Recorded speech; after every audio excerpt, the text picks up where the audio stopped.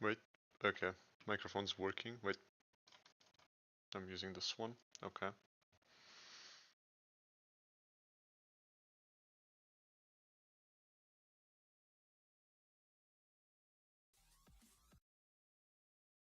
Okay.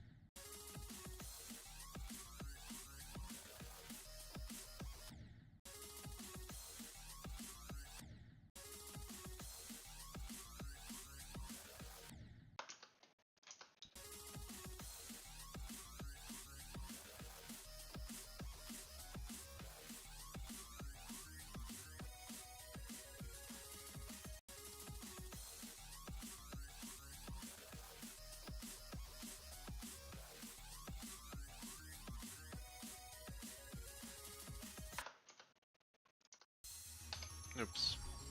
Okay. It's fine.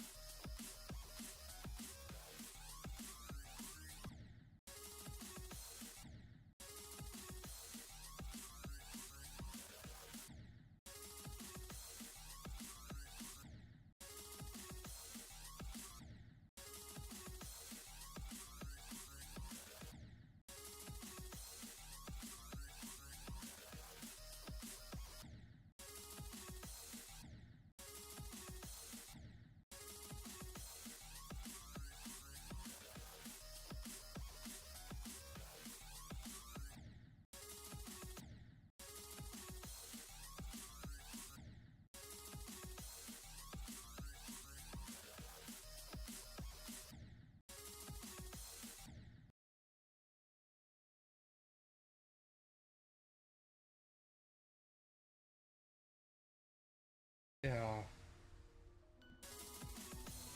Well, there's another 20 seconds. There's another 7 seconds gone.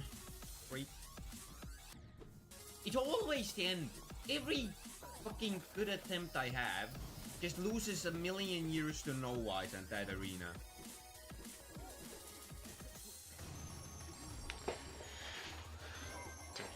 Should've. Oh, Pico. Got in. I pressed left. Oh. It was one time, Jimmy.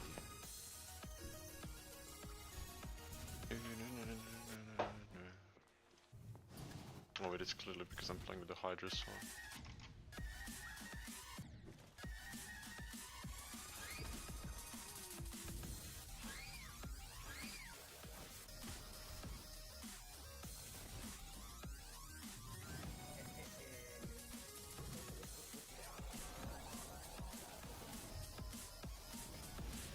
Oh, I wonder why the gold is 5 seconds faster than that.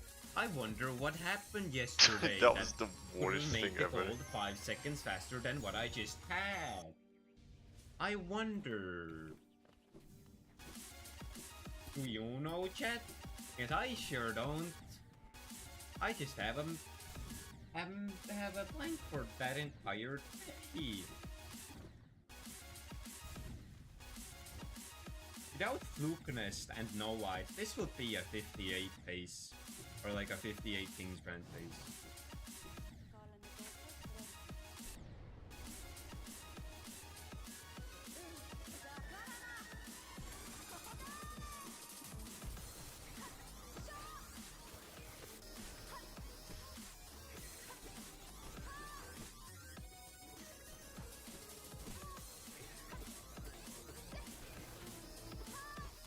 Dude. Stop. Stop. Stop. Perfectly dodging my... You're like... I swear. That was terrible. Like, the start was fine, I got a few doubles, and then she just started jumping. And just a master...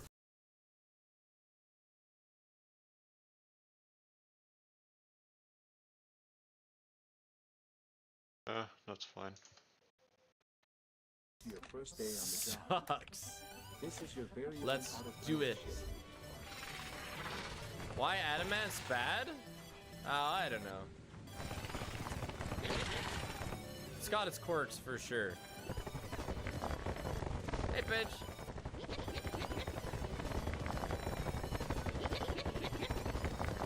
I don't know what I'm doing. I actually think I'm about to drown. Anyway, what's up with you? Let's go to Adamant's, chat. Yeah, I love Adamant. This planet's sweet. Is this what I think it is? What do you think it is? That space one. What's that space one? There's things that constantly kill you. And you try and get back before a certain time of the day. What's it called? I don't remember. What is it called? Lethal Company. Ah, okay. Gotcha. Oh, mansion. Oh, Chad, Okay. this place is really shaping up to be a banger. This is bullshit. Why do we have a hug mod and spiff command but no page? It's because you don't show up enough, Edge. Oh, shoot. Well, maybe when I show up, you should give me a hug. I can't pause this, I'm sorry.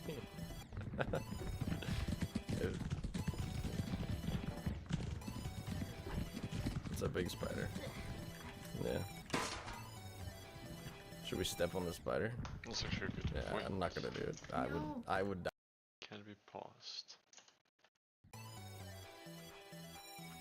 Was that a how? No. Okay. No. I'm not. I'm practicing. It's hard, I mean. You can probably see that it is a lot harder than the old version, so... I'm just practicing it, because I mean, I'm no longer as... like, okay. I was gonna say as good as I used to be, but like... This is... just so much harder than anything I've ever played that it's like, why would I even say that? But... So I'm just trying to learn it whilst I'm waiting for the deco, because this is easily gonna take me like 400k probably. If not more. I'm honestly expecting this to take me a billion attempts, so...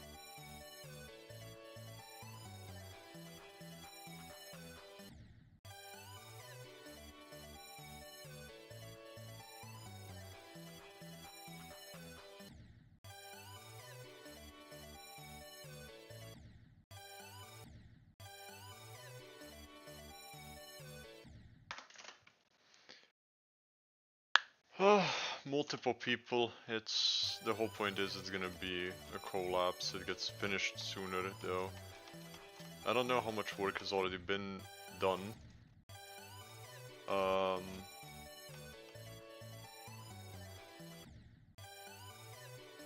don't think that much has been done honestly, but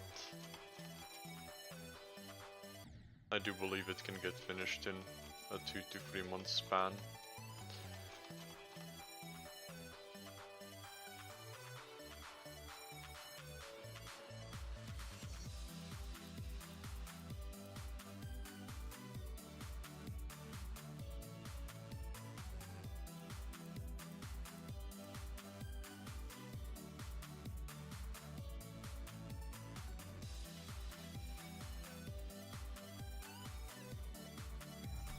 That was a lot faster than yesterday. Do you do another one? I don't think I do another one. I just beat like a a very hard level and I don't know. That's so funny.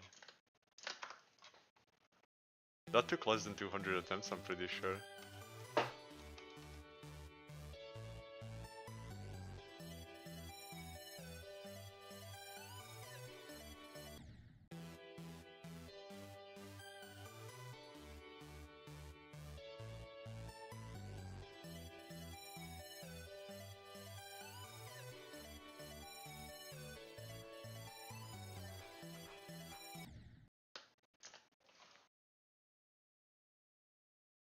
Okay, now let's place start positions.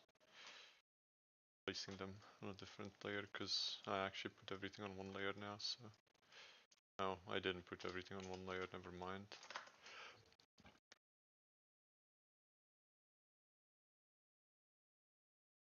Okay. Unsure to do from here to like 90 or something. I should probably practice the second wave if I'm gonna try to do this. Nah, I should probably practice it a bit more.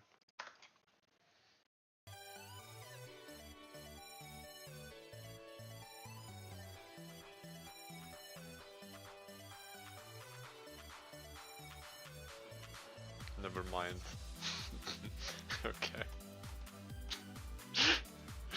Okay.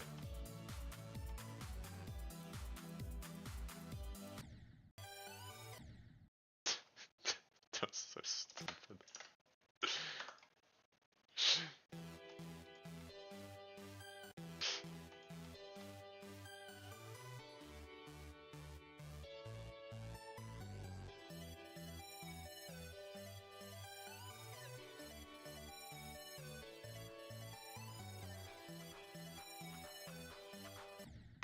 That's good enough.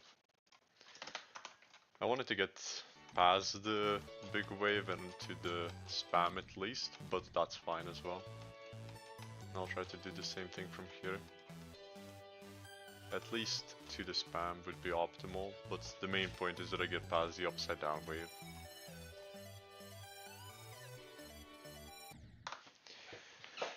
Because the whole thing is, if I can get past the upside down wave, then I have a slight chance of doing it to 100.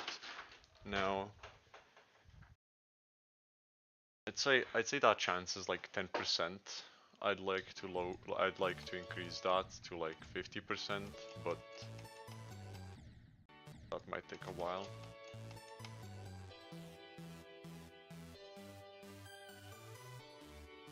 So my hand is in such an uncomfortable position. Why is it off the mouse pad sometimes and sometimes it's just not?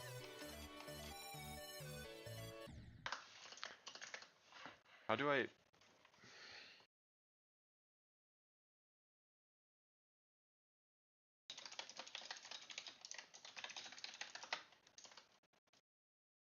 No, I'm I not just gonna watch this, we're watching this. News Fest? God damn. Shankaram Code Reborn. Looks like actual effort went into this one. There's a chance this game's not even like actually shitty. Looks like there's some serious heart put into it. But it definitely looks like one of those games that's not going to be good, but will be, you know, cute. Like you can definitely see effort Shankaram out here with the green laser beams. This is giving me like PlayStation 2 era gaming vibes. There he is. What I'm doing. I'm still confused. Don't be confused. It'll all make sense. So does he become like the Green Lantern? Whoa! Get out of there, Sean! But the war has already begun. Whether it's now or never. God, there's a whole fucking AMV here. Anime music video going on.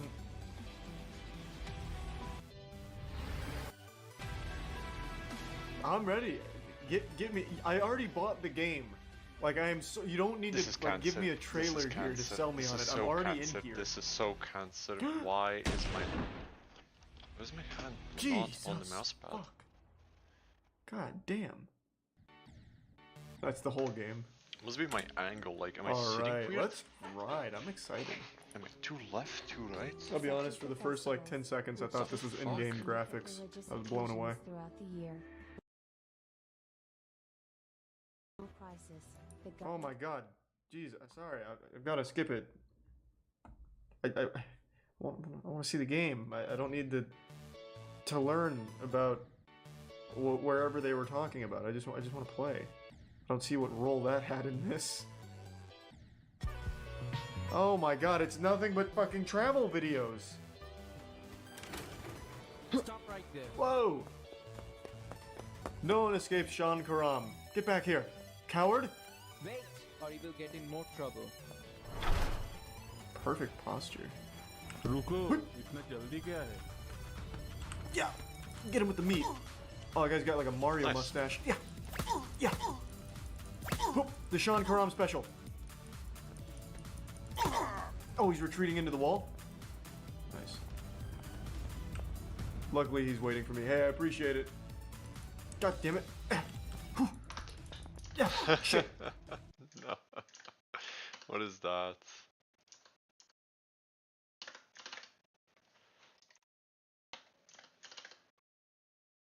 Unlucky.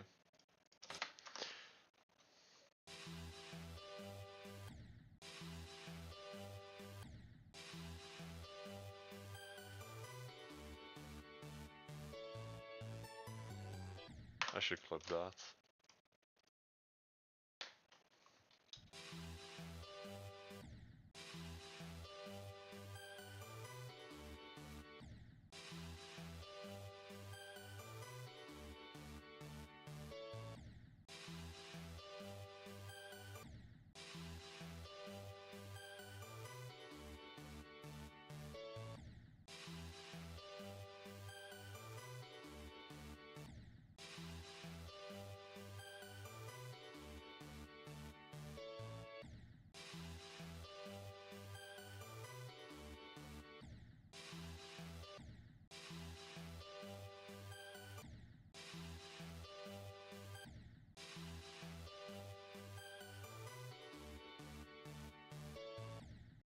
Wait, is that still buffed? Did I just buff that and forget about it? Oh shit, it is still buffed. What?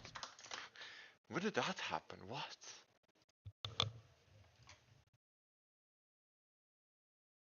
Forgot I buffed that.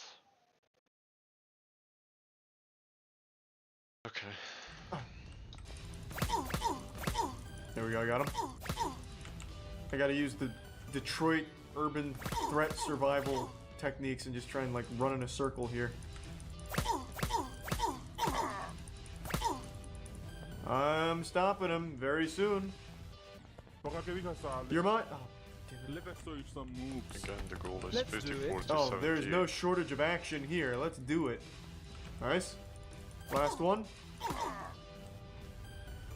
Middle school soccer coach down. You won't escape. What's my ability? How do I use it? It said caps lock. Oh, here we go. I have to caps lock on him. How does this help me?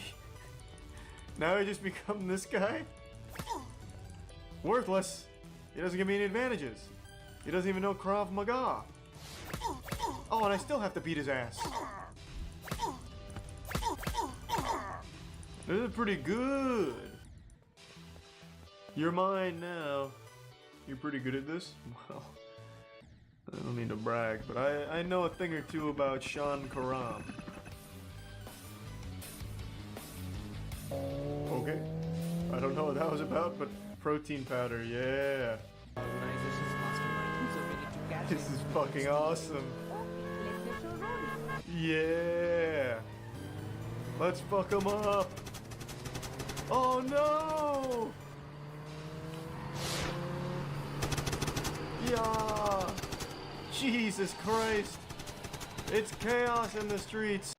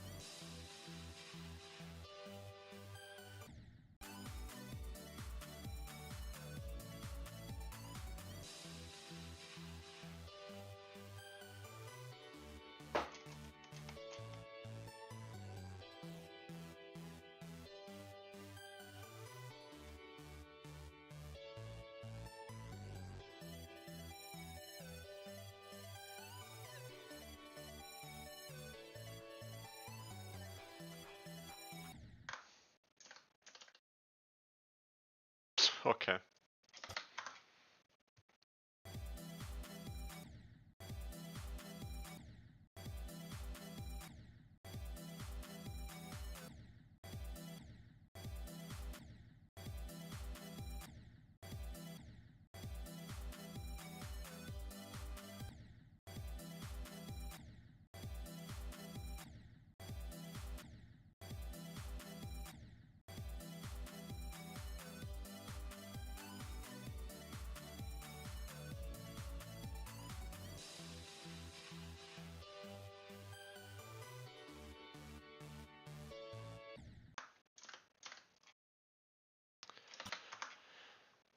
Okay.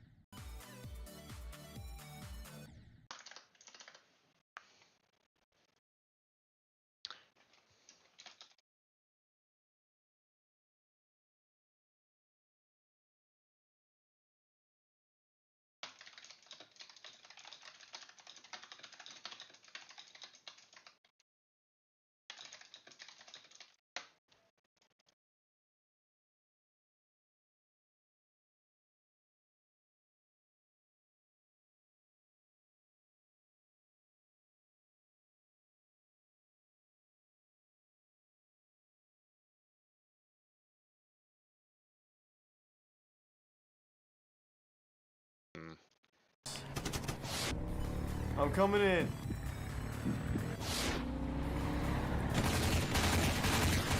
Oh, clouds. Holy shit. Alright. So they have... Oh, you can actually die in this game. Oh, God. Damn, this is intense. Welcome to another riveting story time from my compendium of social ineptitude. Today's story takes place during high school when I thought breakdancing was the dopest shit. I used to think breakdancers were society's alpha males that couldn't walk 5 steps in public without falling penis first into a consenting vagina. So what I wanted to do is I wanted to learn to be a b-boy, an ultimate breakdancing Chad to impress girls. Keep in mind, this was about a decade ago, so there was movies coming out that focused on breakdancing and how cool it was. The one that had the biggest impact on me was called You Got Served. That movie was like my eye of the tiger. I would throw that shit on religiously to get myself pumped up and motivated, start pumping testosterone into my dick like, yeah, alright, I'll start serving people soon, I can do this. So I'd watch a shitload of shitty Expert Village tutorials on breakdancing till I got to a point where I was like, I'm confident, I can do this in front of people now and it'll be really cool. Spoiler alert, I was never actually good at it and it was never cool, but that didn't stop me. Every single school dance function from probably freshman year of high school to senior year of high school, I would be that fucking sociopath on the dance floor during the first song, busting it wide open. You know, like at all the dances like homecoming and shit, the first song nobody's on the dance floor because it's not cool? Well, I'd fucking cherish that moment. I would charge that dance floor like a football team storming the stadium field. I was all about that first song life. And this was during the time where The Jerk was popular. Well, not really, it was kind of on its way out anyway, but I was still trying to hold on to that glory of The Jerk. So I had this little routine that I would do at every dance function, every single fucking one of them. And unfortunately, I still remember kind of the beginning of it, so I'm gonna give you a little sneak preview of what it looked like.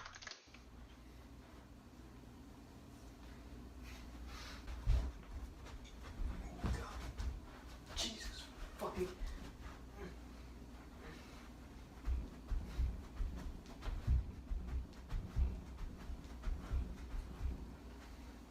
Not right now. Breakdancing. I know, ladies, just leave your sodden panties in the dirty clothes and wash them later. What you just saw right there, what you just bore witness to, was a body wave into a 6-step combination, a little groundwork that I tossed in there for flair, then the jerk tacked on at the end. A combination move only fit for the most elite b-boy gods out there. Now at the time, this was 10 years ago, I was far more limber so I could go from the kneeling position to the standing position without fucking blowing up my meniscus. Now is a different story, I can't exactly do it as well as I did back then, but in a nutshell, that's kind of what it looked like back then too, honestly. And let me tell you, it wasn't cool. I don't think that routine I came up with will ever be cool. If I'm wrong, please, some b-boys out there, make it better and send it to me. I'd love to see how that could possibly be improved, because in my eyes, that's as good as breakdancing gets. And they didn't appreciate it. So my high school just didn't really have a taste for the finer breakdancing things because no girls ever thought that was cool, surprisingly. And let's fast forward, so I do that at all the dances, it never really got me anywhere or anything, and I never changed the routine. That was about the extent of it. That was my breakdancing prowess on full display. That was me sailing at full mast, full erection, red alert, and nobody gave a shit. It wasn't cool to them, and it clearly just objectively is not a very good routine. But let's fast forward to senior year. I'm still doing that routine. And I finally worked up the courage to ask a girl for her number, and she humored me by actually giving it to me. She was clearly not interested, but that didn't stop good old b-boy Charlie from trying. So, in order to try and get her genuinely interested in at least, like, kissing me on the cheek, or asking me to tie her shoes or something romantic like that, I would send her videos of me doing routines like that. But I didn't have any friends to videotape that because no one was that close to me. In fact, I don't think any of my friends would do that now because it's just embarrassing. So what I would do is I would have my dad take videos of me doing breakdancing like you just saw. Except by senior year I was a little bit better. So I was able to do like kind of head spins. I couldn't do like a head spin without supporting myself with my hands. So I could kind of just like walk my head around very slowly.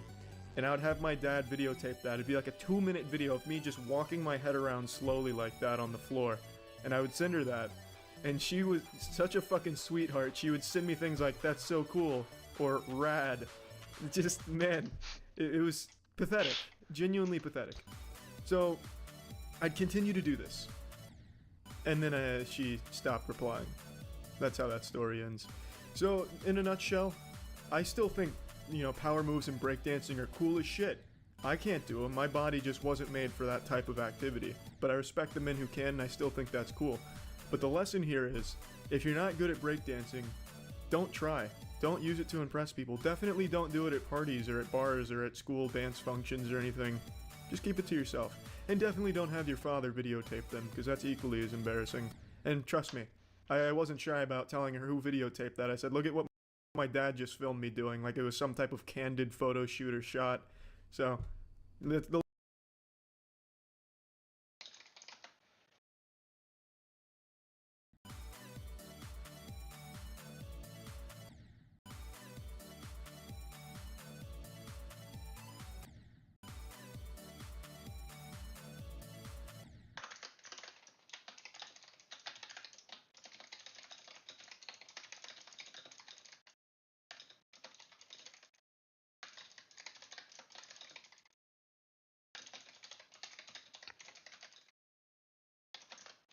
lesson here, just, don't be a fucking idiot, I guess. There's really no lesson here. I don't think there's a lot of people out there that are trying to breakdance to impress girls in 2018.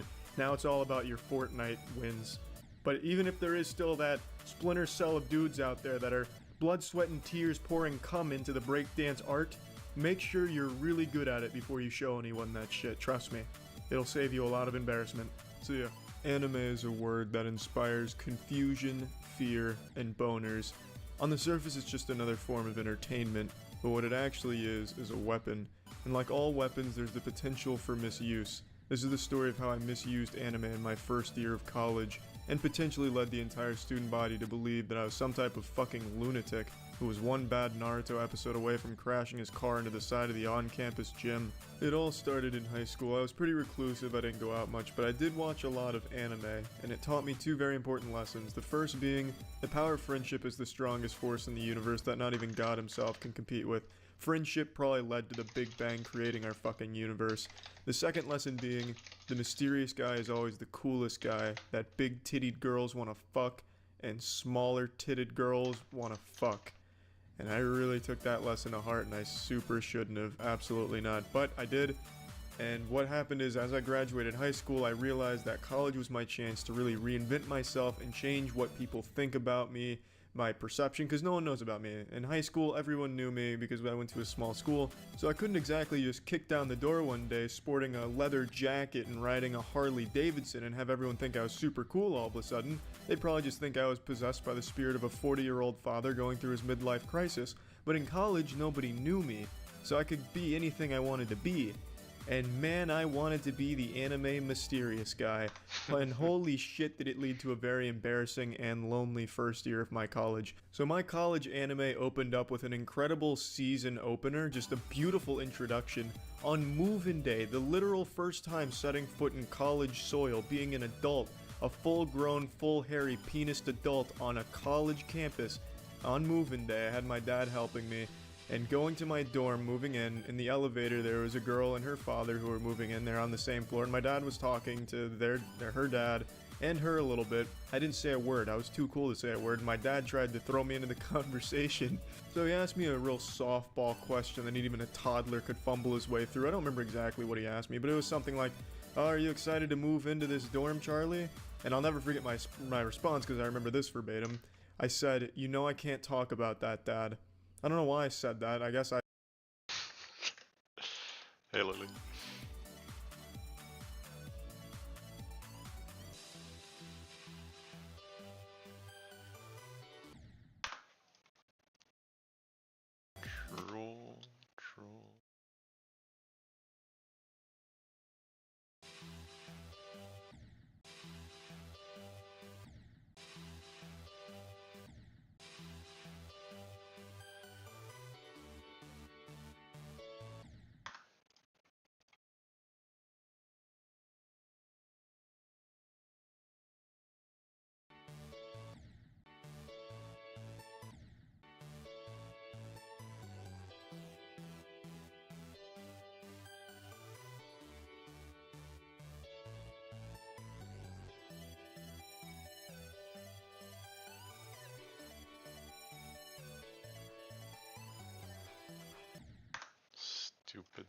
LMAO.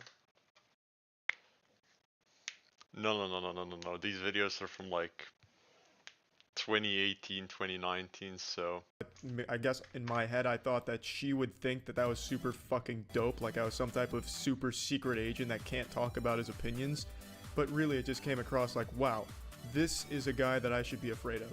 But I didn't, at the time, it didn't register with me like that was a weird thing to say. I went through the rest of that day being really proud of that, like, damn, fucking nailed it in the elevator, college is gonna be great. I just expected, like, if we saw each other in the hallway, she'd just be overcome with ecstasy and just charge me like, Charlie's son, and then give me a smooch on my smoochers. But in reality, as you can imagine, that never happened.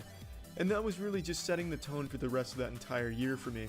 I wanted to, and luckily Kaya talked me out of it, I wanted to put an Xbox disc of Psychonauts around a chain on my neck, so that way people would know that I like Psychonauts. It's not exactly mysterious because I'm kind of beating you on the urethra with, you know, I like this, I'm clearly wearing it. But I was like, this is so different. This is totally what an anime guy would do, like the mysterious guy. Another thing that I wanted to do, and Kaya again talked me out of it, he really saved me from having an even more catastrophic freshman year of college, is I wanted to carry around a deck of cards and do magic tricks at house parties or just around campus to really make people be like, damn, that was cool. I need that guy's number. Who was that guy? That guy's super cool. Let's invite the magic deck guy back, the magic card trick guy. That super awesome and fun guy. I didn't end up doing that, but I did used to do some magic tricks at house parties, which is still embarrassing, but the cards were already there. I didn't bring them or like come up to people, hey, you want to see a fucking magic trick? They were at least there. It made sense at the time. But bringing them around like a mysterious guy, keeping them in like a Ziploc bag, there was no coming back from that. If I went down that destructive path, I'd probably be behind bars right now just from scaring the general populace. Like, what is this guy up to with this deck of cards? This is a maniac. Get him off the streets, this menace. But now let's talk about the things that the social savior Kaya wasn't able to prevent me from doing. One of the biggest ones that I can remember is I used to go to clubs because I obviously wasn't really getting invited to house parties, because who's gonna want to invite the guy who doesn't talk because he thinks it's cool not to? Like, I would blatantly just avoid answering questions in class. If I got called on, I just blow it off like, oh yeah. I wouldn't even give like a yes or a no. I wouldn't be like a, no, I don't know the answer. I wouldn't even give the answer. I'd just be like, oh yeah, just like fucking mumble it out like I was fucking overdosing on Xanax. So obviously no one was gonna come out of their way to invite me to a house party. No one got to know me my freshman year. So I'd go to clubs by myself, and one time, it was New Year's, and I had these light up New Year's glasses, and they were pretty fucking cool glasses, not gonna lie. And I was wearing them around my neck because they were so bright I couldn't really see. I was basically just flashbanging myself when I was wearing them normally with the lights going on and shit. So I had them around my neck, and this girl came up to me and started talking to me about them. And instead of like answering any of your questions, I was playing it the same way I did everything else. I just didn't say a word. She said something about my glasses, but she fucked up and called them a necklace. She said something like, I like your necklace, that's a cool necklace, they're glasses. How dare you fuck that up. But anyway, I just disregarded it and I stared at her blankly, like a fucking robot whose programming just malfunctioned, or I just fell asleep standing up. But she kept trying to get me to talk to her, get me to open up. That goddamn hero, that trooper, she just kept really trying to pry me open, but it just wasn't happening. Getting me to talk and not be mysterious in my freshman year of college would be like trying to open up a dumpster and not have a wave of shit hit your nostrils. But she kept trying. She pulled out her shirt saying, do you like my shirt? And it said something like, short girls know how to have fun, or something like that, or something to that extent. And I glanced at it, and then I immediately went back to staring at her without commenting on the shirt or even saying a word. I didn't make a noise. I didn't even make like a caveman grunt, like a Tim Allen. I didn't do anything. I didn't make a single audible noise. So I was basically just a fucking statue there. She tried Why again. does it say I'm playing fucking League of Legends, bro? Ugh. I'm listening to this and I'm fucking dying over here, and then the fucking stream says League of Legends. Yeah, no wonder nobody sees this ever. It's because the fucking thing gets picked automatically.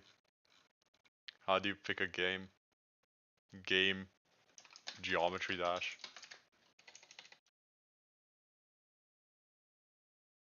There we go.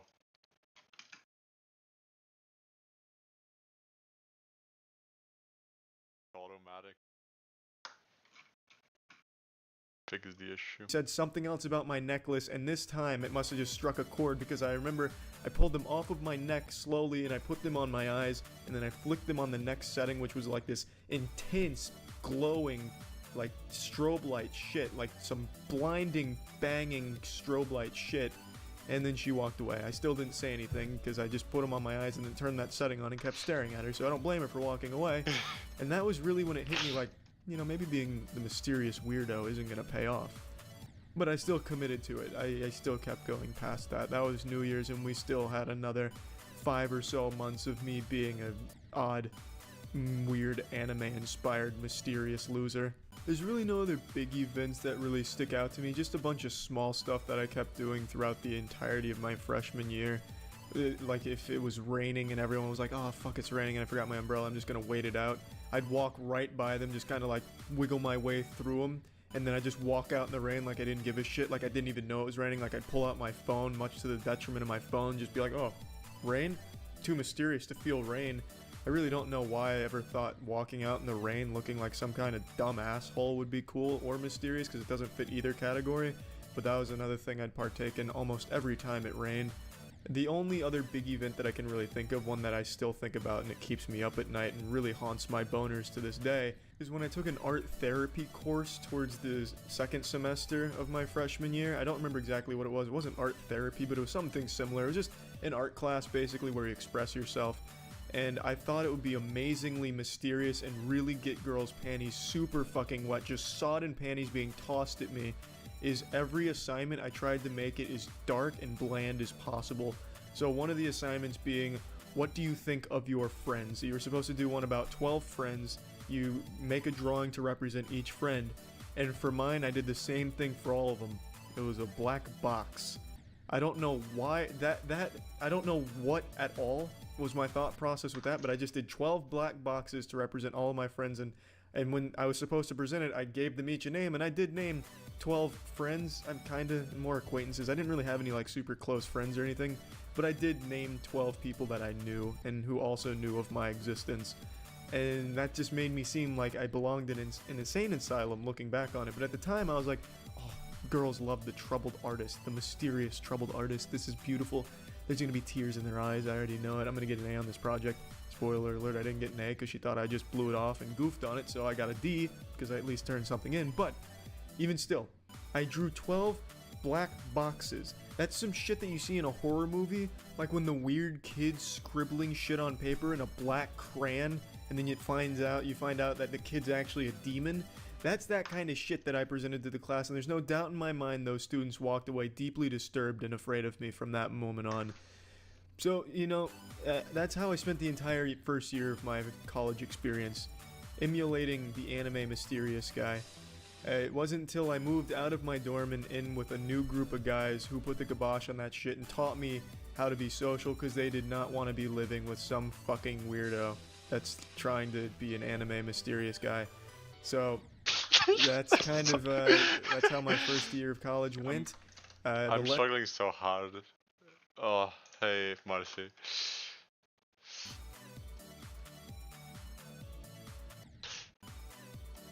I did 59 to 97 earlier.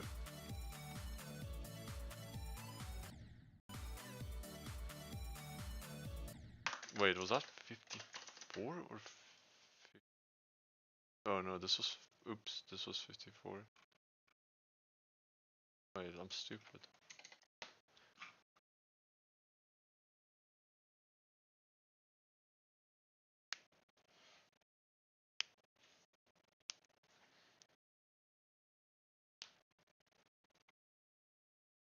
Oh.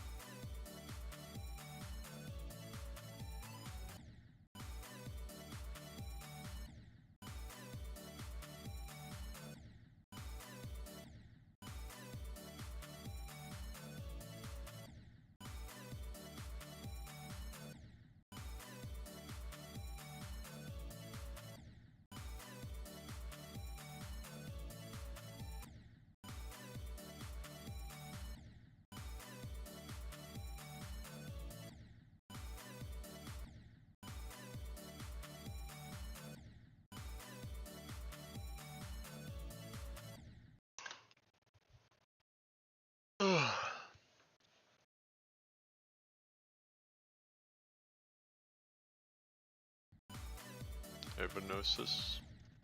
And yeah, it's hyper buffed.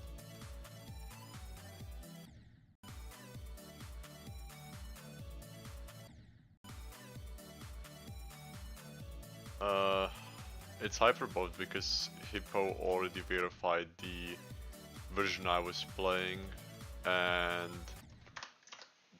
the light blue of the old Cosmic Cyclone was too bright. It just hurt my eyes. So I was talking with Marcy. Marcy was like, I can host a redeco for you. I was like, awesome.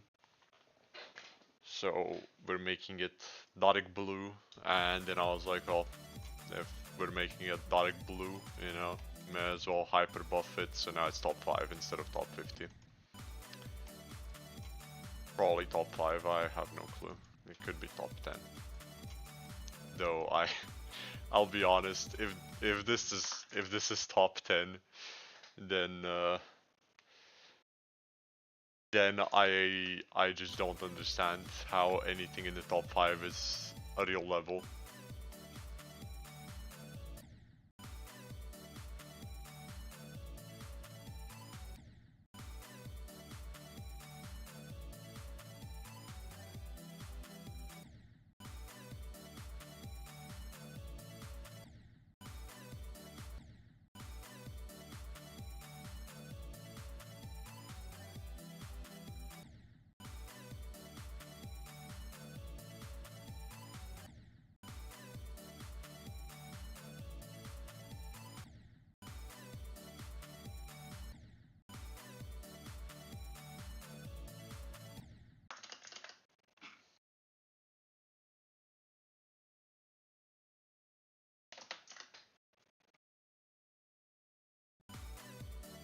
I think AOD is 6 now.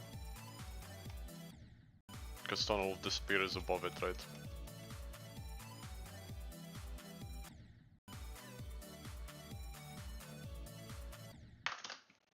I can just check.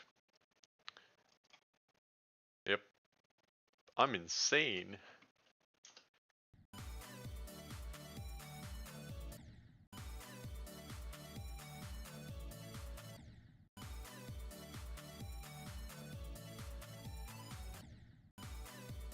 I'm a bit confused about how Silent Clubstep is top 3, I'll be honest.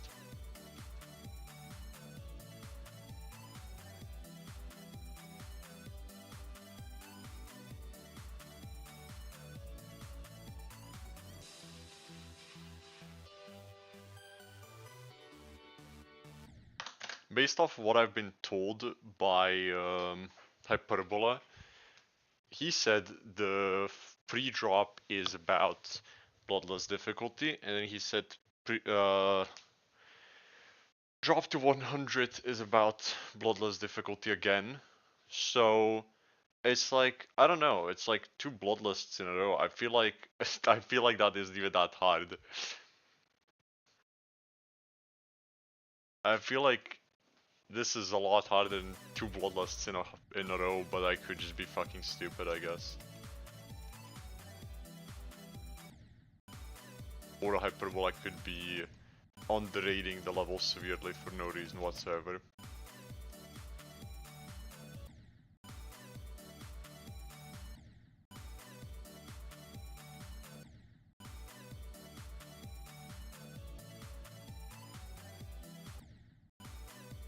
I mean, honestly, without the spam, is Silent Clubstep even that hard?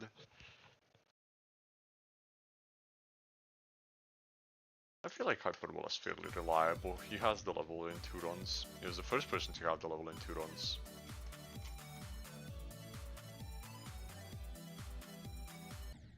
I mean, if we just look at the levels, like assuming we ignore the spam, because if you're not spam Gene to infinity, then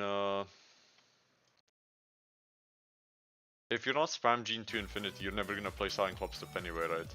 But anybody who spam Gene to infinity is gonna die, like, I guess in the pre-drop there's like, what, the ship and like 2 cube parts. You won't really die to the duel, I presume, unless you're stupid, I suppose.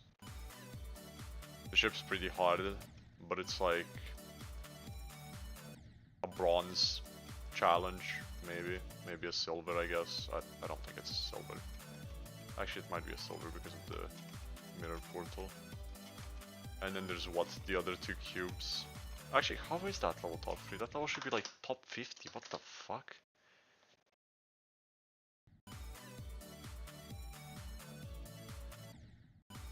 Yeah, I'm trolling obviously a bit, but I'm seriously confused about how that level is top 3.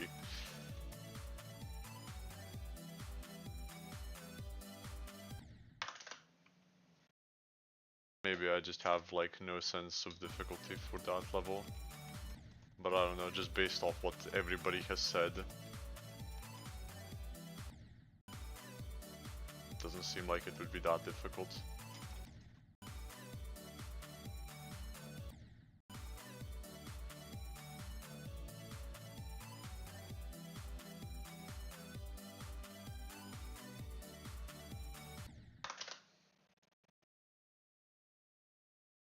Have a good sense of difficulty. My skill set's fairly balanced right now, ignoring spam, because spam isn't even a skill set, it's just a gene thing. So it's unfair to even talk about that one, but like, oh yeah, and I can't do speed core gameplay, I guess. But outside of that, like, what is, okay, what is even hard in silent upstep though? Like, serious question.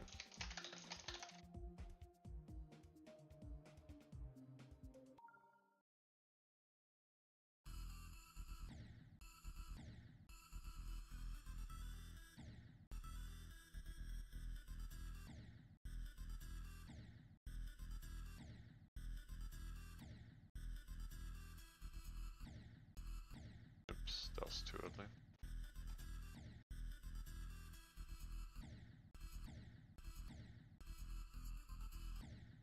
Like this ship, right? And then like...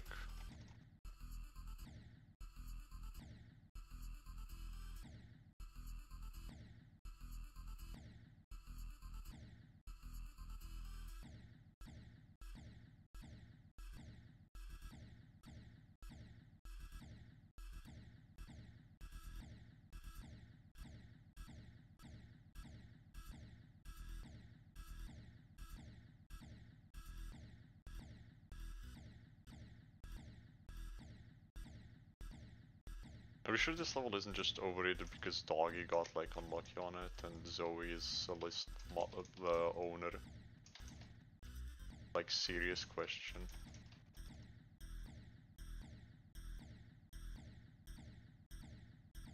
Wait, this is just straight fly. What? Also nice fucking 2.2 lag. This is just a straight. Wait, this was made into a straight. Fuck. I thought it still had the curves. Never mind, that is free. What? I'm kind of washed at straight fly because of 2.2 physics, but I'm sorry. Like, what is even difficult at pre-drop then? Like, I mean, okay, I get it. Like, these jumps are pretty cancer, and like the second half or whatever.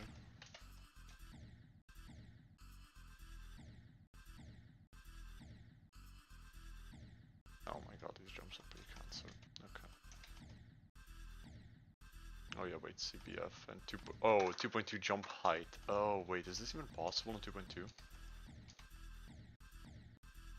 Oh, it is possible. Okay.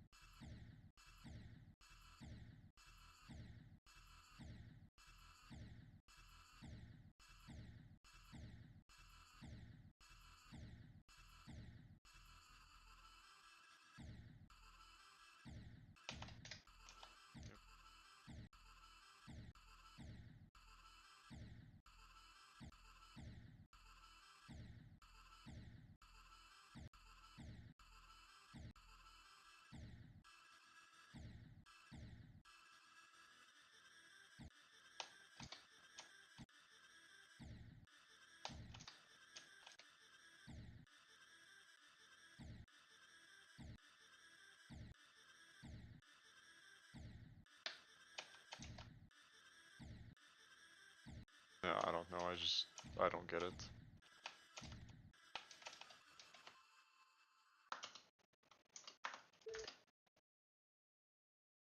No, I don't get it. Maybe I'm just stupid, but anything that's like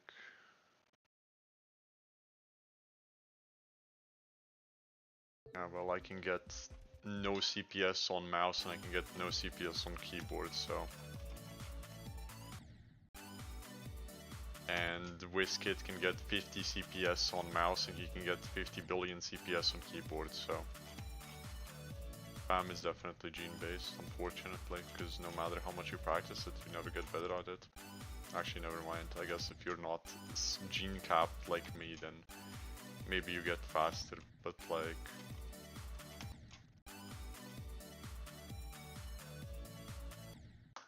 Okay, I shouldn't have played Silent Club Step, because now my sense of the level is off.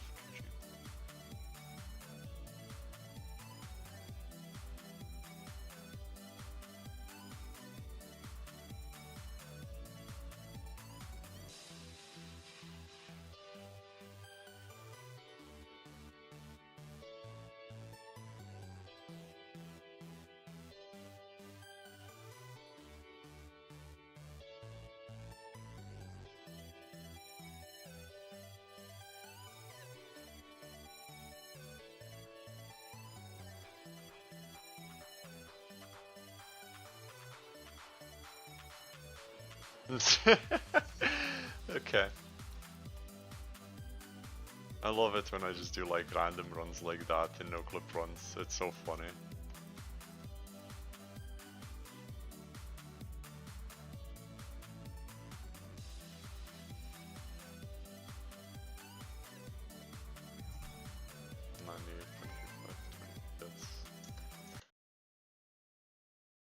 It's not a skill issue.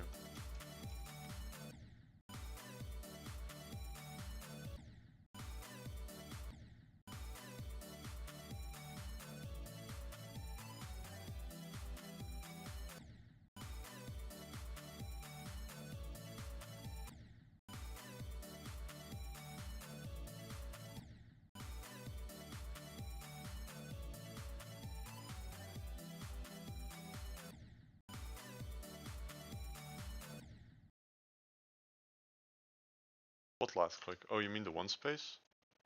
It doesn't do anything. Like, it's not that difficult.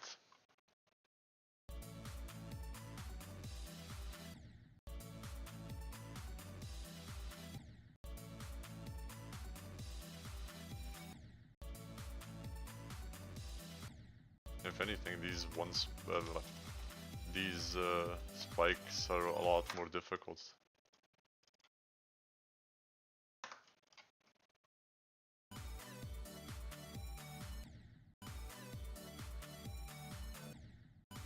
As I said, it adds nothing like visually wise. It's the same difficulty as it was before.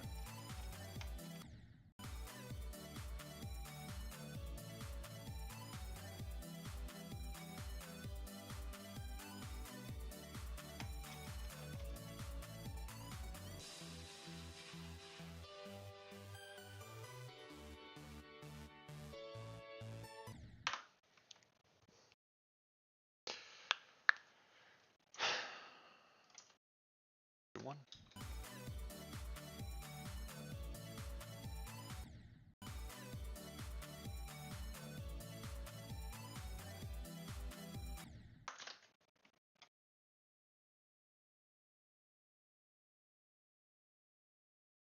What do you mean open? Oh wait, open spaces for deco? No. All slots are filled.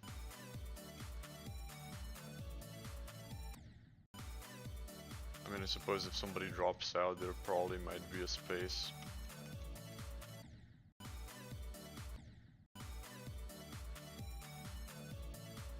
Oh yeah, I was meaning to ask Phil when he does his I'll DM him later. Because these blocks over here, I'm a bit concerned about these because they're super in the dark they're gonna be super dark, right? So I was hoping he'd do something about that, because if he's gonna just make them standard 9 circles deco, they might be like unreadable. So I was hoping he would do something like what QAO has or something like that. This all has shining blocks. No it doesn't. Okay, then I was thinking of Macabre. And there's this, they have like these glowing blocks, right? Where are these? No, it doesn't. What's this? Okay, wait, what's the sequel of Macabre called?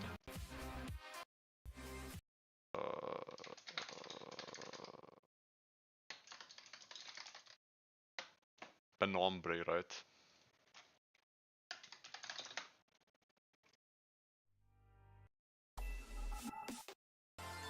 Yeah, I was thinking it might be best to have blocks like the, hopefully not like this, wherein you go behind them, but it might do good to have some light there.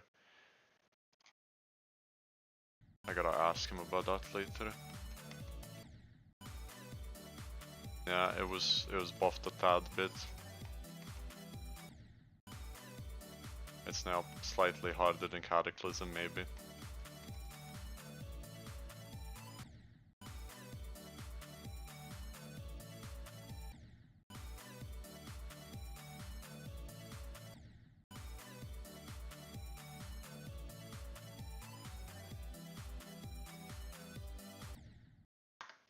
You see, the joke is I have a level called Slightly Buffed Kata.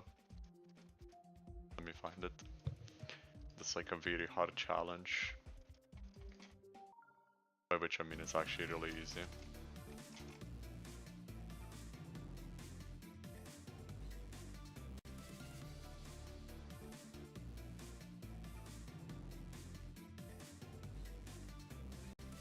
I don't remember how to do this at all.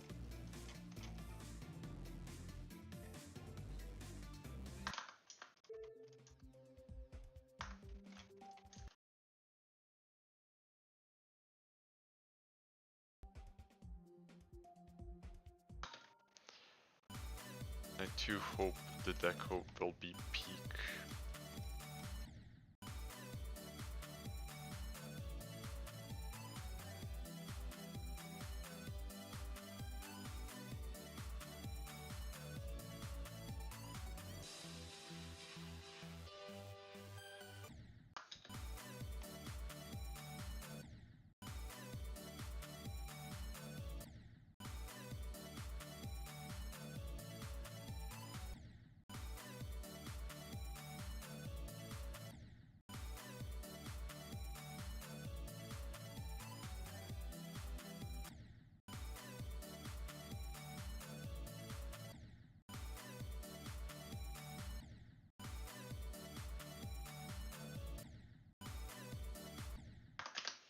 Wait, where's the 59 clip? Oops, where's the 59 clip?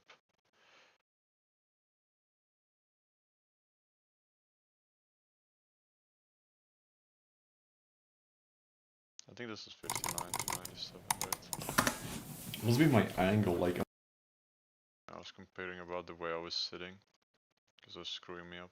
Yeah, this is a 59 to 97, okay. I had such a stupid death here as well. When I passed this, I was like, oh shit, I might actually do to 100, and then I fucking flopped it. But that's not even my fault. It's the wave turning's fault. It's not even my fault. Oh, I was early enough. No.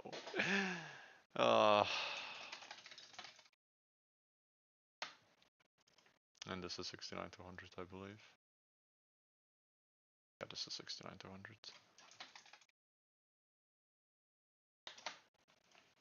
Okay.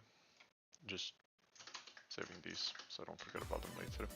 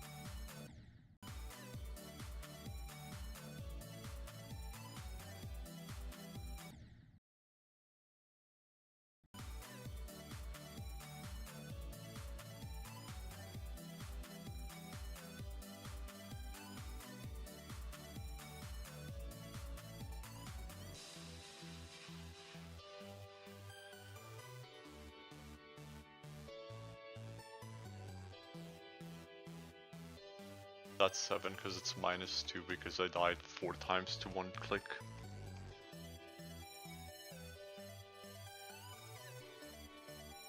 Yep.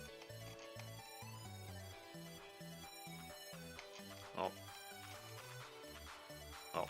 It got screwed anyway. That's fine, it's fine. It's fine. Okay.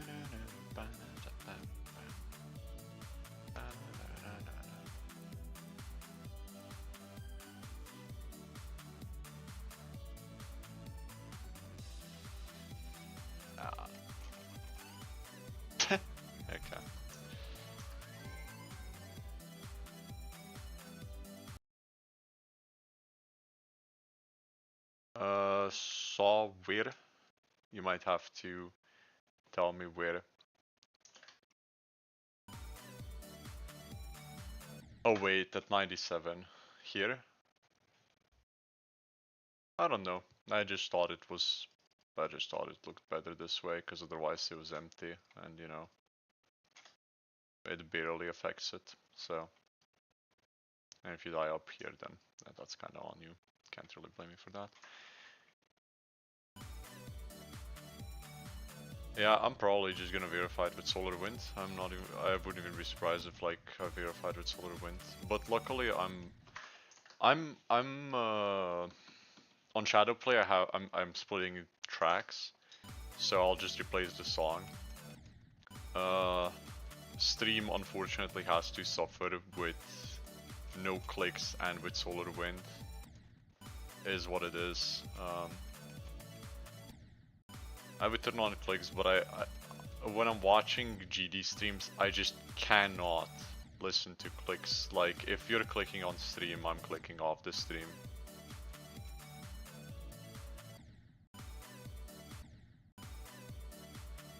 Or I'm muting the stream because it's just not like, what am I even listening to, right? Like, I'm just listening to you click. I don't want to listen to that.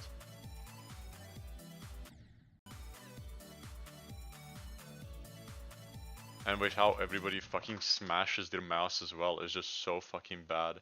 Like, I don't know, with my clicks, it might not be that bad. Like, let me change. Like, with my clicks, it might not be that bad because they're soft clicks, right? Kind of soft clicks.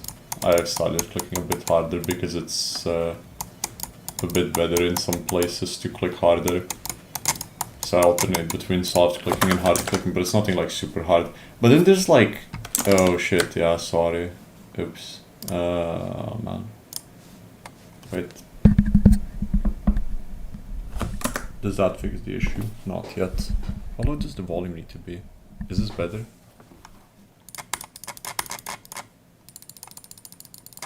I think this is better, right? Sorry. I forgot that I had it set super high. I don't know, like, this way is a little bit more manageable, like, cause it's soft clicks, but like, every fucking GD player is like, clicking as hard as they can. You go on their stream and it's like, who the fuck's listening to that shit? Who the fuck wants to listen to that?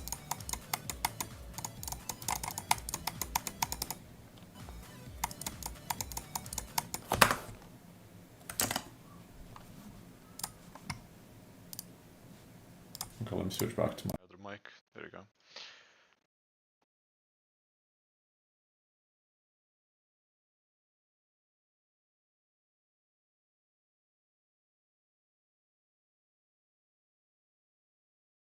I don't know. I just can't imagine. Yeah, I know it's better. Wait, you mean the one I'm using when I have no clicks or the one that I'm using when I have clicks? Because the one that I use when I don't have clicks is my headset mic, so it's right up in my face. I don't know.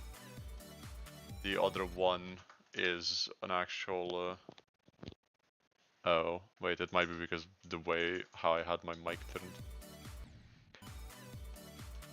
I could just increase the audio as well. Nobody ever said anything about it, so I thought the audio was fine.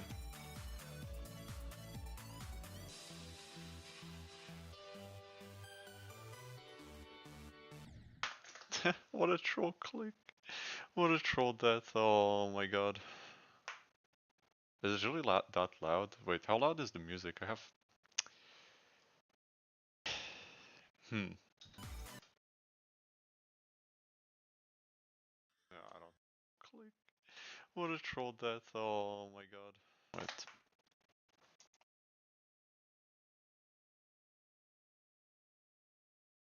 Oh, it's better. Wait, you mean the one I'm using when I have no clicks or the one that I'm using when I have clicks? This seems a lot quieter to me though. Like the music seems to be a lot quieter. Unless if both the music and the mic are super quiet, in which case I'll just increase both by like 5 decibels or something like that.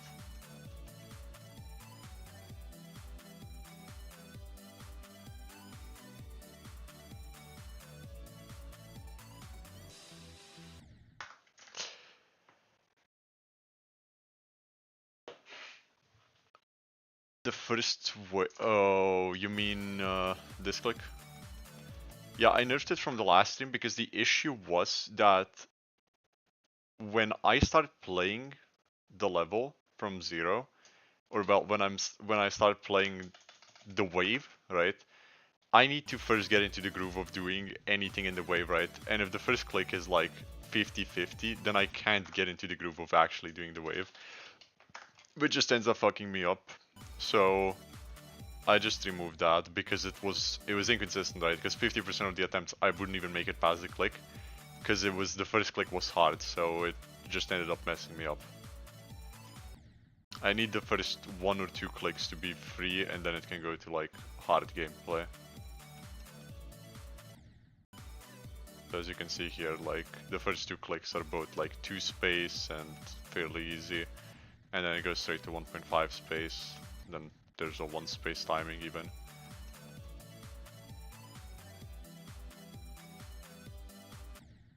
Yeah.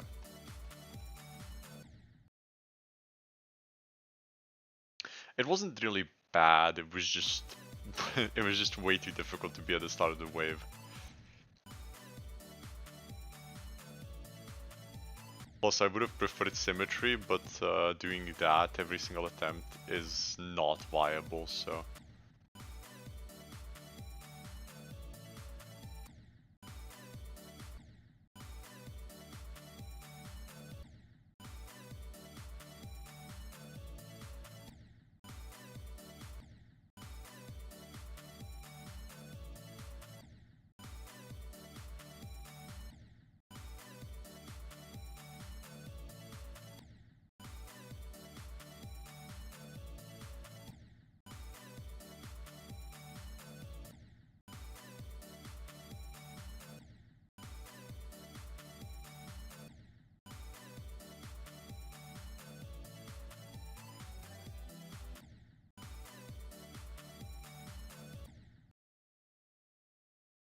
Solar wind.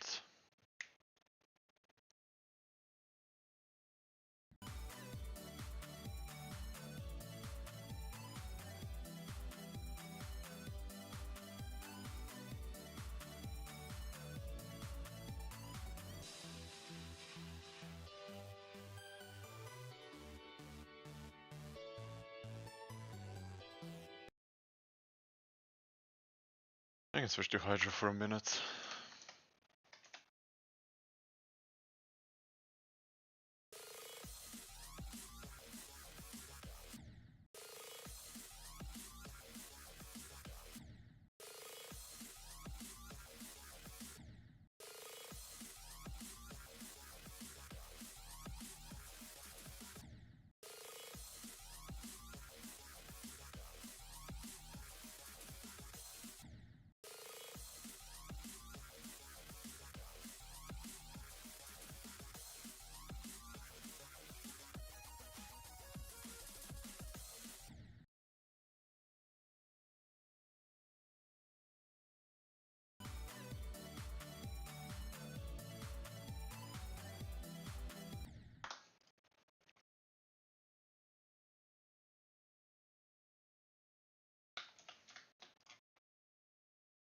Actually, I don't want to practice from here.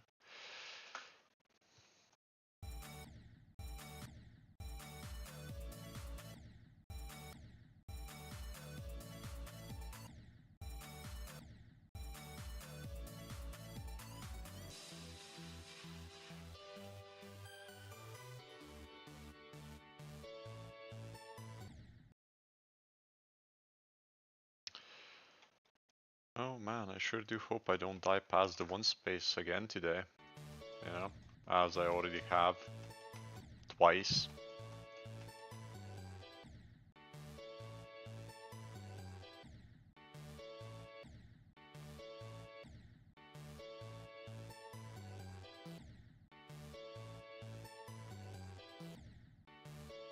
It's insane because this part isn't even that difficult. It's just weird.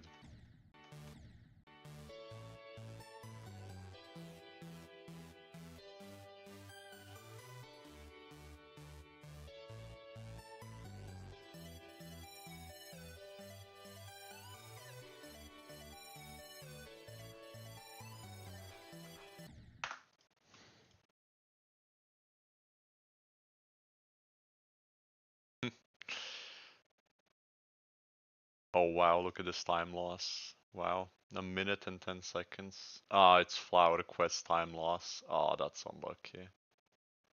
He probably died somewhere. This guy's resetting for the 50th time today, so.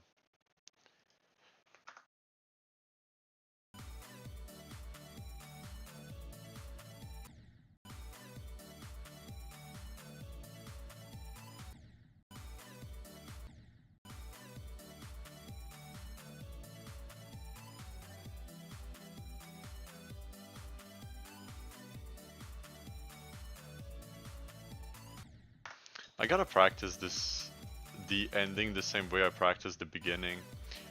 So the way I practiced the beginning was I made this entire section one space mini wave. And I did it once and I was like, oh, okay. And then only then did I move the structures down because it helped, because I was used to going super low instead of going super high. Like you can see I generally go lower because that's where I place the one spaces. I mean, I'll still sometimes fluctuate upwards. Obviously, you can't have one space precision every single time, but I tend to stay lower, right?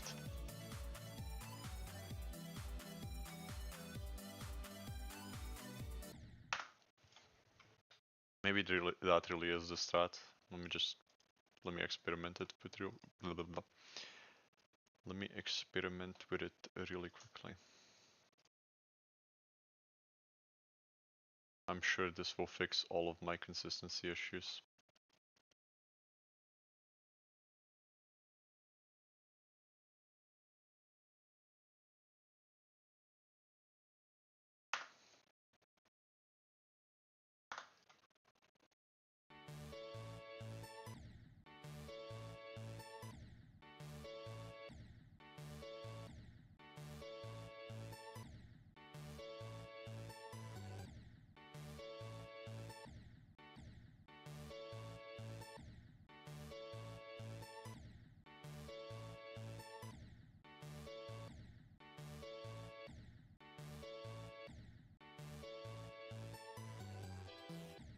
Ah, unlucky.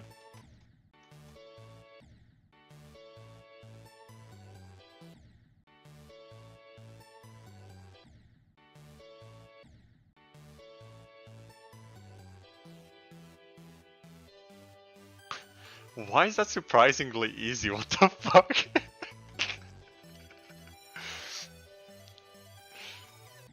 Oh my god, that took like no time, whatever, like whatsoever. What? That's weird.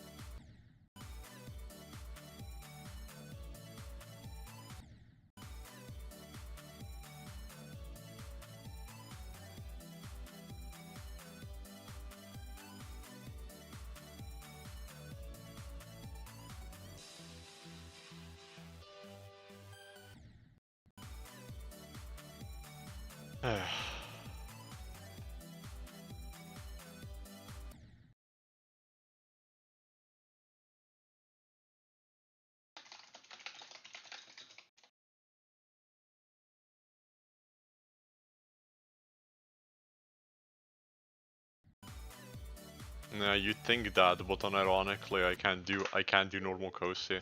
It's too hard for me. I'm trolling a bit, but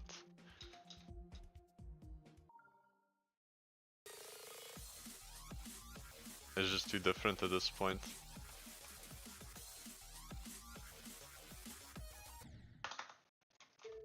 It feels weird to play. I don't know.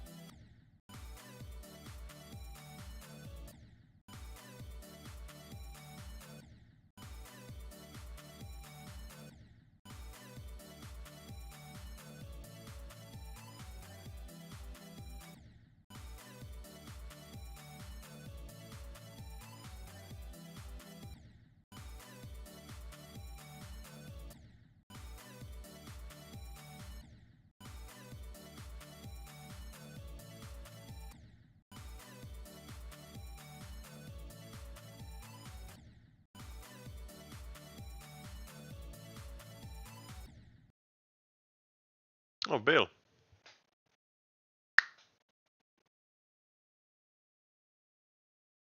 Bale, we should call. Look, I'm in noobs, you know, in Kosi because I'm the biggest noob. Actually, wait, you can join because you're a god. Rip. Guess I'm forever alone in this VC then.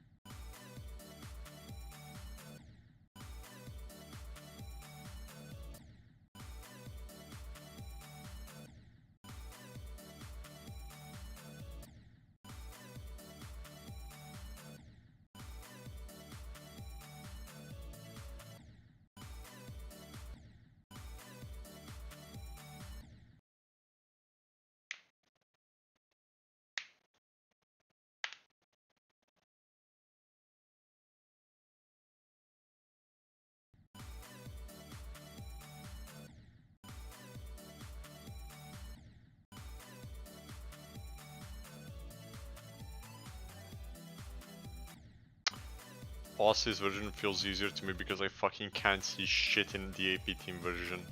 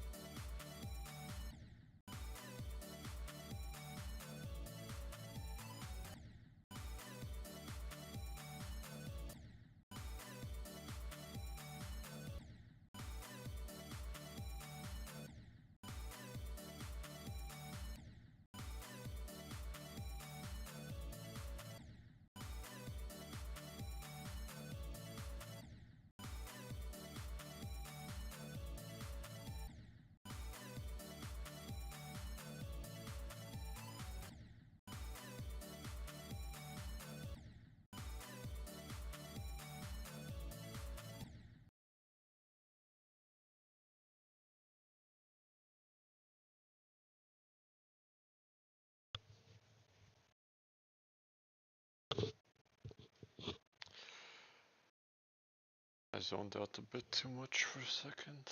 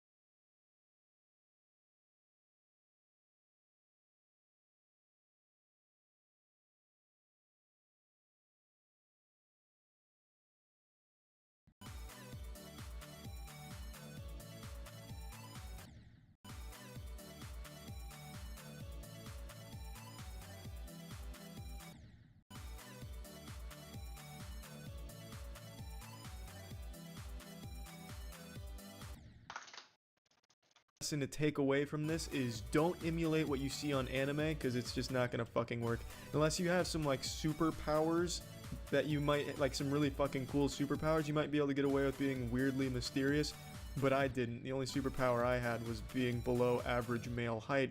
But if you have some cool superpowered shit, maybe you can emulate anime to some extent and still be cool, but I couldn't. But I wouldn't recommend it to most people, the non-superpowered people out there. To the people that aren't X-Men, don't try and be an anime mysterious guy. Don't be weird. That's it. See ya. What's up everybody, it's Critical. For years I've gotten emails asking me to tell more stories, so that's what I'm gonna do tonight. Cozy on up, pop a squat down by the fireplace, and listen to my nipples. Ashamedly, this tale isn't that old. It happened last year. After my long-term relationship ended, I had devolved into a socially inept husk. I had completely forgotten how to flirt or talk to females in a romantic way. It was bad. Every time I even tried to talk to a girl, I sounded like a troglodyte ODing on sleeping pills, and God forbid a girl ever made the mistake of starting a conversation with me. They would soon find out that I was fundamentally fluent in aphasia. The shit that was coming out of my mouth was just unintelligible. It was downright disrespectful to humanity how bad I was at flirting. But there's one night in particular that I still lose sleep over when I think back on. One event that to this day, when I'm about to ejaculate, makes my penis tingle in an unpleasant way. It was the very first weekend after my breakup, and I was going to a bar with my friends. I was going out with the intent of just drinking and having a good time and not worrying about anything. But my friend's sister insisted she wingman me that night, and I knew deep down in my soul that it would be a fucking train wreck. The night was darker than usual, the moon tucked away behind the clouds as if trying to cover its eyes and shield itself from the awkwardness that was about to unfold at this poor little bar. As if the moon knew just how shitty this experiment was going to turn out. But anyways, in my friend's sister's defense, she was an outstanding wingman, but the odds were stacked against her because she was trying to wingman a fucking sinking ship of social skills. So she was taking me to meet everyone at the bar. We met a ton of people. She was just dragging me along like I was her suitcase, except this suitcase wasn't filled with clothes or toiletries, it was just filled with awkwardness. And nothing too noteworthy happened. I managed to meet all of these new people without shitting my britches, which was a Herculean task, so that's an accomplishment that I'm very proud of. But then the very last two people we met will forever be etched into my memory. It was two attractive women, just casually drinking at one of the tables by the bar, as the bar was clearing out since it was getting late. The weatherman may have predicted cloudy with moderate humidity, but what he couldn't predict, what no one could have predicted, was the storm of awkwardness that was about to befall the area. My friend approached them the same as she had all the others, and as I trailed behind her, I could feel something deep inside of me pulling me, as if a future version of myself was trying to yank me away from the situation so I wouldn't have this memory. But alas, I disregarded the feeling and continued forward, each step towards their table, a new scar that I bear. We make it to the table. Small talk begins. Names are exchanged. I instantly forget both of their names, but I remember how I introduced myself to them. I extended my hand for a handshake like I'm conducting a fucking business meeting. Oh yes, ladies, I'll need the stock reports on my desk, 8 a.m. sharp. But the worst part of this gesture is when they do oblige my handshake, I kung fu grip them. I grab their hands hard as shit. It's like that scene in The Predator where Arnold Schwarzenegger and Carl Weathers get in the handshaking competition. Oh, they got you pushing too many pencils. Well, I was pushing too much awkwardness right from the get-go. So yeah, suboptimal start, bit of a rocky beginning. Chalk that one up to nerves though, you know, that's excusable. So my friend's sister starts distracting one of the girls. Oh, do you go to UT too? What sorority are you in? This and that. Working under the assumption that I am not a bumbling goober and can handle a one-on-one conversation with the other girl. Rookie mistake. I absolutely could not handle that in any capacity. It was abysmal. I have no doubt. I can say with confidence that it is the worst conversation she had ever been a part of, and probably to this day is still the worst conversation she has ever been a part of. With each sentence that I diarrheaed out, I could feel it getting more and more uncomfortable for the both of us. So, do you like alcohol? I mean, it's a good beverage. Envelope adhesives, how do they keep those damn things together? You know, some strong shit. Oh, this is some nice shoes. I like shoes. I wear shoes sometimes, too. I don't wear shoes when I sleep, though. I take shoes off when I sleep. I'm not weird. I just take the shoes. It was fucking miserable. And this continues for about 15 or 20 minutes. I don't know how she resisted the urge to just puke in my face, but she just let me keep going. I'm just over here hooting and hollering about our universe being a simulation or some shit. And then eventually she gets so bored, and I'm confused because I'm having a conversation with myself in my head, and I'm having one with her. So I was just, by the end of it, I didn't know if I was talking to myself or talking to her. It was just a weird situation altogether. But she gets so bored, and she puts the kibosh on it. She says, look, I've been having a shit week, and I just want to go home with a guy tonight, okay? And then she puts her hand on my hand. And then I looked her in the eyes. We locked eyes for a minute. And I said to her, well, you're gonna have to hurry up because the bar's clearing out. I wish you the best of luck finding a guy, but if you don't find one, I'll eat your pussy for a little bit if you want. That is verbatim what I said to her in response to that. I could never forget those words. They're burned into my brain. The second those escaped my mouth, I became sober. I was inebriated going into it. I said that, and then I could have flown a fucking plane at that point. I could feel my asshole pucker. My anus was becoming the universe. It was like every cell in my body was being bludgeoned by a cactus. For me, this was proof that whatever higher power or creator exists, they truly don't care about this world. Because if they did, they would have sent a fucking wild ice cream truck to take me out right then and there. And the look on her face, I will never forget it. It was a look of pure shock, confusion, and anger. Every emotion a human is capable of feeling, she felt in that moment.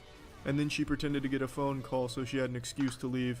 That makes her a good person in my book, because what she should have done is say, hey, get the fuck away from me, you creepy homunculus, or something to that effect, because that's what I deserved. She was nice enough to actually make it seem like she just had something else to do instead of just telling me to fuck off, which she absolutely had a right to do because she had just put up with my ranting and raving for 20 minutes, and then I basically just rejected her to her face with my last little humdinger there. So to me, that woman is a hero. Now to make matters even worse though, my friend's sister and the girl's friend heard what I said. It's like the music in the bar just cut out and everyone stopped talking right before I uttered those words. But luckily, she never mentioned it because I'm assuming she erased it from her memory immediately after, so that way she would spare her mind the anguish of trying to comprehend what the fuck I was thinking when I said that. But yeah, so that's the story. It was by far the most uncomfortable situation I'd ever been a part of and created. I mean, I did both. I was both the participant and the orchestrator. So it was weird, but yeah, that's the story. That's it. So yeah. Occasionally during my live stream, people bring up Miami because I'm in Florida and everyone knows Miami, so they always want to know, have I been there? Do I like Miami? And I made it very clear that I have a very palpable disdain for that city, if you can even call it a city. I call it a scam. I almost just don't even believe in Miami. It's kind of like the fucking Tooth Fairy to me. If the Tooth Fairy was a huge asshole whose only purpose was to bite your nipples off while you were asleep, I really do hate Miami. So let's get really into the meat and semen of why I hate Miami. I've only been one time. It was my junior year of college, and my friends and I went for spring break. We were gonna celebrate it there, just go fucking wild. Yeah, Miami Beach party. Oh, tits all over the place. Look at all that ass, and look at all these beers and alcohols. And that was the plan. But we severely underestimated just how expensive everything in Miami is. We knew it was going to be a bit pricier, but not even Jesus Christ himself could have convinced us it'd be as expensive as it turned out to be. There was only one thing in all of Miami we could afford, and that was the hotel, because we all pooled our money together to be able to afford that. Past that, we were left to die. The people in Miami wouldn't piss in your mouth if you were dying of thirst unless you had $1,000 to pay them for it. The prices there are out fucking rageous. We couldn't be left alone. We couldn't buy anything alone. We had to stay in a group and start budgeting our money. Hey man, look, I just ran out of soap and I need to get some at Walgreens. Can you spot me $50 so I can at least get halfway there and I'll cover the other 50? Because you can't afford anything. We couldn't buy a pack of almonds on our own without coming together as a group and budgeting that purchase. It's fucking insane how expensive everything there is. Let's go ahead and start from day one, because it hit us immediately when we got there. We planned the trip for 4 days. We stayed all 4 days, but on the first day, we knew we were in for a rude awakening. So day one... Yeah.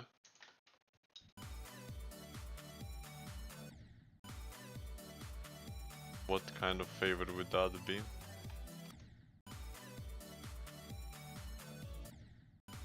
If you're about to send a level ID, then I'm just saying I'm not gonna play it.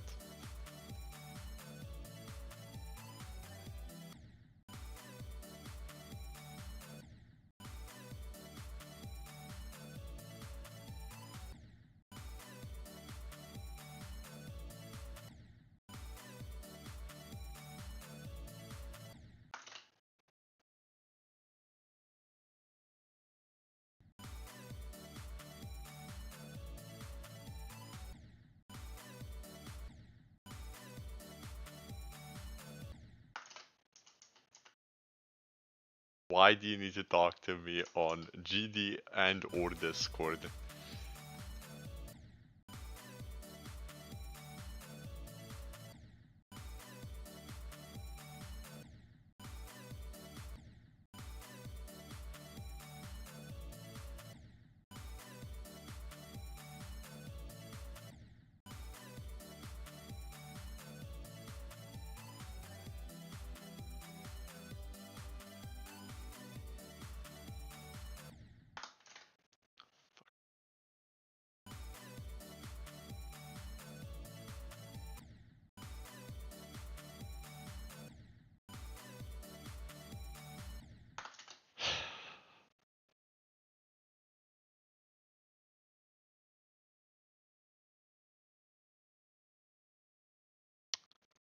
No, I don't think I will.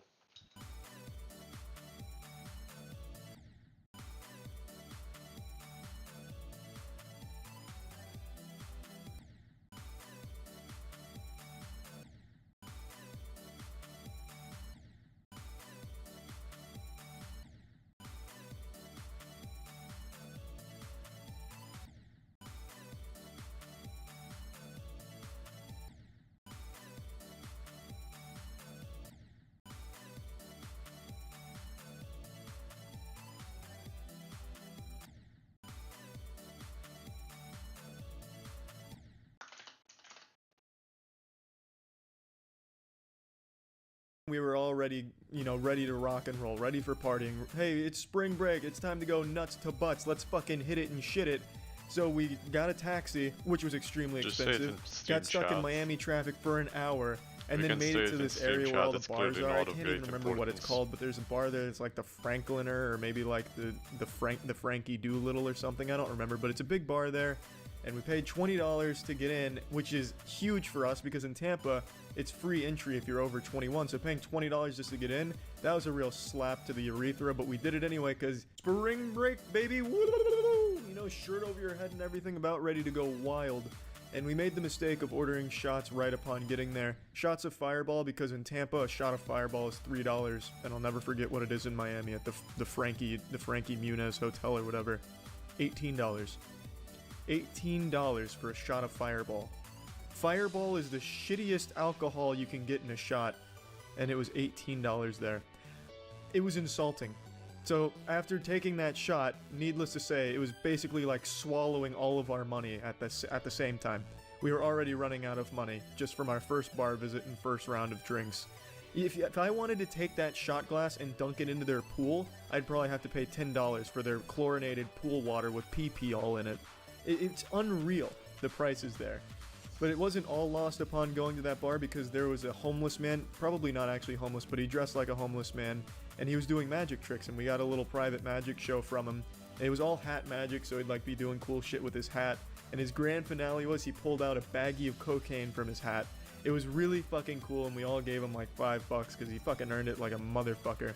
That man should be going on Penn and Teller's Fool Us, or maybe America's Got Talent.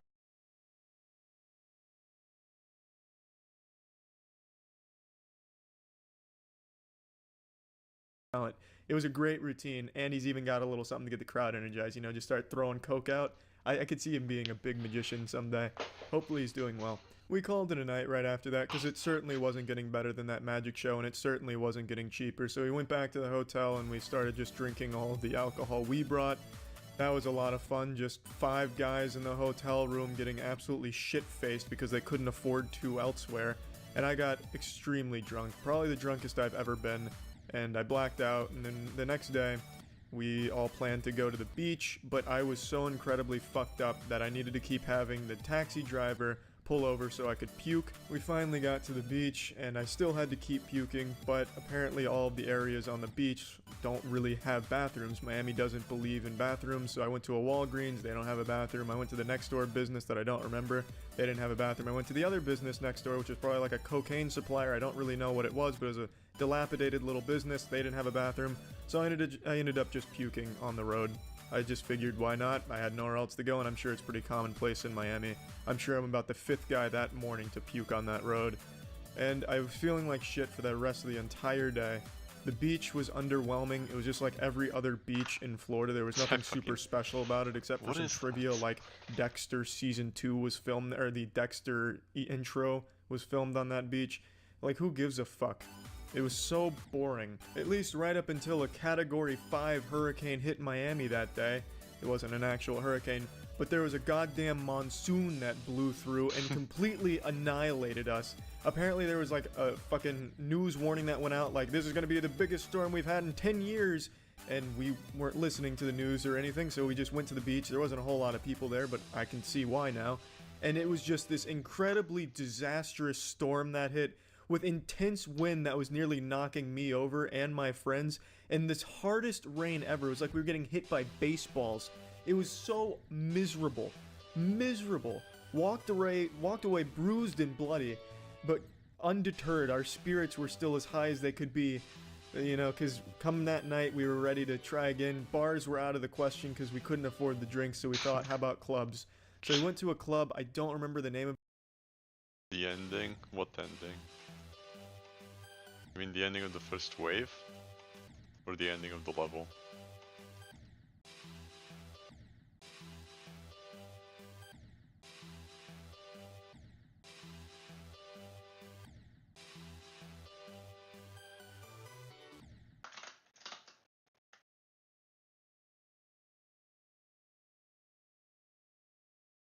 Wait. Am I stupid? Is somebody in here? Skeletonette? I don't know people's yeah, I probably shouldn't be checking this in streamer mode enabled. Are you in this collab? Are you in the collab?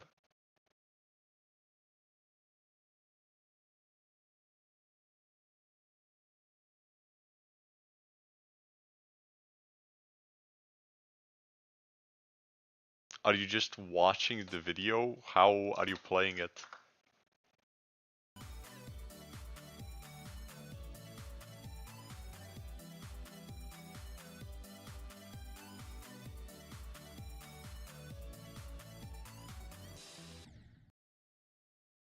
Oh. Wait, shit. Nah. I've already forgotten I did a no clip run like 5 seconds ago. Like I'm so zoned out right now. I'm just trying to do the first wave, but it's been trolling me for a couple of days now, so I'm waiting for a miracle at this point.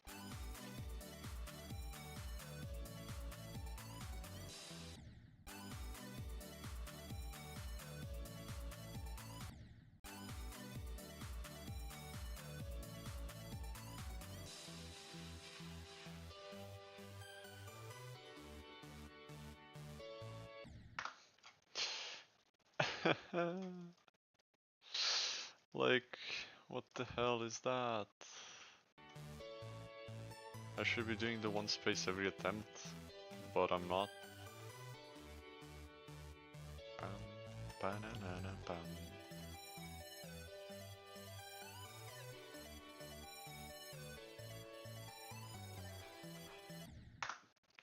Ugh. How? But it might have been No, platinum look. or something to that degree. Is he on a good attempt or is he playing from the cube?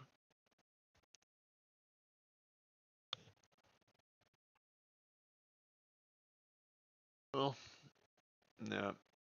Okay, he was on a good attempt. Damn. $300 to get into that club. That's excluding drinks. Yeah, so That's I not flashed included. it. I flashed the idea at some $300 point. just that to go in there. probably done.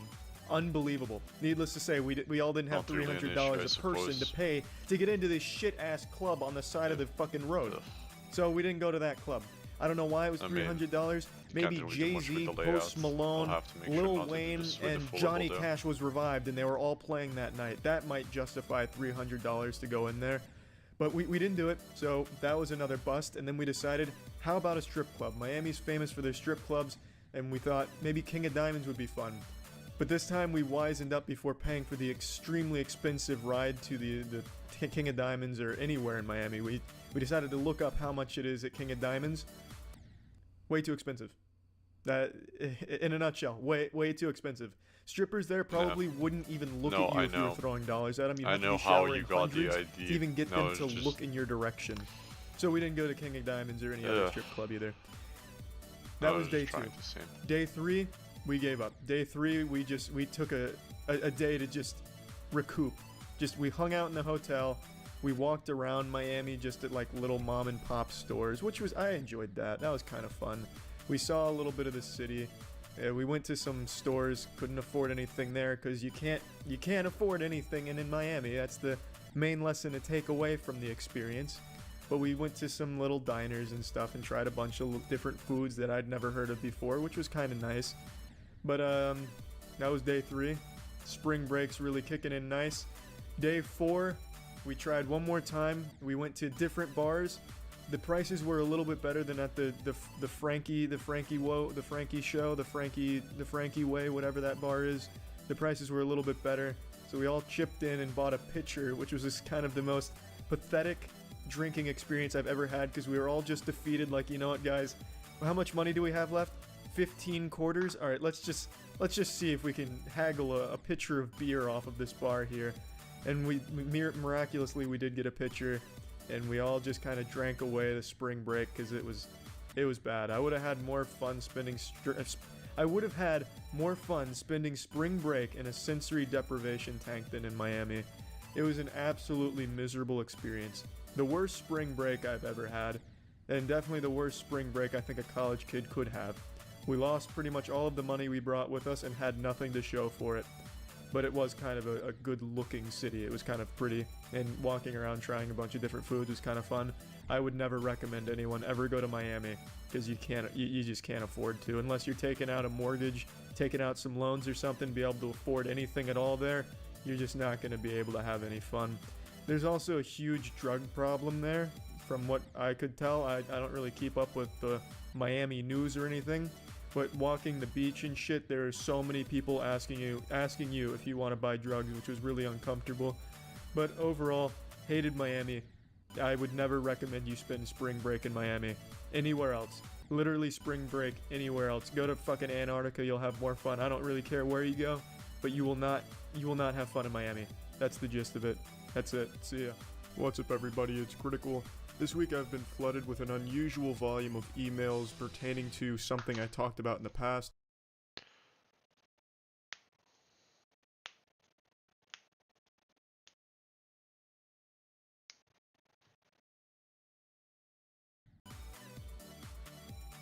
Damn.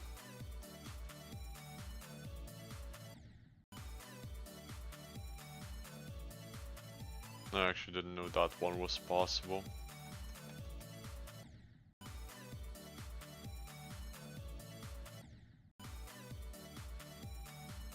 Yeah, I don't have everybody in the collab added on GD, so it's easier to just make it accessible to anyone with an ID.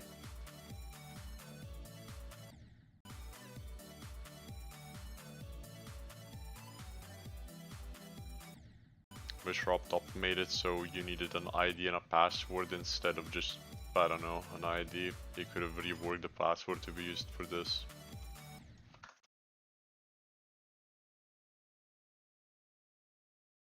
It's fine though, I don't care.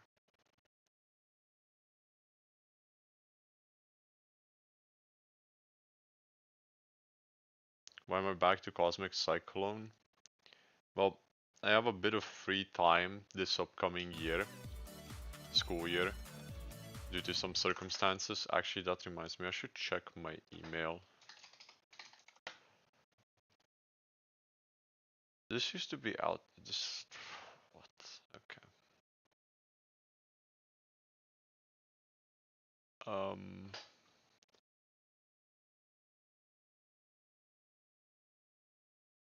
Ugh. Nothing. Really? Okay.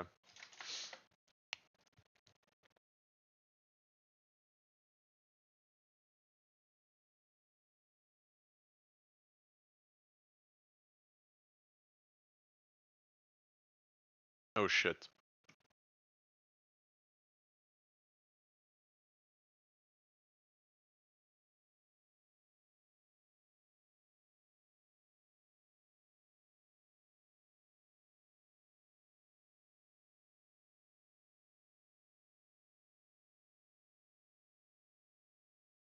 Sorry, I need to,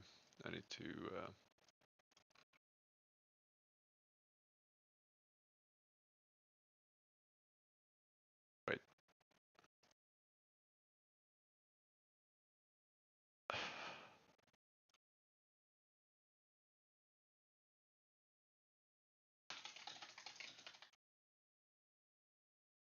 Yeah, actually.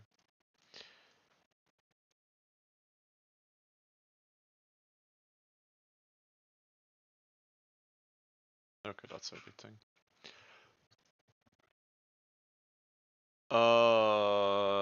I was checking my university site and I realized I hadn't turned in some, what are these called?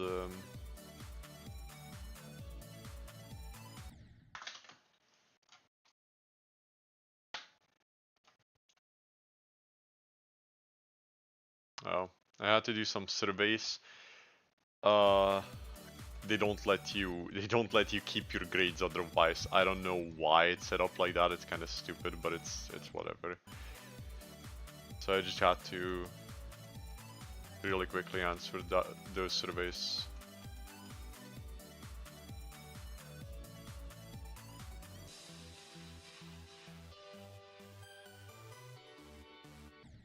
Really. Really.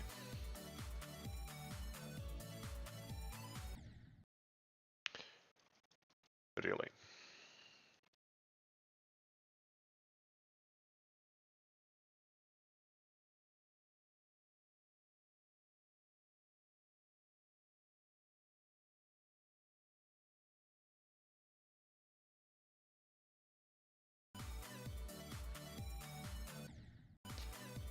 Anyway, the reason I went back to Cosmic Cyclone is because I wanted to beat my version, but Tipo has already verified my version for one, right? So I was like, I wanted to verify my old version, so I don't know. I don't even think I'd be the first victor anymore. I feel like somebody else has beaten it in the meantime as well, so I might be wrong about that. So I was like, okay, I don't want to do that. Right? I wanted to verify it, but you know, that's no longer possible. And for 2, just buffing the old version wouldn't work because it's too bright for me, right? Like, it's way too bright. I used to be able to play it because I played a lot of GD, so impact me that much, because I mean, whatever, right? I've looked at flashing lights every 2 days, but I haven't played any like super flashy, super bright levels in years now, so it just hurts my eyes if I try to do it now. Like, I can't play old Cosmic Cyclone anymore for more than like 15 to 20 attempts before my eyes start to hurt. So I was like, okay, I want to verify a remake, right? And I was talking with Marcy. She's unrated Demonless staff, and she was like, I can host a collab for you, and I was like, oh hell yeah. So we're getting it. It's gonna get redecorated, and I buffed it because I was like, I mean, this is gonna be my last hard level for 1. For 2, my old version was top 1 when I was verifying it. I can no longer get a top 1 ever. Tidal Wave's too hard for me to ever even approach it. But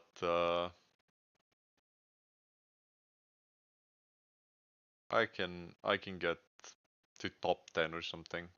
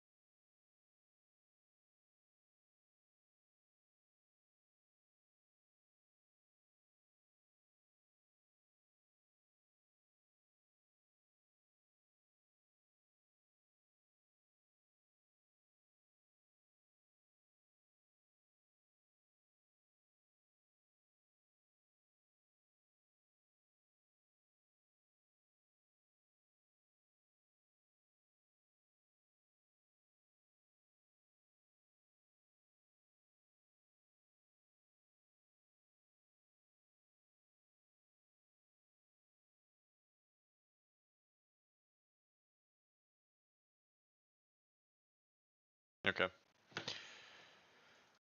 And usually my emails consist of websites like Habbo Hotel telling me that my son has signed up for an account. I don't have a son.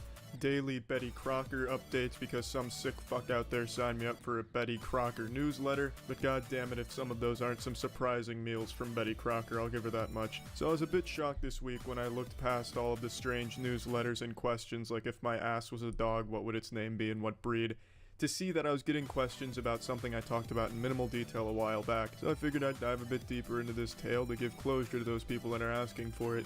So it would have been about 2 years ago now, maybe a little more than 2 years ago. The story begins as all good tales do. The previous night I was out drinking heavily, and I woke up the next morning with a pretty bad hangover. And as one does when they're faced with a rough hangover and regret from spotty memories from the previous night where you're claiming you're Alexei Vanderwolf, famed bear wrestler from Russia, you get out of bed and you start masturbating to help get over the hangover. I don't understand why it works, but it does. It helps get over the hangover. So I began cleaning the clarinet, and I was really in the zone. I threw on my favorite lesbian porn film. It's a threesome called Menage a Trois. It's on Pornhub if any of you would like to watch it. I believe it's probably the best hangover cure out there right now.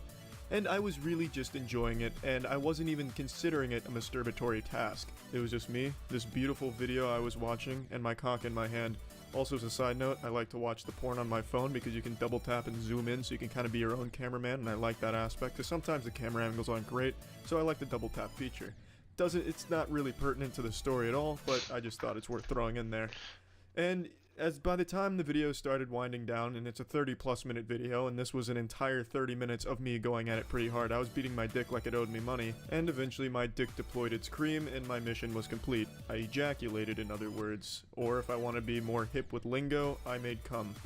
So I paused the video and I closed my eyes and thanked Jesus for what I had just watched on my screen, And then I turned off my phone and I went to clean up my cock, and my neck was stiff because I was holding it at eye level, and I guess I just hadn't moved very much. I was like a fucking statue just looking at this thing. You probably could have mistaken me for a wax figure except for the rapid hand movement on my penis.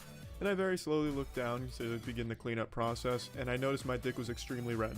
And it was also beginning to swell because my dick did not have this type of girth. It looked like my dick had been replaced with a head of cauliflower. The skin surrounding the pecker had inflated so much so it was like someone was trying to make a fucking balloon animal out of it. I immediately was able to recognize that something had gone awry in this masturbatory process. I decided I didn't want to go get it seen right away because that's kind of an embarrassing thing to tell a doctor. Hey, look, I beat my meat so hard that now it looks like I've hurt myself. What do I do?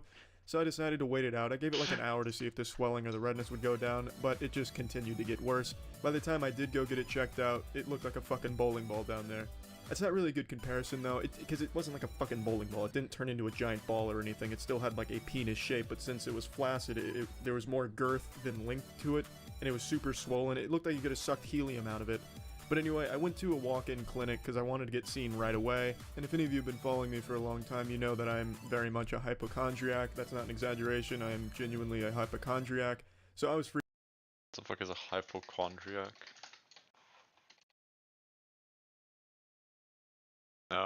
No. Freaking out about this. I was worried they're gonna have to cut my dick off or something like that. Now when I did get into the waiting room at the walk-in clinic and the nurse was asking me why I'm there and all this such, I wasn't embarrassed. I told them, because there's no reason to be embarrassed. It's important to have shit like that checked out. And the nurse left, and I was already 2 steps ahead of the doctor. I knew they were going to want to see my penis, so I already had my pants around my ankles, basically. I didn't know if I was going to be seen by a male or female, and it didn't matter to me. If it was a female, I definitely wasn't going to be embarrassed, maybe even a little bit proud, because it looked like I was packing heat down there, albeit probably not the color or shape she'd be used to, because it was extremely red and inflamed, and it looked like a fucking UFO, or a soup dish turned over. Eventually the doctor comes in, he examines my wiener, and he immediately asks what happened, and I'm honest with him. I said, look doc, I had a hangover and I gave my chicken a hard choking this morning to try and get over it. And he said, well, it definitely doesn't look good, it looks like it's been injured. I mean, it definitely did look like that. I didn't need a doctor to tell me that. It looked like I'd been hit by a fucking sledgehammer. And he says if it continues to swell and it starts blocking urine, there'll have to be some surgery done on it because that's very dangerous, obviously. So I start freaking out. I'm already kissing my dick goodbye. I'm debating just walking down the wall in the office there and giving myself a blowjob just for one last ooh-rah to send my cock off in style. But he gives me these pills to help with inflammation, and obviously I start taking the pills to try and help with this problem. It was supposed to be taken every 6 hours, and I swear to God, not one fucking millisecond went over 6 hours before I was popping that next one. I wanted to get this problem rectified, so that way I could continue to rectify this wood down here. And it did help. It took about 3 or 4 days and the swelling started to gradually go down, and I was still able to pee. And yeah, it had a happy ending luckily. But let this be a lesson to all masturbators out there. You know who you are, all 7 billion of you. Unlucky.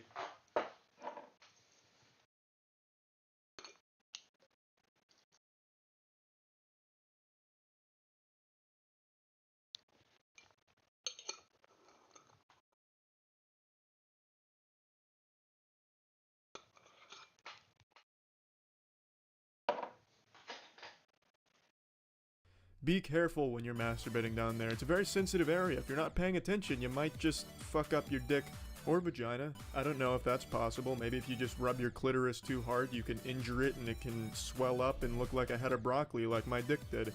But yeah, there's the story. That's it.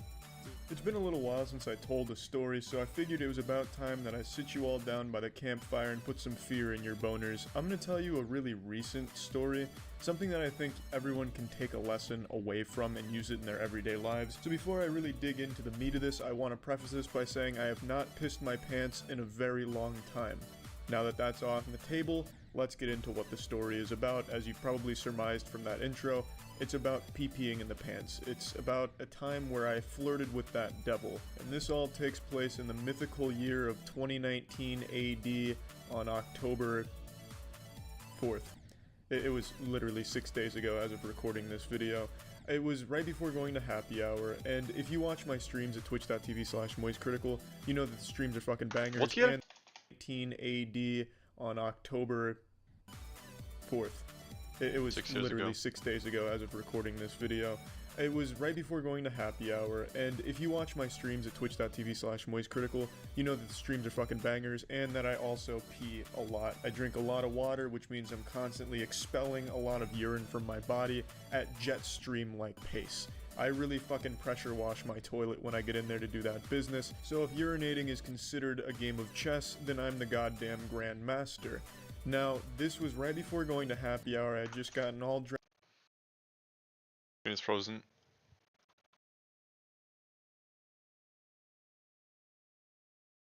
Give me a sec. There we go. That should fix it. Thank you. How long has it been frozen for? Only about a minute. Okay, good thing I saw that then. Dressed up and spruced up, ready for action, and we needed to pick my friends up before going to the bars we were going to. But before going, I had the little inkling of a PP coming on. It was still brewing, but it hadn't matured yet. So I figured there really wasn't any point to doing that. The bars weren't far, my friends weren't far. I'd just hold it till I got there and then just do my business out there in public. Just kind of to assert my dominance, like, hey, I'm not afraid to mark a urinal. Give me a second. I will be right back.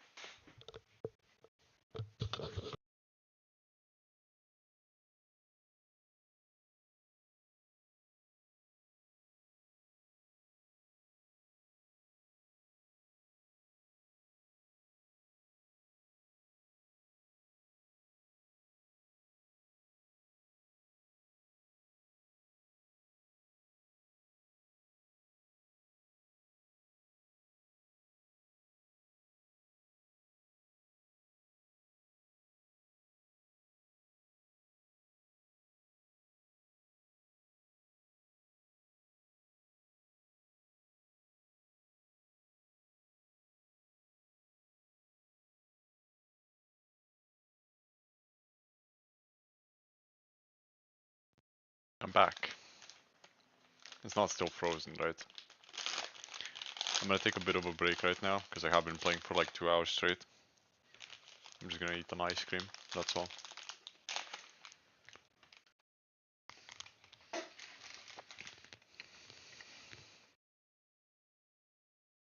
Mm.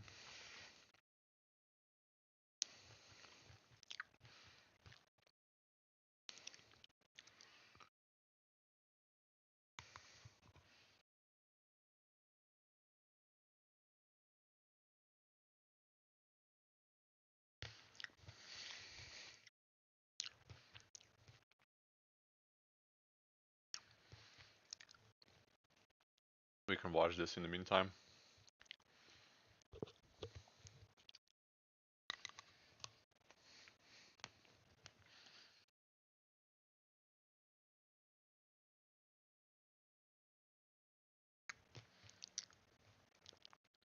Holy shit, this thing shattered.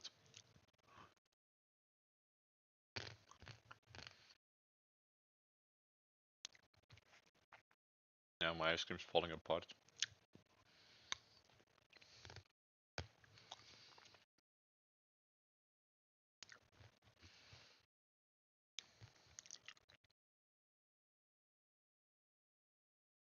Mm. If you want this stream to be closer to live, just set it to 2 times speed. It's gonna like catch up. It's gonna seem a bit weird at first, but trust.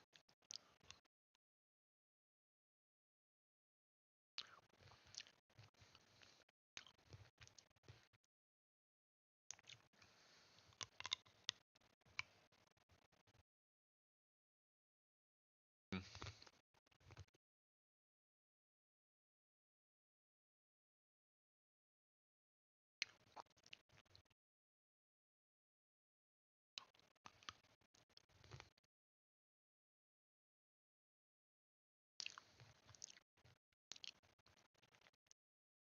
One, two, three, 4,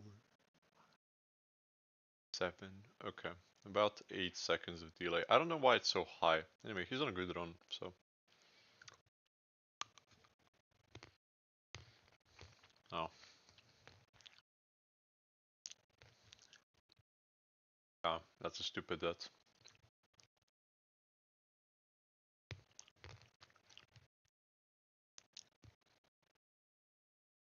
I'll finish eating this ice cream soon. I don't know.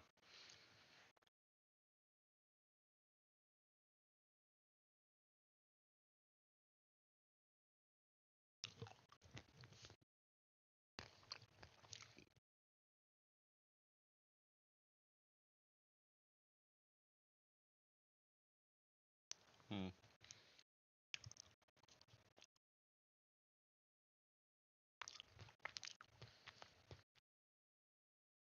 I used to use texture packs, but now I just don't feel like using them. I don't know.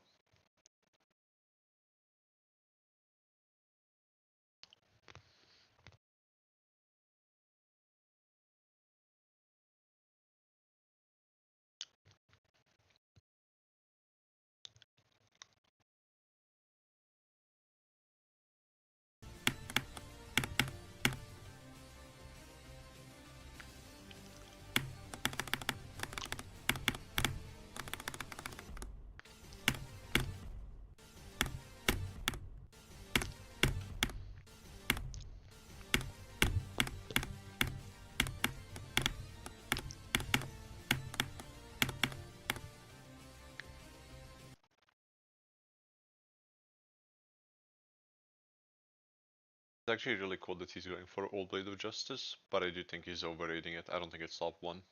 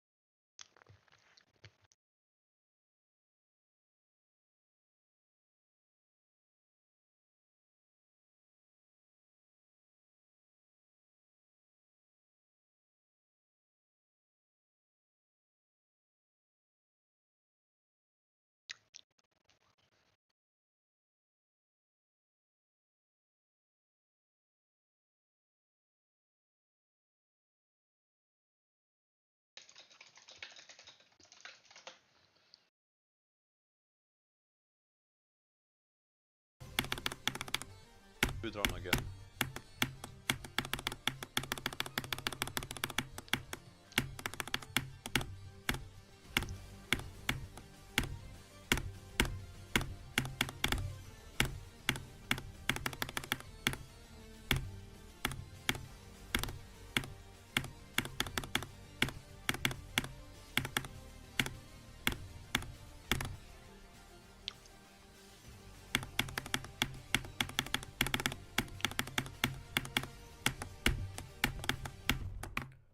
You have got to be kidding me, bro.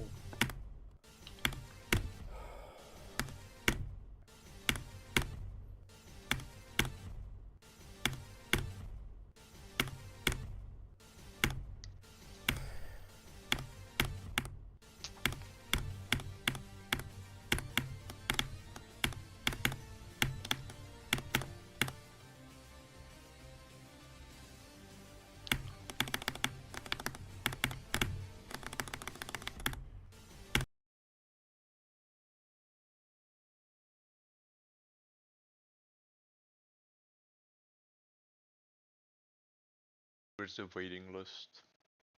Pending list changes. Here we go.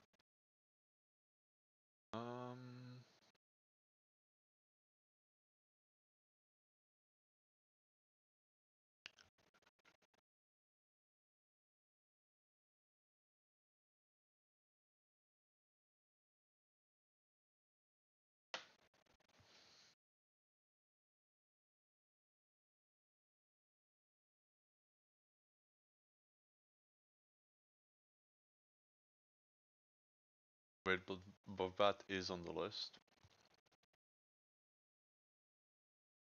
Oh, it is. Hmm. I feel like that might be too high.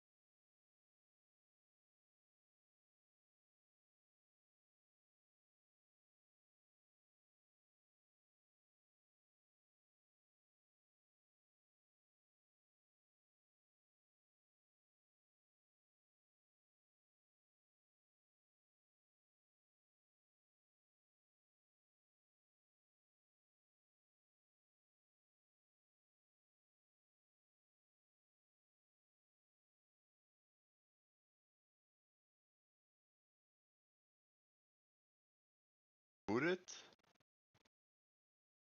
You're forgetting about scoop and circles as well.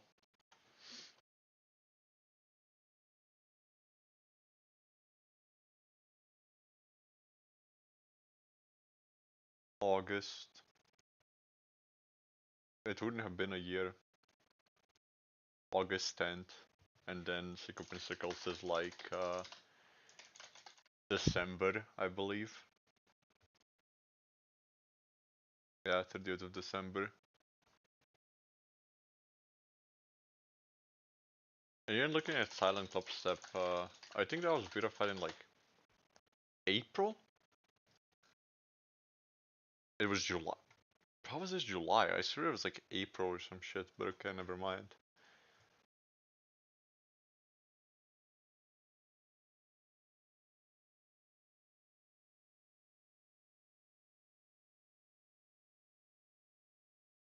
Oh.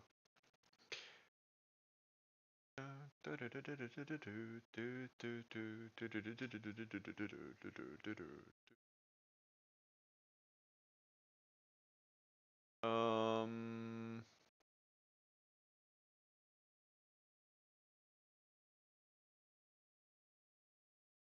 Oh, wait, on the unrated list. Oh, this is not the trick AOD. This is not the trick AOD. It is the trick AOD. Oh, wait, not trick AOD, trick firework. Why is this the trick firework? I don't think this is the trick firework, is it? If it is, then it's not the unearthed. Okay, yeah, this is not unearthed. Why is it called unearthed day? Oh, what? Are they fucking stupid?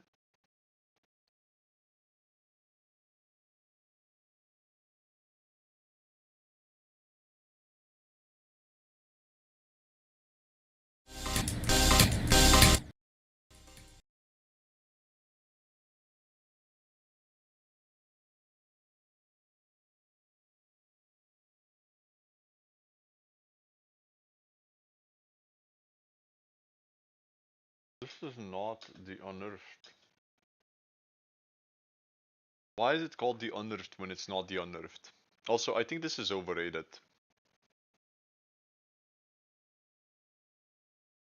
This is also overrated. This is top 20!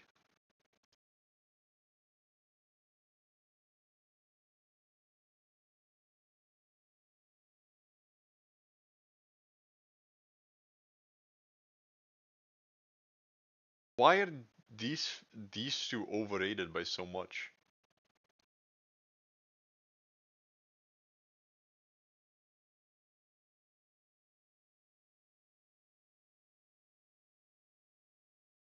What the fuck?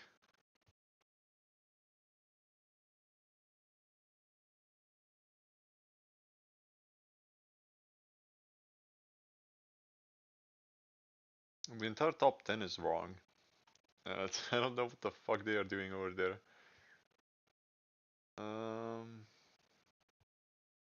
Let me get my channel points. Or don't, I guess. Fuck you, man. Okay, I'm done eating my ice cream. Guess I'll go back to playing.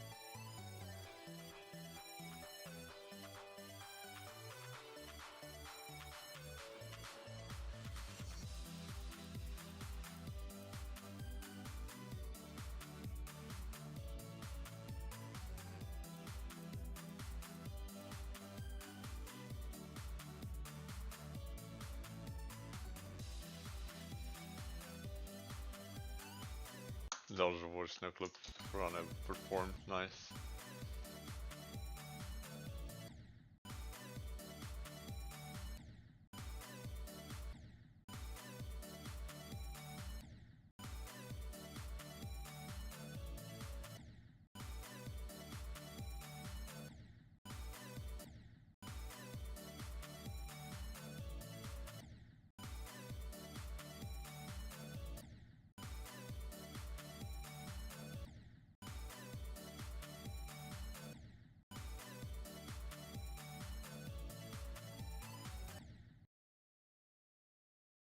Okay.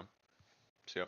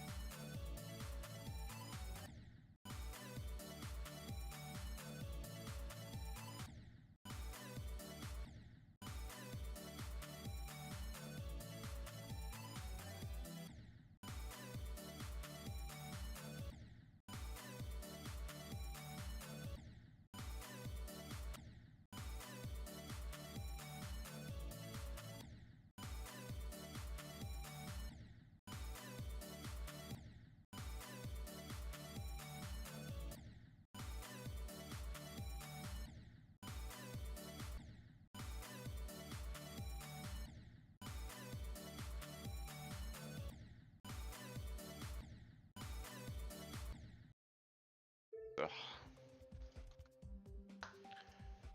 Let's play something for a moment. I'll go play like a platformer. Mountain climb, sure. Let's go. Why not? 9/11.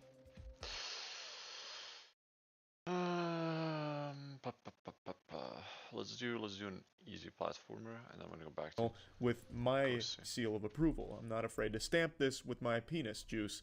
So I just wanted to wait. I didn't see the point in going before heading over.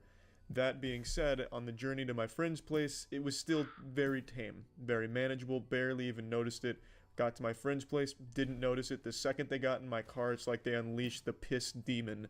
All of a sudden, all at once, it hit me like a fucking brick. Like a train had left the station, What? a bullet train, and it was hitting my bladder. There was no putting this genie back in the bottle. I was going to tinkle, it was just a matter of where. In my nice trousers, in a dirty bathroom somewhere on the way, or on the side of the road.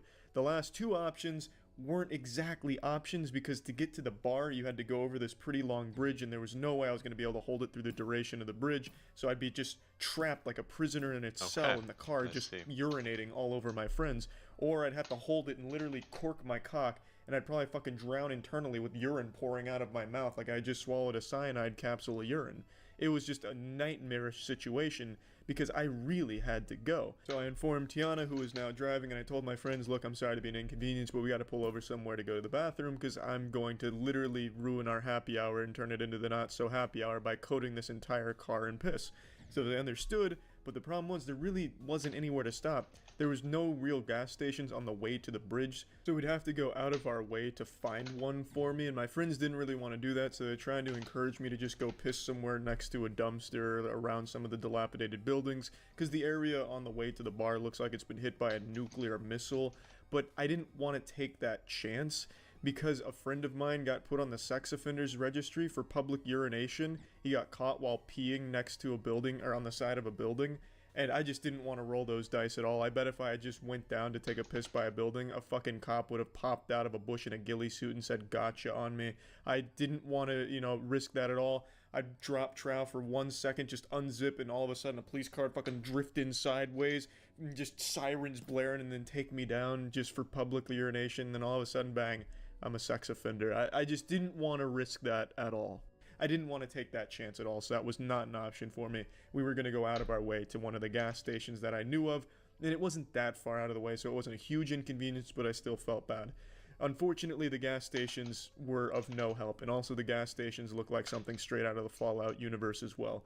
But the first gas station we go to, everything looks okay. There's a bathroom there, which is a plus. It's one of the bathrooms that's on the outside, so you need a key to get into it. So all confidently, while I'm like basically grabbing my cock, just trying to keep everything where it needs to be before I explode with urine, I go in there waddling in and I say to the guy, hey, look, I've got to use your shitter. Can I get the key to that bad boy? And he's not all there. He sounds like he's one Xanax bar away from just total overdose and collapse. So I couldn't understand most of the words he said, but he kept mumbling about the hot dog man. I didn't know what that meant. I thought he was making like idle conversation. Maybe there was a hot dog vendor outside that he wanted me to go buy from before he gave me the key. I didn't know, so I asked him, what are you talking about? The hot dog man? Who's a hot dog man? I love hot dogs, even though I fucking hate hot dogs. Just anything to get that fucking key. Felt like it was a mission in a video game that I needed to get that key to complete the quest. But so I'm making this small talk, and his answers make no sense to me. He's like, no bathroom, hot dog man. So then I'm starting to connect these dots in my head. Okay, so the hot dog man, no bathroom. Hot dog man must have gone in there and wreaked havoc. He must have just fucking tore that bitch down and lit it on fire with an explosion from his ass or something. So this bathroom is decommissioned is what you're telling me, right? You know, bathroom is not working because of hot dog man. He just shakes his head, no. Hot dog man.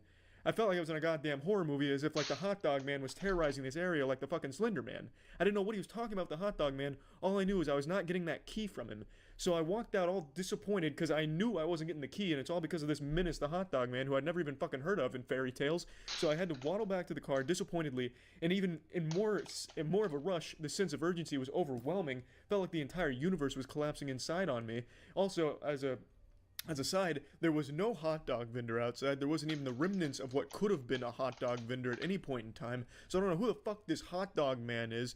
But anyway, we go up another maybe mile up the road where I know another gas station is, and it's just as decrepit as this one. And this one was like a goddamn orgy of weirdos. There was one guy who I am 100% sure was on spice, because he was just fucking fumbling around. Luckily, he had hit just enough spice so he wasn't totally nude and dragging his dick on the floor, but he was at that level of spice where he can't really stand up properly, and he has a football that he's throwing against a wall and hitting himself with in the face off the rebound.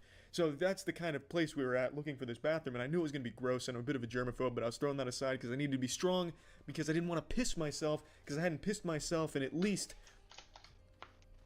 a long time. I don't know, I was trying to think of like an exact time I pissed myself, but it's been a long fucking time. I have a pretty clean streak there, and I wasn't about to have that collapse on this night. So we get to this disgusting gas station, and it's another one where the bathroom's on the outside, so I need to go in to get the keys. There's a guy in there playing the lottery, and he's taking a long time scratching it off. That's fine. That's not his fault. He doesn't know that I'm about to explode behind him like an IED of urine. So I'm not mad at him at all. He was none the wiser. Not his fault or anything. When he's finally done, I go up to the counter. I say, hey, man, can I get the keys to that turbo shitter? I gotta go do some business over there. Super cool about it. Gives me the keys, and I'm on my way. The guy who's throwing the football now fixates his eyes on me, and he wants to get me involved in his game. I can tell because while he couldn't really get the words out properly, he was making motions like, I'm gonna hit you with this spiral real quick, Tom Brady style, and I just, you know, I'm putting my hands up like, please, no, thank you, you know, politely, I've got to use the restroom. Finally get around the corner to where the bathrooms are on the side of the place. There's a man asleep on the curb in front of the bathrooms. I don't know if he was passed out or just really tired. Maybe at one point he was the gate guardian of the bathrooms, but now that he found bath salts, now he just sleeps there. I really don't know. But, you know, I go, not over him because I was already on the side. I go around him, and then I finally put that key into the bathroom, and a sense of elation and jubilation just fills my whole body as I finally turn it, and I open it, and I'm greeted with the most unholy smell this world has ever concocted. It smelled like a fucking hate crime. It was the most repulsive, revolting smell I've ever smelled in my life, and I've smelled some shit. I've smelled some serious shit, but this was something else. This smelled like the hot dog man had gone there, killed somebody, and then took a shit all over the corpse. And it's really weird because the toilet itself was pristine. The toilet was clean enough to drink out of, eat off of. It was a fantastic looking toilet, not a speck of dirt or poopy in sight. But the bathroom itself was tainted with the remnants of 1,000 angry spirits that were all shitting in unison. It's no doubt the work of the hot dog man. There's not a single doubt in my mind. He must just be like a serial bathroom shitter. Just goes around shitting in all the bathrooms, fucking terrorizing them, ruining them for people that gotta pee like me. But I really don't know. Anyway, the smell was so overwhelming. For just a brief moment, I relaxed my penis sphincter, and a little bit of urine dripped onto my boxers. I don't count that as pissing my pants because it was just enough where it only dribbled out and I was able to once again voluntarily collapse the muscle so it didn't squeak out anymore as I finally approached the toilet and I finally released the sweet relief into the toilet and I finally peed. I couldn't breathe. It was fucking hazardous to my health, no doubt, with all the shit particles floating around in the air, but god damn it, I finally peed. So the lesson to take away from here, just when you feel like even like the smallest amount of pee building inside of you, just piss. It's gonna get worse. You're gonna just need to pee. Don't try and hold it. Don't be a hero like I was, because you might find yourself in a similar situation where you dribble on yourself and you visit a really disgusting smelling bathroom that really just ruins your sense of smell for like a good 2 hours. But anyway, that's the story. The lesson to learn: pee when you feel like you have to, even a little bit. Don't try and hold it, because that is just absolutely devastating and leads to this domino effect of unfortunate circumstances and a lot of stress. That's it. So yeah. When I was a young teenager, I had a really weird relationship, and I don't mean with like a creepy uncle or anything like that. I had a weird relationship with masturbation. Now this will come as a massive surprise to many of you Redditors out there, but when I was a young man, I was extremely religious. I got baptized twice just to make sure the Lord took notice in case he missed the first one. I wanted to make sure he took notice and saw that I got baptized. And this led to a lot of fear, especially when it came to my penis. I was fucking afraid of my wiener. But like all young men, those hormones are pumping and you just gotta slap that skin flute around to show it who the boss is. And when I did masturbate, it was a fucking nightmare. I'd sometimes cry after it because I felt like this sacrilegious act condemned me straight to hell as some kind of unforgivable sin where the devil knew I masturbated and made a special room in hell for me. It was rough. If you listen to the official podcast, I've kind of talked about this a little bit in the past, but I used to ask my parents permission to masturbate, and then ask them like a million times if I was still going to heaven if I did. It was bad. It was bad. And the reason why I'm saying this today is because I felt like sharing a story that I just remembered because I was going through some old boner jams. I was looking at old music, and I came across Bullet for My Valentine. Bullet for My Valentine is a metal band, and they used to be my favorite band during this time period, during all this here that I was just talking about, setting the stage. And Bullet for My Valentine made it impossible for me to jerk off. I don't mean like the band themselves. The band members didn't come to my house and slap my dick out of my hand every time I was about to jerk off. But I owned one of their posters that I hung on my wall in my room. It was the only poster I ever owned, and the only reason I bought it is because I saw in like old 90s and 2000s movies, the cool kids always had like a ton of fucking band posters and shit, like Misfits and Green Day with a beating heart, and I was like, shit, you know, they're kind of...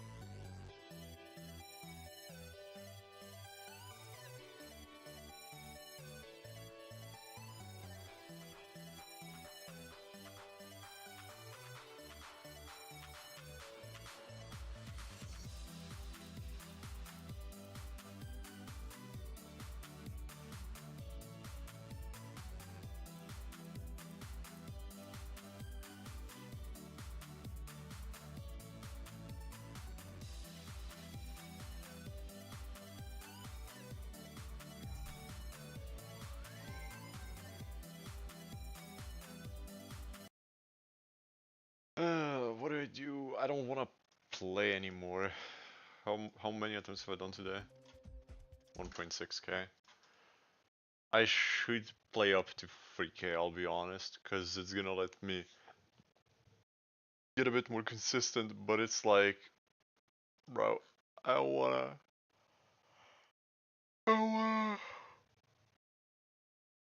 Ugh.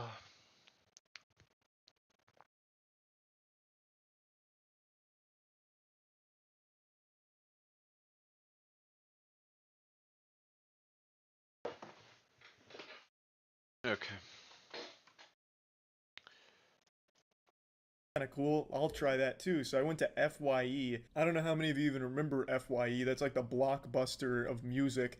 FYE was a place that sold CDs and some DVDs. You could buy one CD and a pack of gum for like 90 bucks. That shit was a straight up fucking scam. But I went to FYE and I picked out a bullet for my Valentine poster. And it wasn't a very cool poster. It wasn't like album cover art or anything like that. It was just a picture of the band members all staring at the camera. So when I hung that on my wall, it looked like those pictures in old cartoons where the eyes would follow you around like some Scooby-Doo shit. It was a kind of fucking weird poster, and it was the only thing on my wall, so I had this white fucking wall. It'd be like this. If I hung that poster right next to the Redline one and the Redline one wasn't there. It was just a completely empty wall with this one poster. It looked like some kind of religious thing where I'd like light candles in front of Bullet My Valentine and pray, hoping to summon their spirit into my house or something. Meteus. It was fucking goofy. Andrew? Hi. Hello? How's it going? Good, maybe. I don't know. I think it's going pretty epic for me because I have a chicken sandwich in front of me. Awesome. You wanna see me do something funny real quick? Sure. Okay, look at this. Just for you. I'll do it again. Because I thought it was super funny when I did it earlier.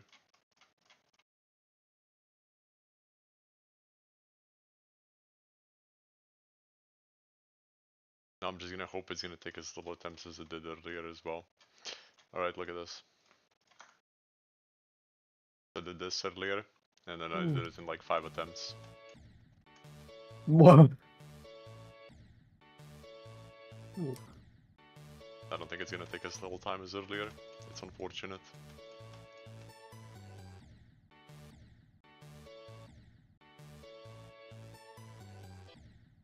Unlucky.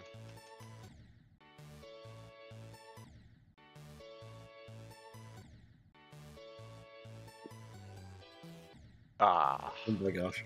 Are those Albondiga spaces? no. Albondiga. Wait, no, Albondiga is one space, right? I guess it is then. Crazy.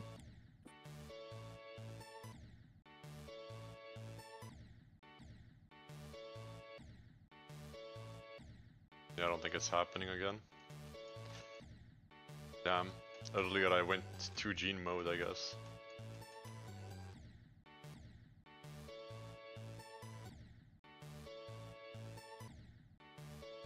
You almost did it again.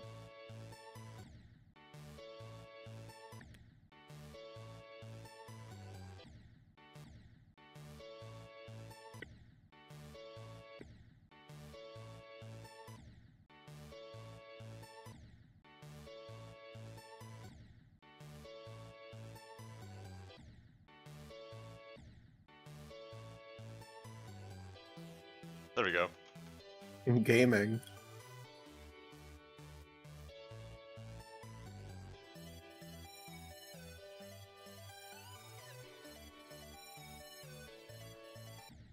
The real gaming moment would have been if I had made it to 100 there.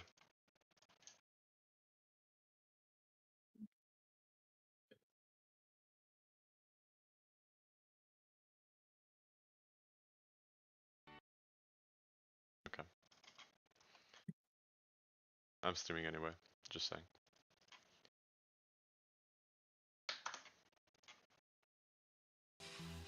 You know what I was doing last night? What? I was, well, I was playing Insane Techniques, but I was also building more of, the sequel to Easy for You. What You- is you know, easy you- for you?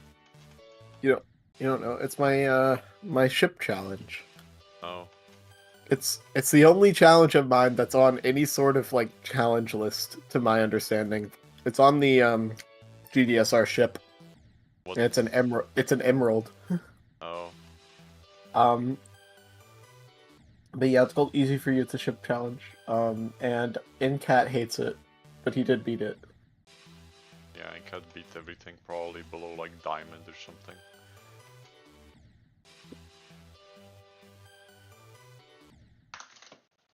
Here, let me find the video for it. I'll send it to you, and you can watch it. I already found it. Oh.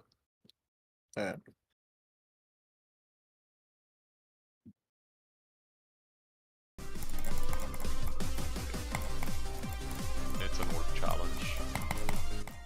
Congrats. Got it, bitch. I don't know what to This is tell you. It's an ridiculous. orb challenge. What is this? The fact that I Uh, can't do it. I'm It's a ship challenge. No, Denied. it's an orb challenge. What do you mean? you. There's no ship gameplay. It's an orb challenge. A lot of the orbs you click, like, or a lot of the ship clicks are between orbs. All I see Like is you're- an orb challenge. It just makes the ship clicks tighter. All I see is an orb challenge. Too bad. It's end ship, therefore it's a ship challenge. Nope. Okay, well, the sequel that I'm building, Has more orbs. it has even more orbs. Nice. Got it, bitch.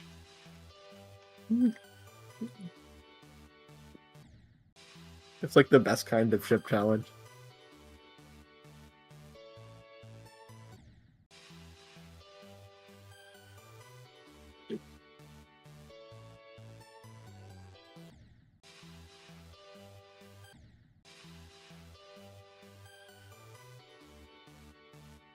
Also, it's like twice as long. Damn. It's 29 seconds. At least it will be.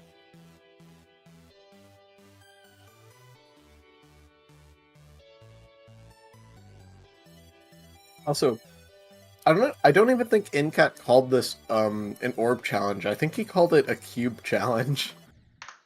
Wouldn't be surprised. Because the last 2 clicks in the cube are like really hard. Yeah, I know Incat died there multiple times.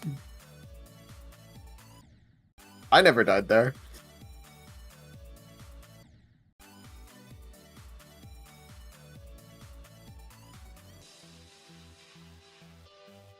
Yeah, that's like by far the hardest challenge I've ever beaten.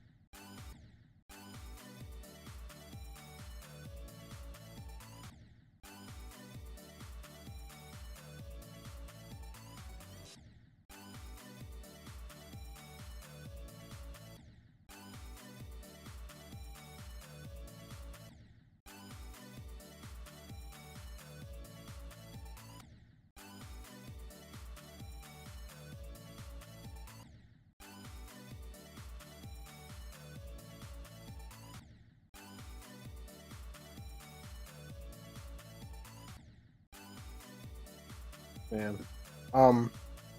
Also, I mentioned that I'm like trying to do basically wrist clicking now, right? Yeah. I still suck at it, but I've been getting better, like slowly. And I think I'm finally getting to the point where I'm like able to actually kind of straight fly, which is good. But the level I'm trying to beat with that method, insane techniques, is like still like really kicking my butt. It's super hard. Isn't that like an insane demon? No, it's extreme. I have no idea how hard it actually is, but because it has like 3 victors. But oh, and by the way, I looked at all 3 of the videos I could find of people beating it, and I have I have like more than double the attempts of the person who beat it in the most attempts before me, which is great. Are you looking at? Have you looked at the all-rated extreme demons list? Yes, according to that, which I mean, I don't know how many opinions they even have, so like it's probably not very accurate, but according to that, it's like 5 spots above Glowy. Isn't that like top 400? Why are you going for a top 400 when you haven't beaten an entry extreme yet with the new clicking method? You okay. You Because shouldn't be jumping. You're gonna you're gonna specialize your skill set again. You literally did this with normal clicking and you're doing it again. Don't do this. You need to beat a bunch of easier extreme demons so you can normalize your skill set across all skills. But it was a level I already had practice on before switching to this method. Yeah, with normal clicking, why would you care then? I mean, I just wanted to beat it. That could have waited. Hello? What the fuck? This Do you is think so... that it... This is... What? You're fucking brain dead. Fuck you, man. You're stupid. What? Do you think it's actually gonna screw up my skills, my skill progression, beating this? No, it's not gonna screw up your skill progression. It's gonna unbalance it just like it was before. You had no wave skill, and you're beating a level that requires no wave skill. You're doing the same thing. No, it requires some wave skill. Have you seen Insane Techniques? No. It's like, it's kind of all around. It's like mostly balanced in terms of like gameplay, I'd say. Wait, can I? Shouldn't be jumping too much because this is like, I don't know. This is just you're learning one click pattern if it's too far out of your skill reach again. Like, it's not really that helpful. Yeah, it is kind of me just like memorizing it, like muscle memory, that kind of thing. But wait, can I show you the level? It's pretty cool. Sorry, not right now. I just want to play Kose for like another 1k attempts and then I'll stop for today. Okay. But like, I don't know. I feel like you definitely should have picked that up way later down the line if it's top 400 on the. I mean, I beat some 9 circles levels.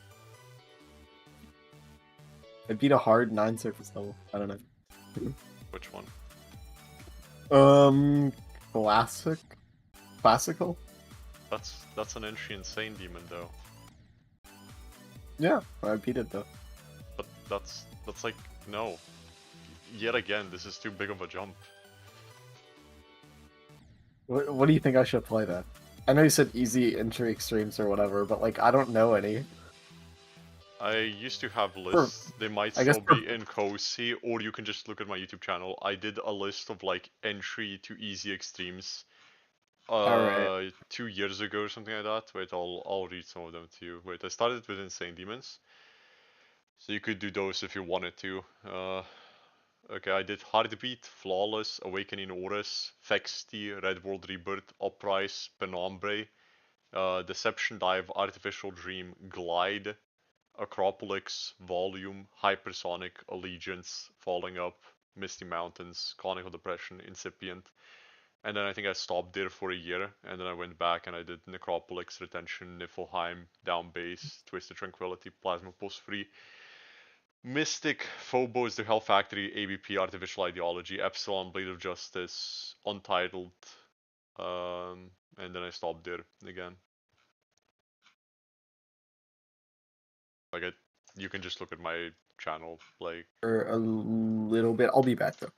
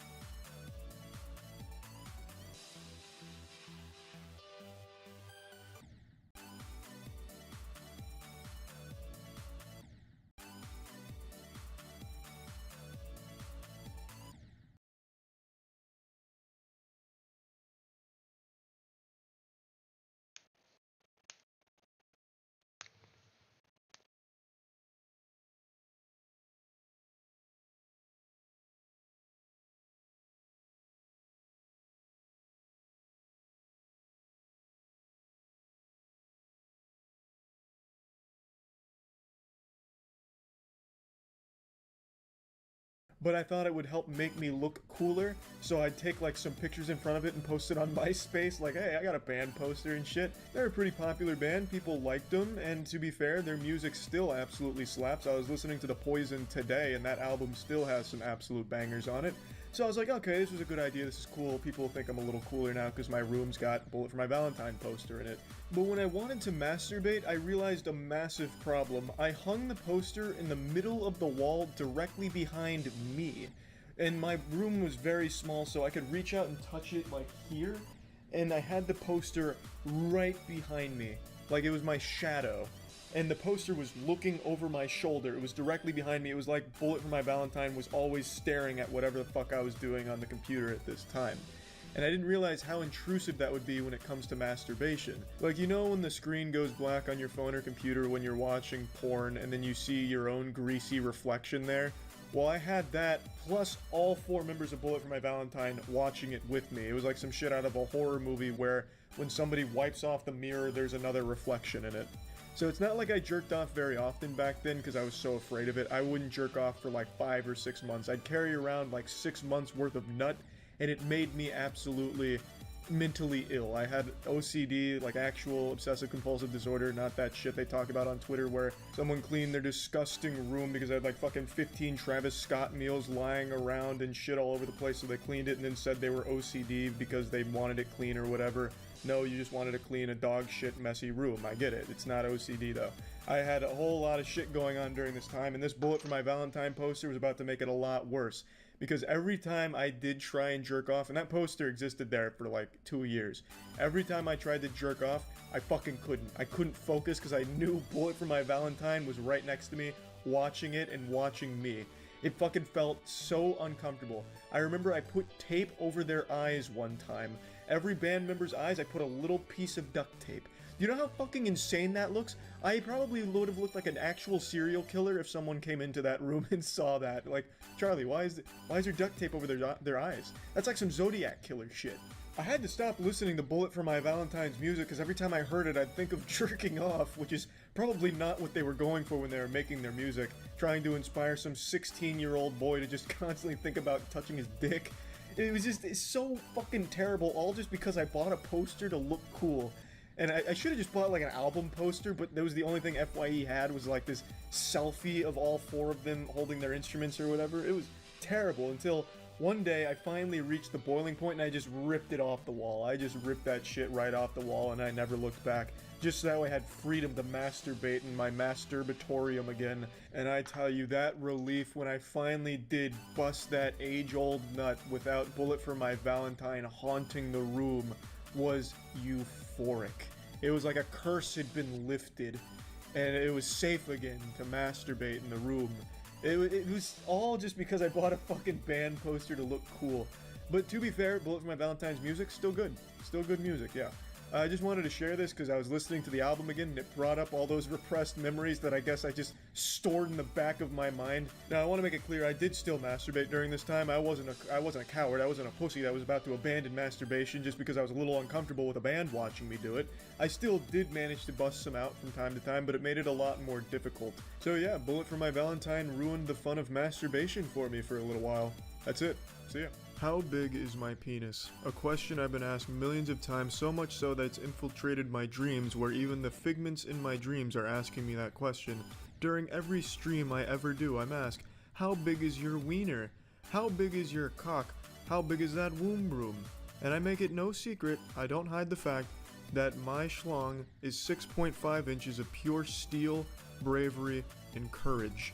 So now, again, I'm sure I will continue to be asked it during my Twitch streams. I'll link my Twitch below so that way you too can see how many times I'm asked that question per stream. But this brought up something pretty interesting. Because always the follow-up when I say 6.5 inches pure sledgehammer is that flaccid or erect? And it got me thinking, who the fuck has a 6.5 inch flaccid dick? That is downright unholy. That would be biblical link that would rival God himself as the creator of the universe. That's just downright ridiculous. No, my penis is not 6.5 inches flaccid. I don't think any man's is. I'm sure I'm wrong, but speaking purely biologically, it just doesn't make any sense. The science cannot, you can't comprehend how a penis could be 6.5 inches flaccid, soft. It's unreal. So it got me thinking, let's talk about growing versus showing. A grower versus a shower. I am a grower. Now, what is a grower? A grower is a man whose penis is only presentable when it's fully erect at full mast. A shower is a man whose penis is presentable when even when it's soft. It doesn't need to put its makeup on and get in a good mood and stimulated before it can be presented and have people applaud it and be proud about it. However, the majority of men are not showers. I believe it is only 5% of the global population of cock-wielding men are considered showers. That statistic may be wrong, maybe I just made it up, I'm really not sure, but I'm going to present it as a fact anyway. It's a very small portion of men in the world that are showers. Now, like I said, I'm not a shower, not at all. My flaccid...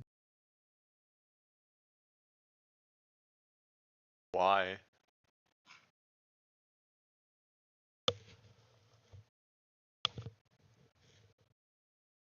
Actually, never mind, it's pretty fun, I guess.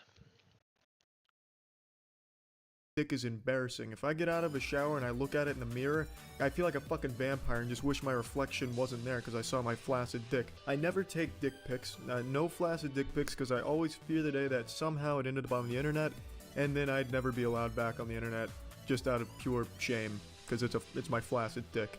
The fucking pencil eraser flaccid dick out there.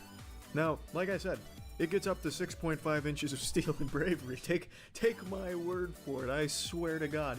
But up until that point, it is a sad fucking ice cream cone. If my soft penis fell out of my pants in front of an on-duty police officer, he wouldn't even arrest me. He'd feel too bad about it.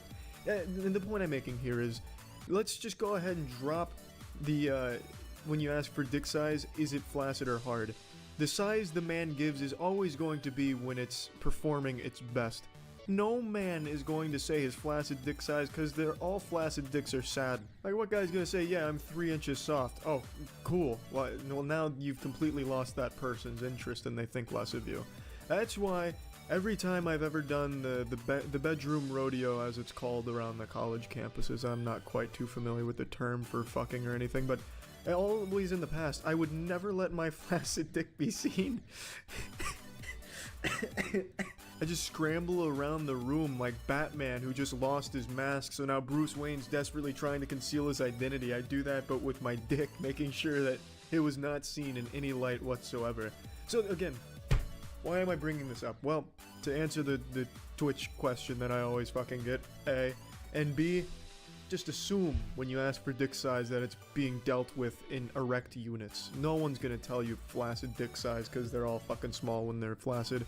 Mine, like I said, is around like the 3-inch mark flaccid. Yahoo, yeah. I'm gonna go ahead and give that as my answer to the how big is your dick. I'm gonna tell you it when it's doing its best, which is when it's erect. It's 6.5 inches. And don't forget it. See ya. I don't think I've ever shared a story about myself so embarrassing that it changes the way you look at me. I've shared a lot of embarrassing stories with girls and shit that I've had in the past, but nothing that's so goddamn game-changingly cringe-inducing that you vomit and think less of me until today. I was trying to think of a story that I wanted to talk about because I wanted to tell a really embarrassing one today, but I wanted to like amp this shit up to like the highest fucking level I could. So I was going to my past, of which there's a myriad of embarrassing stories to choose, but I wanted to find the perfect one. And then I remembered something that made me sick to my goddamn stomach, so I can't wait to share it with all of you. So to preface this happened in high school. The year is 2011. This was right after my third lung collapse. If you've been following me for a while, you know my lung collapsed 3 times. And the last time it happened was 2011. Well, in 2011 I got surgery to have it fixed. And before I went into surgery, there was a girl I had a crush on that had just added me back on Facebook, and I decided I'd send her like this goddamn scholarly "oorah, I love you" message to her, and we had never spoken. So this girl and I never spoke once in our lives, not even by accident. If I farted somewhere in school, there's no way she would ever fucking smell it because we were never even close to each other in any sense of the word. The only reason we even knew about each other, or rather the only reason I knew about her, was because she was a cheerleader and I played basketball. Other than that, no communication, literally not even eye contact. And yet, for some reason, in 2011, I sent this girl the most disgustingly embarrassing messages when I was in the hospital. I haven't read them. I screenshotted them today, and I sent them to myself so I could read them to you today, and we can experience this together as a lesson in how not to ever approach a woman in any way. So allow me, please. Pickup artist legend Charlie is going to guide you through the how don'ts, the do nots of women So let's go ahead and get into these messages here. So Ace Pussy Slang God Charles in 2011 leads with, I know you and I have never talked, but I just wanted to tell you that you are one of the most beautiful girls I've ever seen. Now some of you might hear that and think I came on a little too strong. Looking back on it now, hindsight's 2020, I don't think I came on strong enough. I should have led with I love you. Signed, Charles. And then like a little kiss. And then, you know, maybe go from there. So after I said this, she responds with a simple question mark. Nothing else, just one character, a question mark. I was already in the hospital, but if I wasn't, that right there would have sent me into the hospital with fucking cardiac arrest. That shit hurt so goddamn bad at the time. But I mean, what can you expect when someone leads with some shit like this? This is the kind of shit you see on Twitter with like a bad English associated with it, with a sin bobs and bitch lasagna, please, vagina look good with penis and stuff like that. It's a creepy message. Any girl should respond with a question mark or nothing at all. But anyway, my spirits weren't deterred. I continued. Yeah, I'm in the hospital and just said fuck it. It's worth a try. You probably don't think the same. You probably don't think the same about me, but I just wanted to say that. That's some nice guy shit right there. Jesus Christ. Well, this is pretty fucking bad. Let's keep going. To that she says, oh, I'm sorry, frowny face, but thanks, I guess. Why are you in the hospital? I'm surprised she even believed I was in the hospital, to be honest.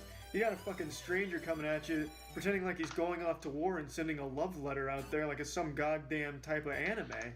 If someone sent me shit like this, I'd be like, yeah, sure, buddy. I'm sure you're in the hospital. What do you have? Small dick syndrome going on? There's no cure. Get out of my DMs. I have recurrent pneumothorax in my left lung. It has collapsed 3 times, and tomorrow I have surgery to repair it. Sad violins playing, I'm sure, when I was typing this. I just wanted to tell you that before I had the surgery. I know that it is... Excuse me, I've got to scroll to the next one. Oh, it's a little out of order. 2019 Charlie clearly doesn't know how to fucking screenshot things in order. Here we go. I know that it is a weird way to start a conversation. I also know that I came on way too strong telling you that. Self-awareness, key. Key! Even back then I had it. Even back then I'm like, Jesus, I'm sounding really fucking weird, but I'm still going for it. Didn't stop me. Should have stopped me, to be honest. Yeah, that's the lesson to take away here. Don't do this. You know, at this, when you're starting to recognize like, holy shit, this is too strong and I'm being very weird, just stop. Then she says something very odd. On behalf of all the YouTube comments, Charles, I hope you cut your hair. I'm not cutting my hair. She didn't say that. I'm just telling you, stop telling me to fucking cut my hair. I want to see what it looks like real long. I want to look like a goddamn lead singer in a mid-2000s emo band. Just let me fucking have this, alright? So anyway, she asked about the surgery and shit. Nothing to talk about there. But then, as we're starting to wrap up, I say, just wondering, do you know who I am? If you don't, I bet this is the most fucked up conversation you've ever been a part of. I mean, yeah, that's definitely a fucked up way of going about things, past Charles. Jesus Christ. I sound like some type of spoiled rich kid. Do you know who my father is? If it was from the beginning of the wave, I'd be very happy. I'm a big deal. Please, just please love me, please. God I probably damn it. would have stopped I'm in the playing then hospital. and there. For God's sakes, do you know who I am? God, these are such embarrassing messages. She says, haha, no, I do know who you are. Like, I've seen you, but that's it. Yeah, I mean, yeah, that sounds about right. I was a very odd guy, odd looking too. I had this really weird my hair looks like shit now, but back then I had an even weirder hairstyle where I shaved all, like the side, the back, and the top of my head, like it was a one with the clippers, but the front was about as long as it is now. So everything was pretty shaven except the bangs.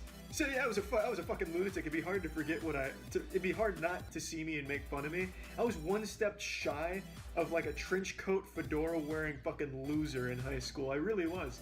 So yeah, it makes sense that she at least remembered what I looked like, because I looked like a goddamn fucking psychopath. So to that I said, oh, sorry, I bet this is weird for you, huh? The only way to make things like this not weird is to keep saying, yeah, this is probably weird, right? That way, it's, it takes the tension off. It's like, oh, he's saying it's weird. It can't be weird if he keeps talking about how weird it is. All right, it makes sense. Like, pretty much every fucking line I say in here is about how weird it is, and yet I keep going. To that, she says, I don't mind at all. So then, in closing, this is my finisher. This is my Mortal Kombat fatality. My big grand finale here. All right, cool. Maybe when I get out of here, we can talk more so I can get to know you a little better. I'm not as weird as this conversation makes me seem. You know? Little pro tip to the ladies: don't take someone up on that offer. They most likely are pretty fucking socially inept. I certainly was. 100%. We never talked after this. I can't imagine why. But we never spoke or anything. Nothing ever came of this, unsurprisingly. However, I'm sure if we did, I would have been still just as socially inept talking in person as I was on the Facebook Messenger. So the lesson, ladies and gentlemen, don't be weird. That's always the advice I give to someone going into college and shit. Just don't be weird. Don't be super forward. Don't be super out there. Just be normal conversations. Let things, simmer, develop, sniff things out. Don't just come in there guns blazing, fucking jerking off. I love you. Do you love me? Like, come on. Come on, 2011 Charlie. I look back on shit like this and I'm like, Jesus Christ. I never recognized how bad I was until, like, you get older. So, it's a pretty embarrassing story. Maybe it's not as embarrassing for listening to it, but for me, recollecting on this, it's fucking bad, man. Like, Jesus Christ. That girl was probably scared for her fucking life, thinking I'd be tossing pebbles at her window late at night at like 2 a.m. Hey, did you think about me in the hospital? I'm alright now. You want to talk? Shit, man. Well, that's the end of the story. Another nice tale for the compendium of awful interactions I've had with women, all of which being my fault from my past. So, yeah, fuck yeah. That's it. See ya. It's been a little while since I've told this story, so go ahead and hop on my lap here by the fireplace and I'll tell you a tale. As is common with most of my stories I've told on the channel, this takes place during the period of my life where I thought it was cool to be a mysterious anime character. This was like my early years of college. As you can probably imagine, my ability to socialize during this time was absolutely pathetic. Having a conversation with a magic 8-ball would have been more fun and engaging than talking to me back then. Those poor souls that talked to me back then probably instantly regretted it, because having a conversation with old Charlie was like talking to Alexa if she was overdosing on Xanax. It was rough. Why is this important though? Because this is setting the stage for one story I haven't told yet. I've told so many stories when it comes to all of the fucking weird and creepy interactions I've had with women, all my fault of course, just because I was so unbelievably socially inept. Like, it's hard to put into words how bad I was at recognizing social cues and how to be, like, acceptable in society. I fucking bought one of those fake cigarettes one time. You know that shit that kids would buy from Spencer's when they were like 12? I bought one of those things when I was 18 because I thought it looked cool and I hated real cigarettes. You know how fucking sad that is? I'm surprised I didn't buy one of those colorful propeller hats and started spinning it to try and look cool or something. It was rough. So what I'm saying is, socially, I was the worst thing you could fucking imagine, but it didn't stop me from trying to have conversations with women. I tried to fake confidence, fake it to make it, and all of that shit, and today's story will be in that ballpark. So, this story takes place in a location where all good social interactions take place, at GameStop. So let me take you back to the past when my social interactions sucked ass. This is GameStop 2012.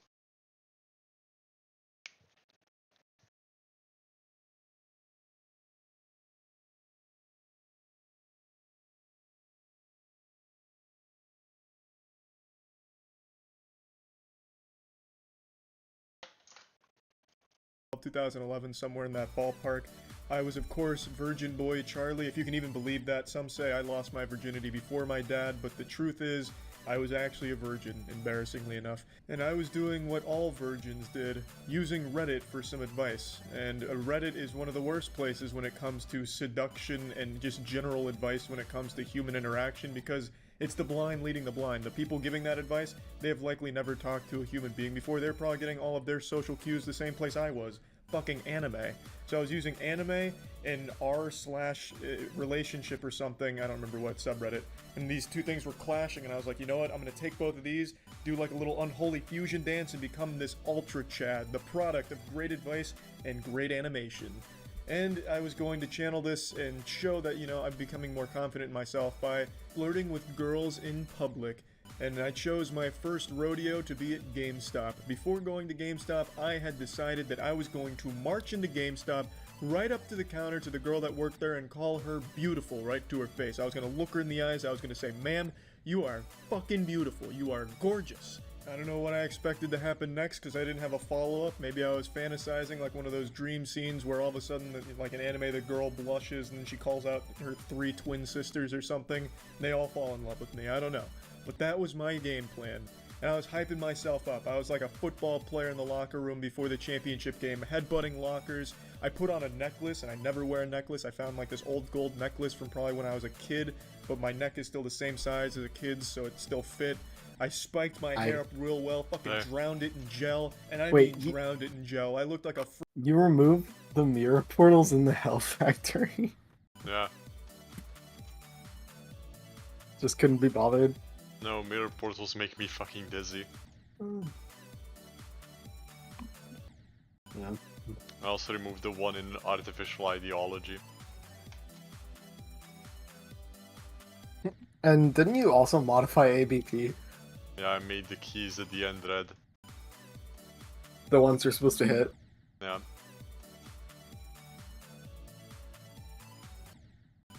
Ah! I got a geode crash log. Shouldn't have crashed your geode, I guess. I hit restart. Hopefully that fixes it. Yeah, it seems to have fixed it.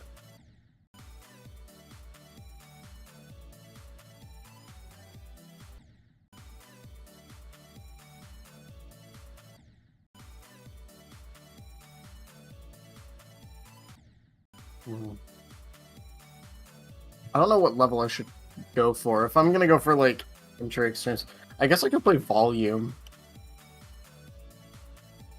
Is volume good? I don't remember it being bad.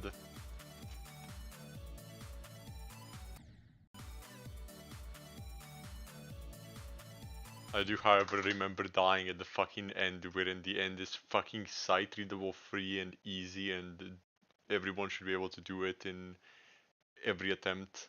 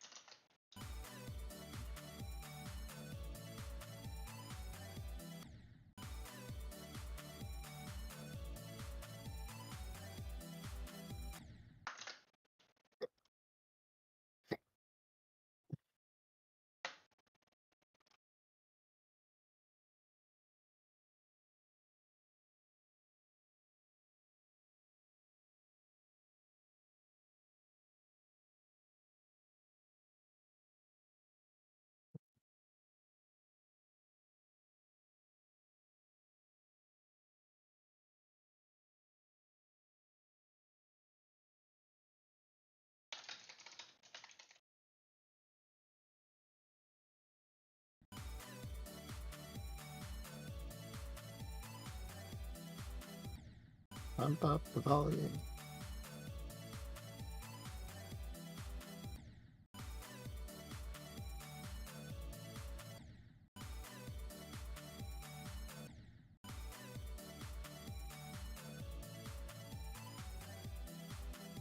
If you're trying to learn how to click faster, you should just do all of Metal Face's demons.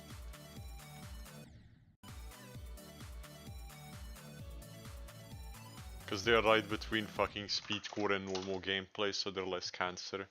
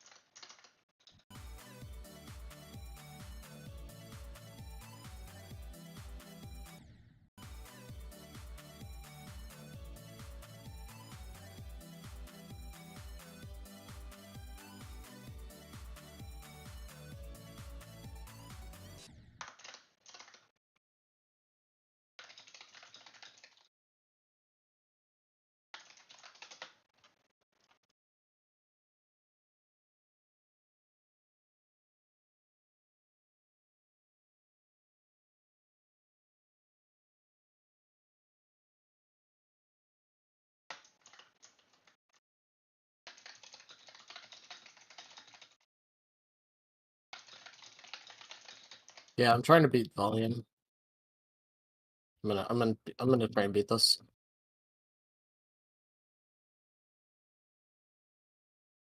I'll do what you said. I'll do a bunch of like easier extremes, and then I'll come back to insane techniques. I did Alright. get 82. I did get 82 on insane techniques. That was a few days ago. I haven't gotten back there. So you fluked it, damn. Well, it wasn't really a fluke. It's just I don't know. The beginning is so inconsistent for me.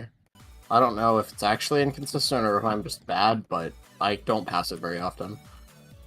I'll check out the level after I finish my attempts for today, and I'll so I can see like what game modes even are there. Maybe I can Yeah, find some levels with I'll put similar it in- bullshit, and you can play those. Like I put it in VCS. Just let me know whenever you're like done with Kosi or whatever. Alright, I'm still gonna do like 700 attempts today. That's fine. At least I'm pretty sure. 700, 750, 780, okay.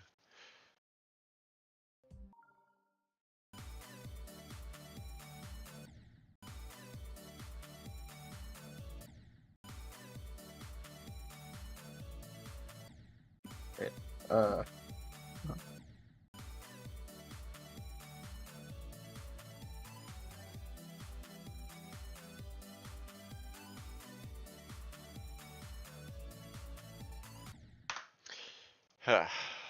I'm gonna mold any second now. Like, what is this? Why am I dying here today all of a sudden?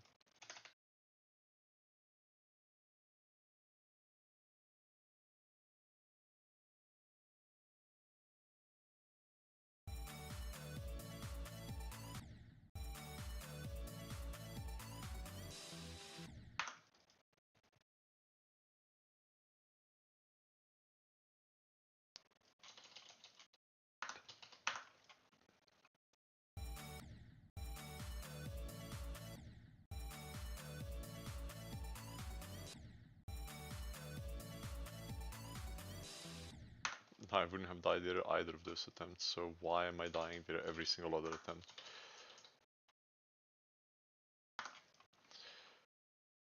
Riddle me this, riddle me that. Rated break back.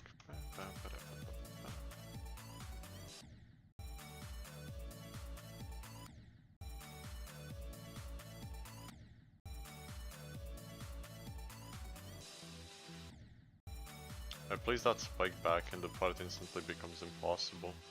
That is insanely troll.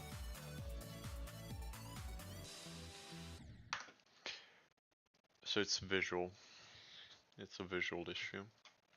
That is unreal. If I do this.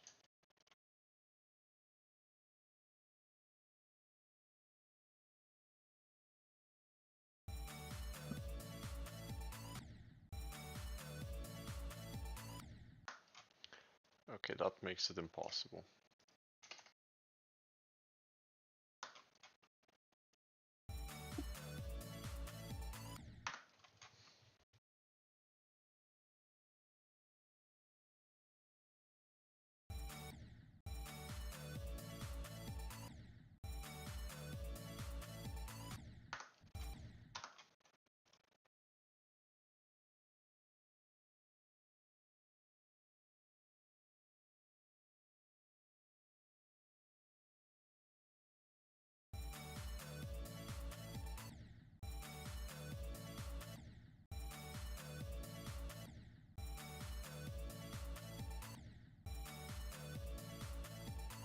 Wait, 1 second.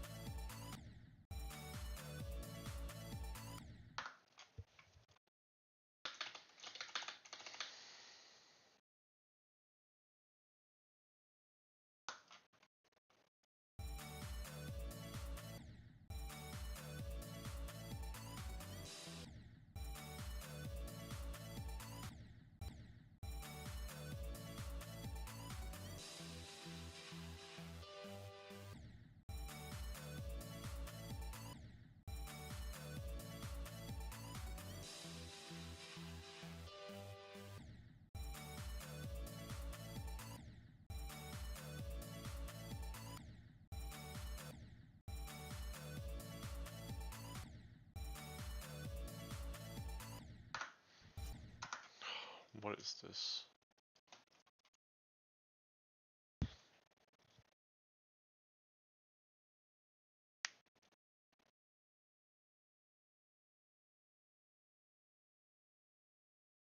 I'm trying to make this shit less cancer because for some reason it's killing me a lot today, but I can't figure out why.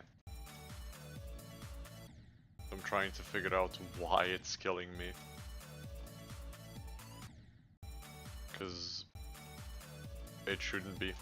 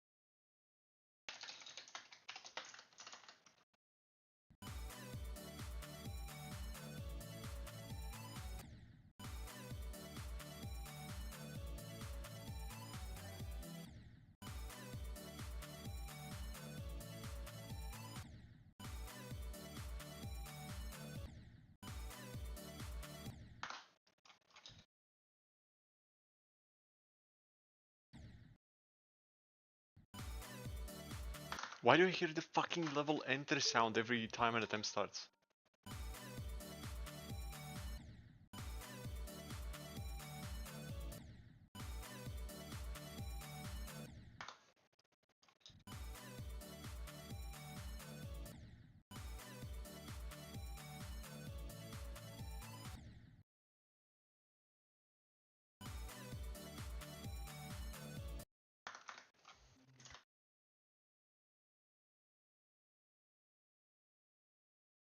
That's fine.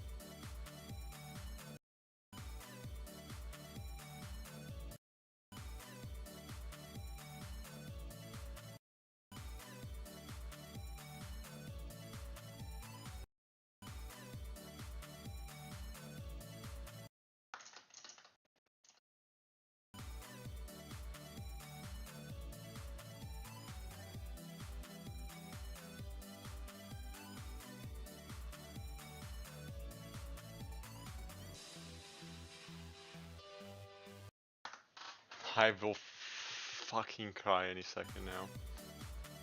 It is unreal how many times I've died to the fucking ending.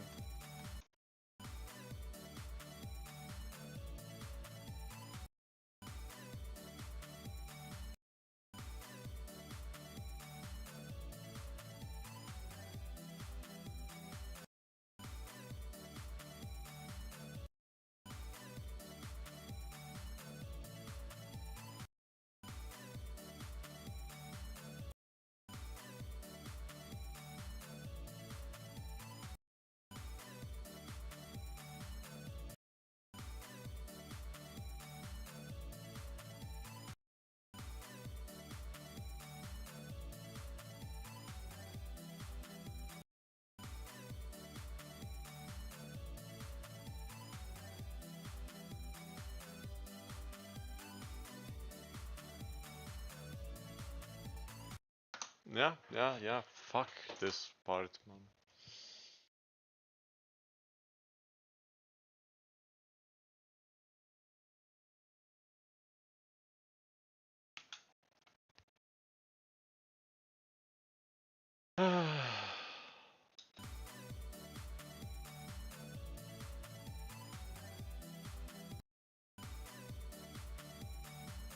I'll get to 56 one more time and then I'm gonna end for today.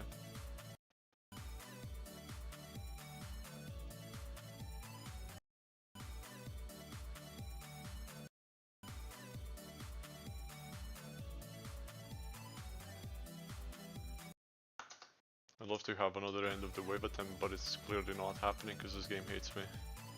I don't know what else to say.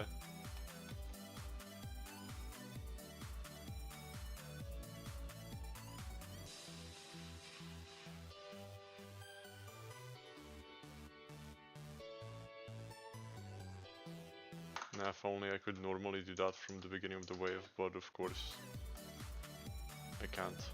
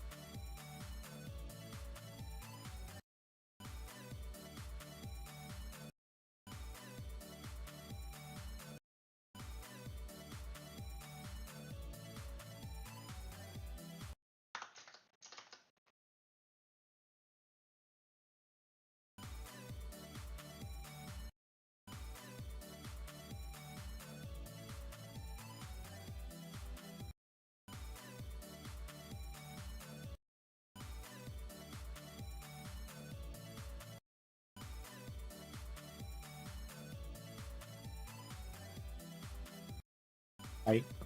Yeah.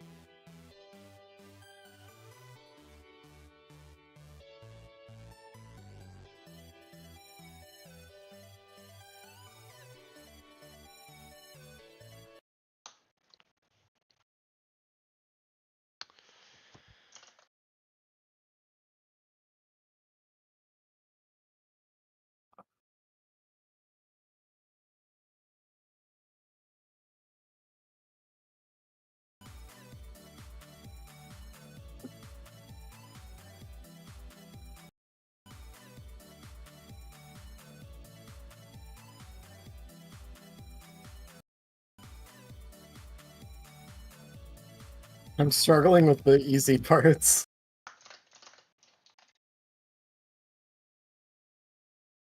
Me trying to learn this is really like showing me that the only reason I'm able to play insane techniques is just because I have like good muscle memory for it. Not very good at like sight reading stuff with this method of clicking.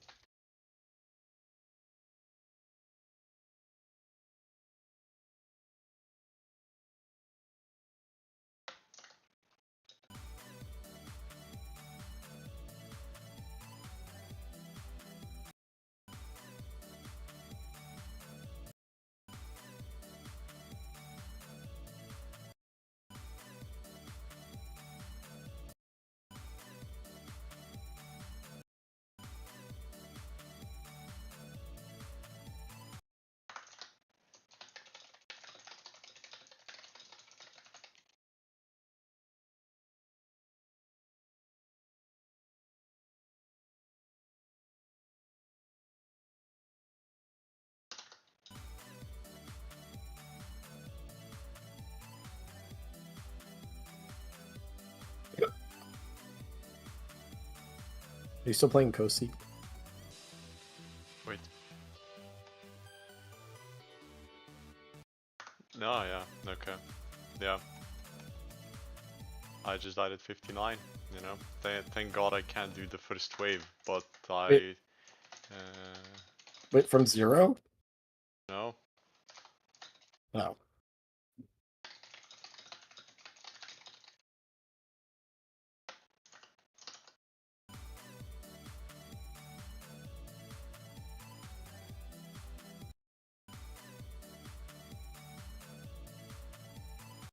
I can't, like, I can't believe this shit. Like, I'm so consistent. I'm so consistent at every part in the first wave, but I fucking can't do it. I can't fucking do it. It's impossible. It is physically impossible. The first wave is physically impossible for me because I am so mind blocked. Ah. The moment I do it, I'm probably gonna have a fucking heart attack. Like, if I didn't die past the one space, and if every single 42 to the end of the first wave attempt I've done would have been a first wave completion, I would have done the first wave like 30 times in the last 2 days.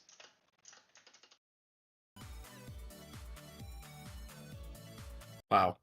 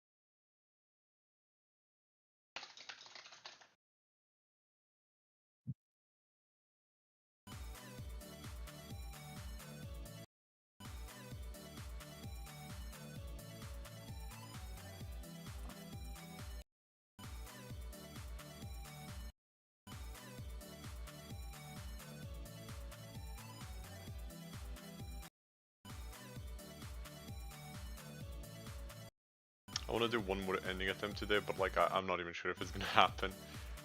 Because I'm getting so hyper trolled by like the most random shit in the level.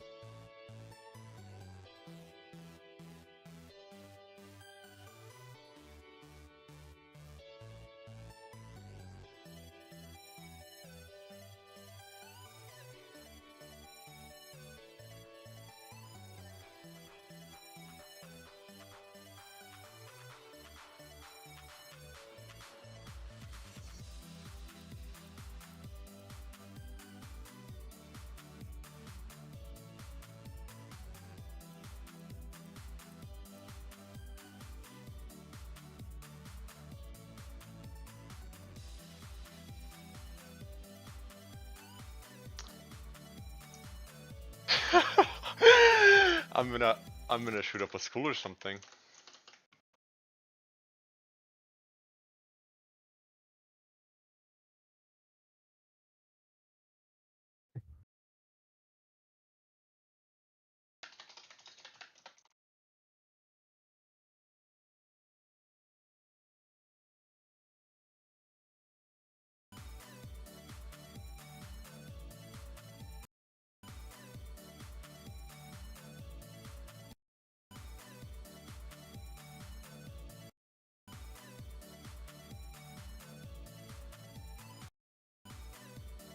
I just did a 10 death no clip run.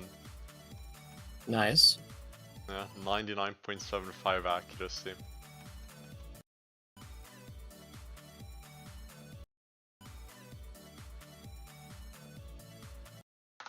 Did I clip that? I did. Okay.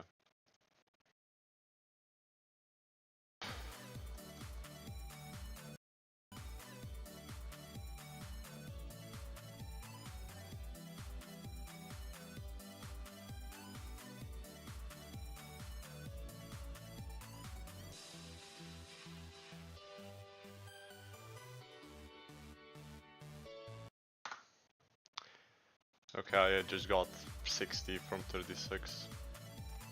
Which is technically the end of the wave, which is nice that I did that, like, again today. Yeah.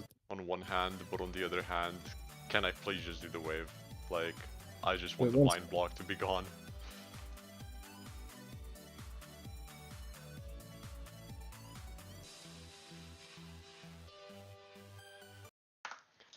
Okay, I was about to have a fucking heart attack because I almost just got to 60 the next attempt.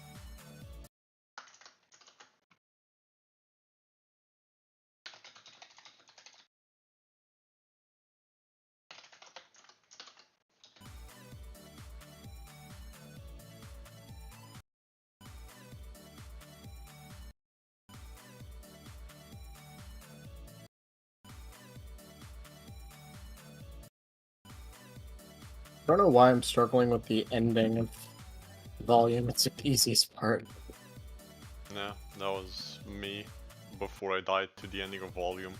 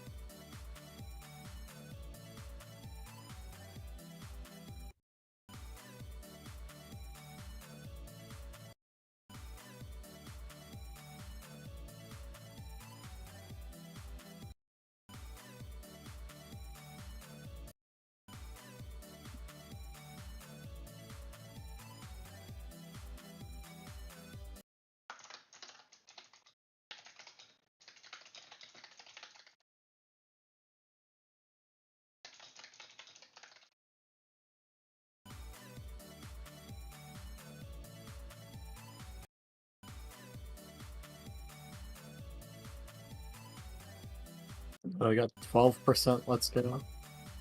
Gaming. Nice.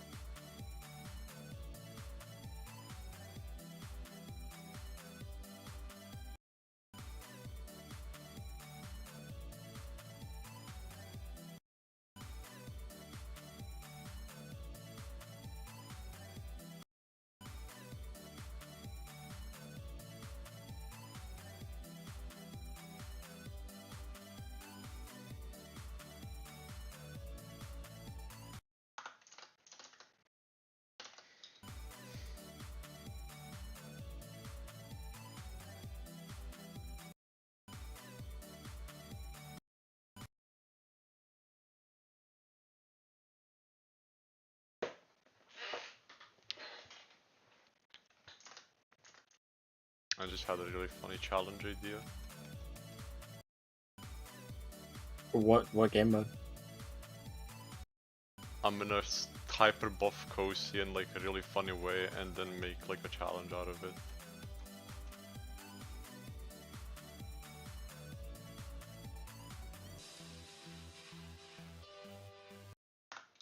$56 again.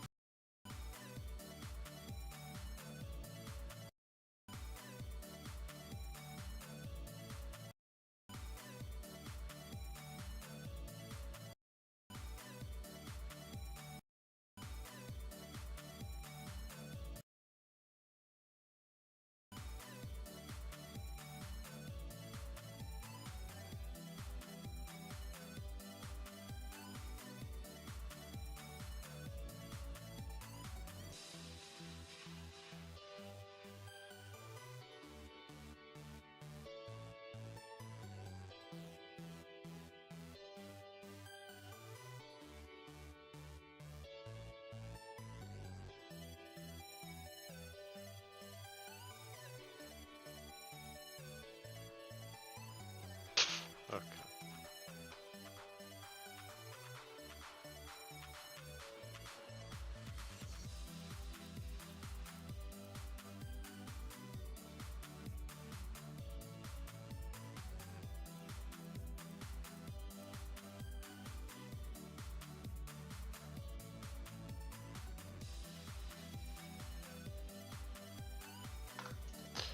This is the most scuffed no clip run in the universe.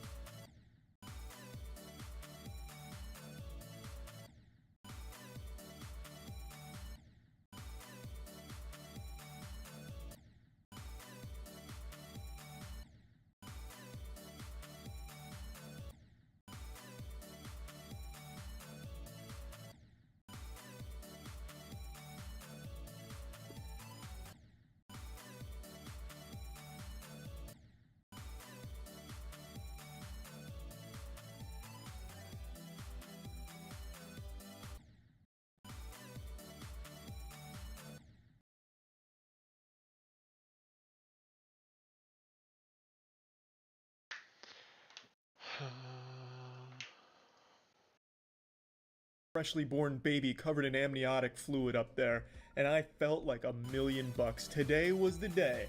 I was going to say to a girl, she is beautiful. So I hop into my Batmobile and I cruise on over to GameStop. I get to the door, I open it, and it's like everything else just melted around me. Time froze, and there she was, behind the desk, the only female employee at this particular GameStop, and she looked miserable. Probably because she's working at a fucking GameStop, but I was gonna make her day better by being the only man in GameStop history with the confidence to say that she was beautiful. You know, I'm sure she doesn't hear that every day from other socially inept fucking slime balls, so I was going to be the first, the trendsetter. Truly a pioneer.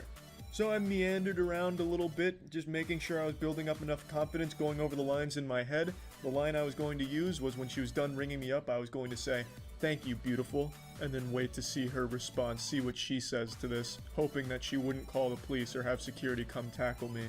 So, I finally pick out a game, some used game I'm sure, because I was big into used games for a long time. I slam that shit on the counter because I'm ready. She starts by asking me a couple questions. Am I a member of GameStop Power Plus Ultra program? Well, no, I'm not. She's going off script. I wasn't accounting for this. It's freeform now. The dialogue has been all fucked up. I'm getting a little jumbled in my head. I'm getting nervous. I wasn't expecting to be interrogated by her today.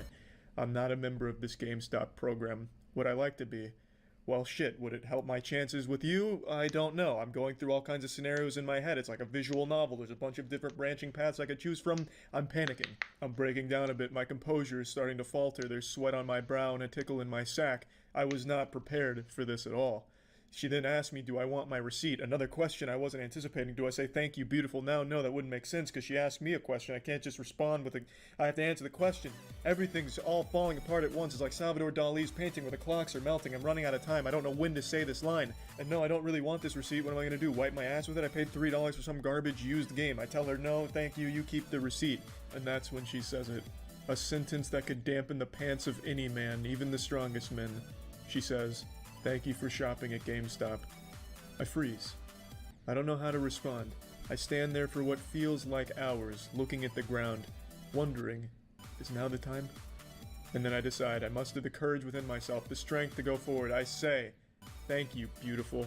I'm still looking at the ground when I say this, because I haven't earned the right to look my GameStop queen in the eyes yet. And then I do what any sane man would do. I ran away. I fucking jogged away. Before she could even actually respond, I started jogging away with the bag in my hand like I just stole the game from GameStop. But I did hear her say, oh. I know for a fact she said oh as I turned my back to run away. I ran all the way to my car, hearing that oh in my head the entire way there, got in, slammed the door, and I thought to myself, Charlie, you did it. We just made that employee extremely uncomfortable, and man, do I feel like shit about it. It was a good lesson to learn. That was probably already the 5th or 6th time that lady had been hit on that day by fucking weirdos like me. She probably just up and quit that day. That was probably the last straw right there. I don't know, because I never went back. I was just so goddamn embarrassed about this whole thing, but I do imagine she quit that day. But yeah, I tell you this story in the hopes that people will learn from it. Don't make the same mistakes I did. Don't be a fucking weirdo, and don't, yeah, that's basically it, really. That's about it. So yeah, I've got a secret, and I'm not afraid to share it right now. Much like Bruce Wayne keeping his Batman identity a secret, I've got something that I've been keeping from you. And you're not gonna believe me when I tell you this, but it is the truth. I used to be a virgin. Not only did I used to be a virgin, I used to be a turbo virgin who was extremely proud of the fact that he was a virgin. In my early college years, I used to brag about being a virgin to anyone that would listen. I was like those dudes that stand on corners with a sign saying the end is near, just talking about doomsday. I was that with virginity. And every day was virginity day for me. I made a video talking about this a little while back, about how I used to brag about being a virgin. I really went hard on that being a core part of my identity in my early college years. When I did talk to girls, I would treat it like I was on Shark Tank and I was pitching my virginity to them like a business that they should invest in. It was very sad and pathetic. But I figured I'd share a few more stories from this era of my life, this arc in the Charlie anime, because there's some real golden nuggets in there that I think maybe a few of you could learn from. Though I don't imagine too many of you watching this right now think virginity is cool or something worth bragging about all the time, unless of course you're trying to be a pastor or teaching abstinence at a high school or some shit as a sex ed teacher. But anyway, I wanted to share a couple of these stories. So the first tale from the compendium of Charles White's virginity stories is actually one that I shared on a stream recently. It was my sophomore year of college, 2014. Five Nights at Freddy's is the hottest shit, just came out. We've never seen anything like that. Our assholes blown wide open by Five Nights at Freddy's. It was a dark and stormy night, and my roommate had a girl over. It wasn't anyone romantic, they weren't together, they weren't, anything at all. It was a friend of his from high school who came down to party at the university. I did not go to a party that night. I stayed in the dorm room watching cartoons. After the partying had ceased and everyone had their fun, my roommate went to bed, but she didn't. She sat on the couch and watched whatever cartoon I was watching at the time. I think I was watching Justice League or some shit, so she was wet. And she just started talking about how much fun she had at the party and eventually asked me why I didn't go with them. And I tried to play it cool. I said, I had better things to do. And if I had a cigar, I would have lit it in that moment right there and just blew a big fucking puff. I was really trying to be suave about it, but the reality is the reason I didn't go was because I wasn't invited. It was a very low-key party, and this was when I still wasn't super familiar with my roommates. They were probably afraid I'd crawl on top of one of the tables and start trying to lead like a virginity chant, like, raise your hands if you're a virgin.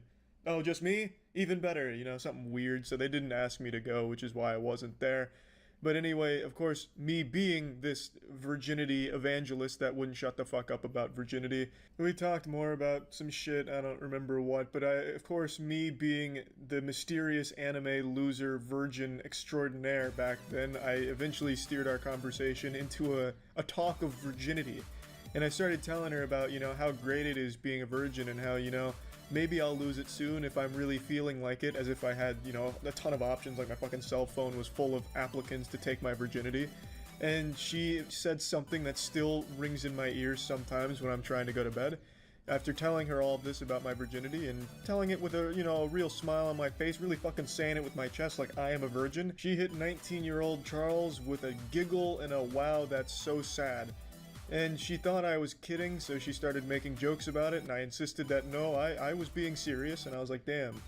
On the inside I was like, damn, that was brutal, that shit hurt, but she's not wrong. The more I say it out loud, the more I realize how sad it is. And then she goes on to say, I'll suck your dick if you want. And I went into a full fucking meltdown mode. It was like something out of Tom and Jerry when like the stars are going around when they're like knocked out. I was having like a fucking meltdown. And I eventually just went into like full Redditor mode. I was like, oh gee, whoa. No, madame, I could never ask such a thing of you. Absolutely not. I would not have that. I'd like my virginity to stay, thank you very much, you harpy, you succubus. So I stood my ground and declined the blowjob, which was a more than generous offer from her, might I add. She was just gonna take one for the team, a real champion. Like, what a great friend my roommate had. And honestly, I probably saved her life by declining that blowjob because I don't think she quite knew what she was dealing with and getting into. She was about to bite off more than she could chew. She was like Icarus flying way too close to the sun. If she did give me that blowjob, I would have blasted an unholy cum shot at an unreal velocity that probably would have pierced the back of her throat and gone out the other side. It would have looked like she got hit by a fucking sniper. My wiener had never even been accidentally touched by a human female. The closest thing my cock ever got to a girl touching it back during that time was when a girl accidentally hit me in the balls with her criminology book when we were standing up from the table in a classroom. So if she blew me, I would have busted a nut of biblical proportion, a dangerous nut. So really, I made a noble decision and saved her life by declining that. And I think that incident right there where she said it was so sad that she was just gonna offer me a blowjob really put it in perspective how sad it really was. Cause it was so sad that not only did she tell me to my face how sad it was, but she tried to offer like consolation, as if she was trying to console someone who was grieving. Pretty wild stuff. And I figured I'll share one more story because this one's just as embarrassing. Probably not as embarrassing though. Probably worse. Before my sophomore year of college, my high school had a reunion party at one of the girls' houses, and this is when I had just started drinking, and I was getting after it. I was fucking hitting that alcohol real hard. And one thing that I talked about this in the previous bragging about virginity video, but one thing I used to do is I would get drunk and start bragging about my virginity in different accents. Well, I remember at this high school reunion party with all my old high school classmates, I reached that level of drunk where it was time that Irish Charlie come out, and start talking about his virginity. So for the whole night that I can remember before total blackout, I was talking in an Irish accent about how great it is being a virgin and how everyone who had lost their virginity had just failed to reach enlightenment. I was the happiest one being a virgin, all in an Irish accent, of course. And then I do remember one of the girls kissed me, and I pre-came down my leg. I don't know if it was like a pity kiss or something, or like pent up feelings from high school, though I doubt it because I was a real fucking weirdo in high school. But I remember one of the girls kissing me, and I pre-came down my leg. At least that's what I tell myself, that it was pre-cum. Honestly, it could have just been a full load that I blew down my leg. I really don't know. But I do know I wasn't invited to the follow-up high school reunion party the next year. So there's a very good chance that I might have just shit myself, honestly, down my leg. It could have been anything. It could have been any mystery fluid coming out of there. I couldn't tell you. But yeah, just a couple more tales from this time where I thought bragging about being a virgin was cool. Again, the lesson to take away. Bragging about virginity is a weird thing to do. So yeah, probably just avoid that. Don't do that. That's it. See ya. It's been a little while since the last time I sat you down at the fireplace with my bathrobe slightly ajar to tell you an embarrassing story from the period in my life where I've LARPed as a fucking mysterious anime character. This was around the time I was like 18, 19 years old, so like freshman, early sophomore year of college, and I've told many a pathetic story from this sad compendium of miserable social ineptitude. And there's one I haven't shared with you that I thought I'd share today. This was actually the first date I ever went on, like first official date. I'll just give you a brief lore update for those that haven't seen any of the other videos. Back in early college years, I thought it'd be great to reinvent myself as a mysterious anime character in real life. It worked for the anime characters. Girls were always trying to constantly like gobble on their meat. And so I thought, well, if it worked for them, it could work for me. So I wanted to be like super unique. I wanted to wear a chain with my favorite video game disc on it, Psychonauts, so just be like a fucking chain with Psychonauts on it. I also refused to talk to people, so if people talked to me or asked me questions, I'd respond with like moans and grunts instead of words. It was really goofy shit. Like talking to me would be like talking to an NPC in Banjo-Kazooie where they just respond with that's how I would Oh my god. Okay.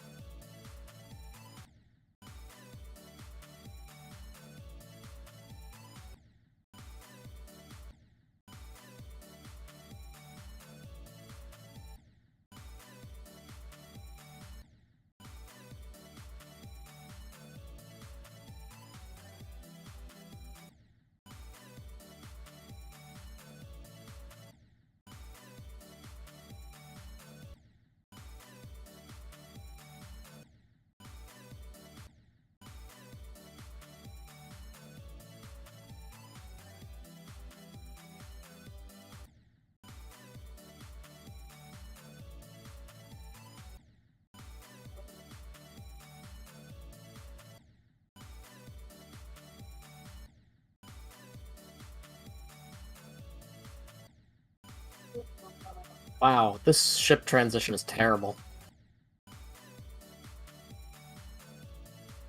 In which volume? Mm-hmm. The one at, like, I don't you hit a remember what volume looks like at all, I'll be honest. you hit a red orb, and it takes you into a ship part, but you have to like click again in the ship portal. It's kind of awkward. I see. Percentage? 47. Oh. I thought this might be in the pre-drop, but I guess not. Well, it is in the pre-drop. Well, actually, I don't know. I don't know what you consider the drop, so never mind. Isn't there a second drop past like? There's one drop at like 20, right? Also, give me a second.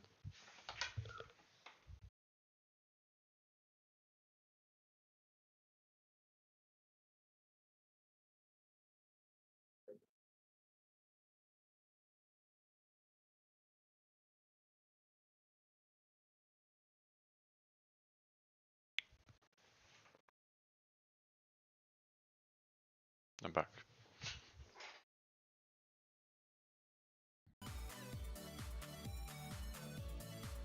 Yeah, I don't remember volume at all. I thought there was like a drop at like 20. There is.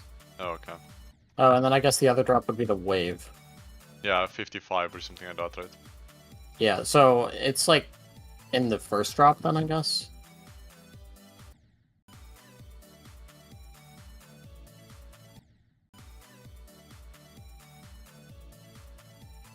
I gotta see this level again. Give me a moment.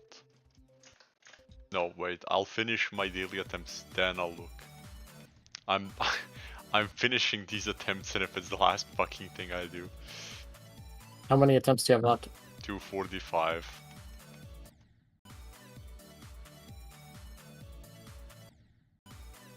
Yeah, this takes a while. I'm trying to do 3k attempts a day until I do the first wave. And then I'll still do 3k attempts a day until I do the first wave twice in a day, because then I know for a fact that I can do it once a day at least.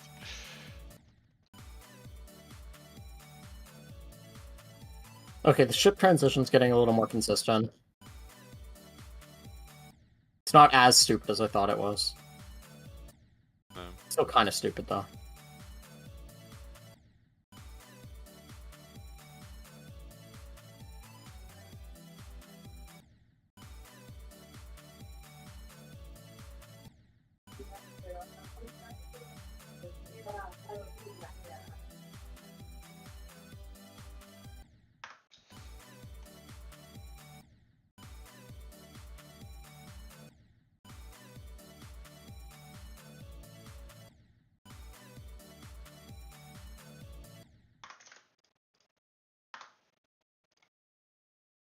Much respond to shit or just complete silence. I have no doubt a lot of people on campus probably reported me to authorities as a potential threat to the university in those early year and a half, however long I spent doing that. But I eventually grew out of it. But during this time, I actually did get a date. My first real official date. Now, while this was my first date, it wasn't like I was a completely kissless virgin. I was a virgin who had been kissed once. It was a dare. A girl was once dared to kiss me because that was seen as such a punishment. Okay, you know what? That in a truth or dare I'm game, gonna practice they made it a the dare wave. to kiss me, and I was like, "Fuck yeah, this is my time to shine."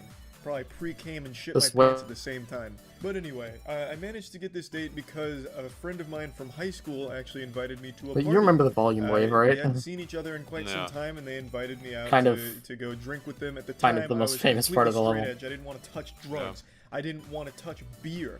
I also wasn't even sure I ever wanted I'll to lose be my right back, virginity. I was starting to think it might even be best if I didn't. But they invited me to this party, and I was still in this mysterious anime phase, and he invited me to play beer pong with him, and I was like, well, as long as I don't drink. And he's like, fuck it, Charlie, I'll just drink for you. Just fucking play with me. And I was like, sure, let's go. So we were playing, and then eventually his friends called him to do like a keg stand or something, so I needed a partner, and a girl hopped in to play with me. And I didn't say a fucking word to her.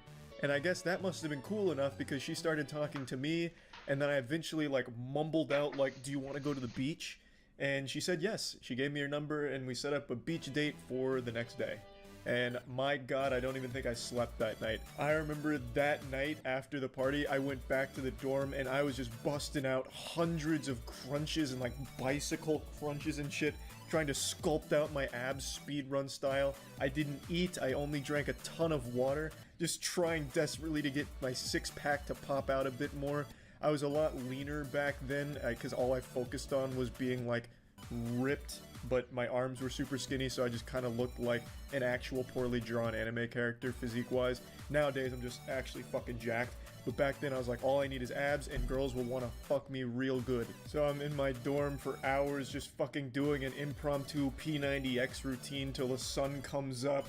And I text her, she doesn't respond, I start to panic, I texted her again, still didn't respond. I'm fucking freaking out. I'm like, oh my god, I've ruined it. I fucking blew it. Holy shit, it's all over. She hates me. She probably reported me to the police because I was creepy. Oh my fucking god. I text her again. I fucking triple texted her. Literally the worst possible thing you could do. She finally responds just saying she was sleeping, and then I realized that that's probably about par for the course because it was like 9 a.m. I was like, it's fucking like Saturday, and I'm texting her at 9 a.m. like 1,000 times. It you know, stands to reason that she might just be sleeping in. Fucking having a manic episode in the text messages there at 9 a.m. and then she still agrees to meet with me. She's like, yeah, we're still down for the beach, let's go. So we meet at my car. I play my boner jams, which was a real risk for me because the music I listened to then and the music I still listen to now isn't really popular. It's mainly like metal and shit like that. And luckily she likes that music. In fact, she even knew some of the bands like Cybreed. She liked Cybreed, which is still my favorite band right now. So that was cool, but I'd never done small talk or anything. So I didn't know how that was supposed to go, and I think she was picking up on that, so she took the initiative to talk to me. So she asked me, hey, did you have fun at the party last night? I said, nope. Which is a great response because, I mean, that's super cool. Like, hey, this guy is so goddamn badass, he didn't have any fun last night. But I do remember saying the only cool thing about the party was meeting you. I was like, that's kind of suave. So I hit her with that bit of smooth ass cheeks right there. To which she didn't really say anything. At least I don't remember her saying anything. Maybe she had just gotten completely sodded panties and, you know, that's probably what happened. But she continues, you know, standard stuff. What's your major? At the time it was digital arts. This was before I switched. Do you like digital arts? It sounds cool. What is that? And I was like, I fucking hate it. It's just making 3D animations. It sucks. So I'm just constantly doing my best to ruin any kind of positivity. That whole car ride was basically like condensed pessimism on wheels. And so she just keeps asking me these questions to which I'm giving like the worst responses to imaginable, convinced like the anime characters I've seen before that being different or being negative is cool to women, which it's definitely not. But she eventually gets to the dagger. What do you do? Like, she probably assumed I had like a job or something, because she did. So she's like, well, what do you do for work? You know, what do you do? And I was like, can't get into that. It's a secret. Which obviously piqued her interest, because like, what the fuck does that mean? Am I like a CIA spy? Am I a hitman? An assassin? Like, what the fuck is that? She's like, well, what do you mean it's a secret? I was like, I just can't get into that. I can't talk about it. So she keeps poking the sleeping bear. She's like, well, what do you mean? What do you do? Like, it's kind of weird. Like, what do you do? And eventually I'm like, I make videos on the internet. Keep in mind, this is 2013. The idea of being a YouTuber was a foreign concept back then. I'd also never told anyone about this. I never said out loud that I made videos online. I always kept that like my biggest top secret. I never ever talked about it, but in this instance, I was fucking desperate. I was pulling out all the stops. I was emptying my pockets of all the possible fucking spaghetti I could fill on the floor, vomiting anything that might help my chances of getting me laid. I would have told her I was Santa Claus if I thought it would help my chances of getting my cock wet. I was just going all out, just this once, just trying. So I told her I make videos on the internet, and she laughed at me, which just felt phenomenal. She thought I was just kidding because I had hyped it up so much to that grand, wet fart of a reveal. She was probably just relieved more than anything, because she probably thought I was a psychopath with the way I was answering, but I dropped that nugget of truth on her, and at the time, like I said, this wasn't really anything anyone talked about. Like, YouTuber wasn't a thing back then. Most of the most popular shit was like Facebook pages that people knew, and when it came to YouTubers, most people only knew like the biggest ones. The big one back then that I remember most people talking about was Epic Mealtime, and I also remember even things like I'm Schmacked were kind of big back then, but other than that, there wasn't a ton else that college students would think of when they hear of internet content creator YouTuber. So she didn't really find that all that impressive. And I've never treated it like a job or anything, but I just thought it was going to be a good answer to that question, one that she probably hadn't heard before, and she probably never did hear it before because she just straight laughed at it, which didn't make me feel like my chances were being helped. She thought that I was just making like a joke out of it because I just made it like this hyped up thing, like, no, it's a big secret, it's a fucking government secret, I'm not allowed to say it, if I say it, the government's gonna come fucking kill me, and then I just reveal like I make fucking gameplay and commentary videos on YouTube. So she giggled at that, and then she asked what the channel was, so I showed it to her when we parked. I brought up the channel, and at the time, the channel video that would autoplay was my titty simulator game, which of course was a kind of weird look, so I bring that up. At the time I had like 800,000 subscribers, which is a fucking ton, and she was impressed by the number, but the content itself I don't think she was too fond of, because it was titty simulator, with me talking about fucking honkin' milkers being dragged around by their nipple, and then some of the other related ones were other weird games like don't shit your pants and things.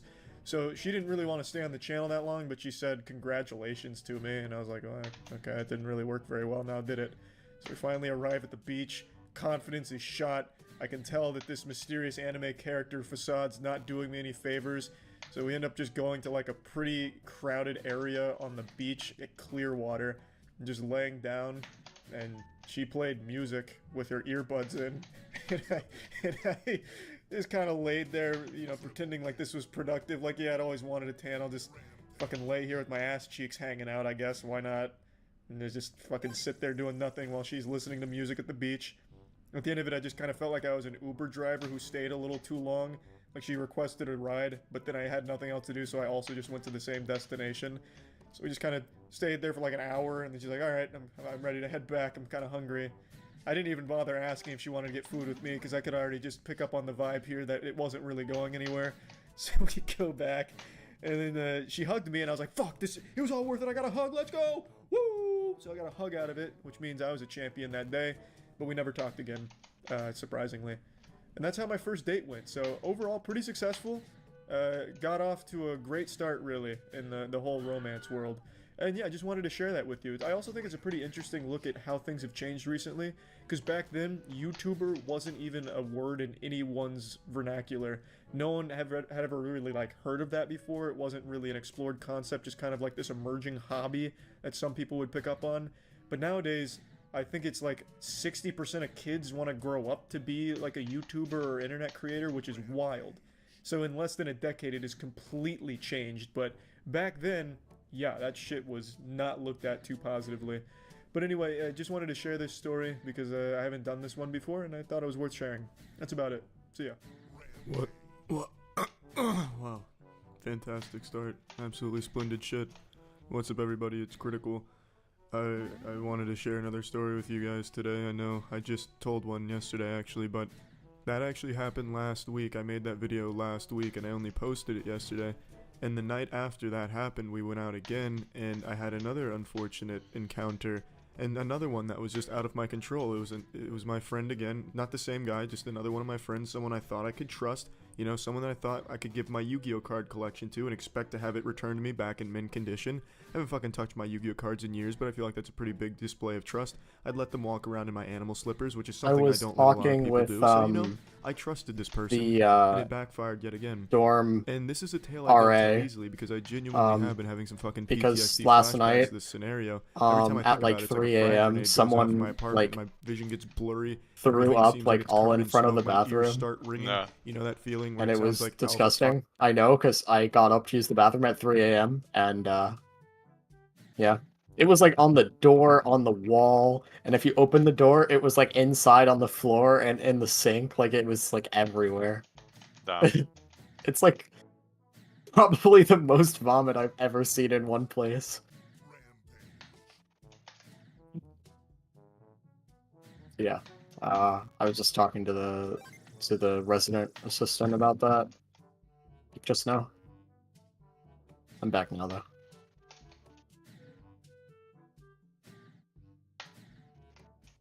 I'm back and ready to play this volume wave.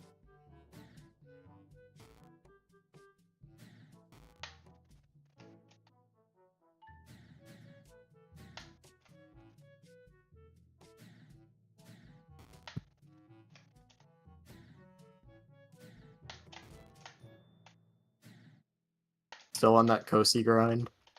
I'm taking a minute break because yeah. I was getting giga fucked. I don't know.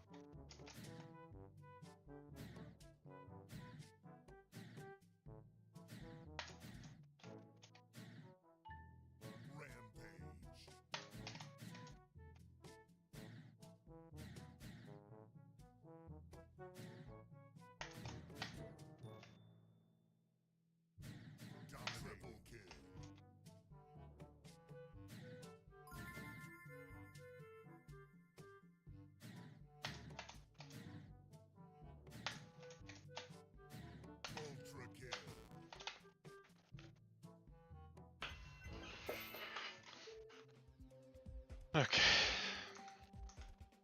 Only like 200 attempts away now. I'll end soon.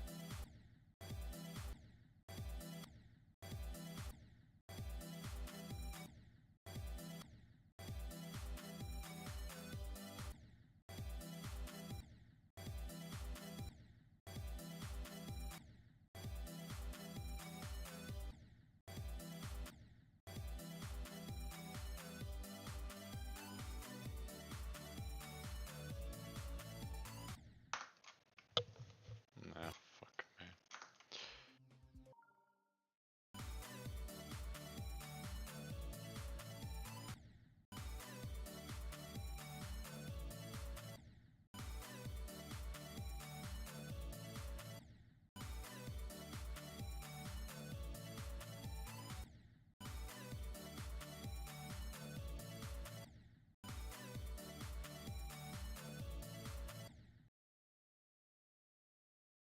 From the Mighty Morphin Power Rangers having a thunderous orgasm in your ear.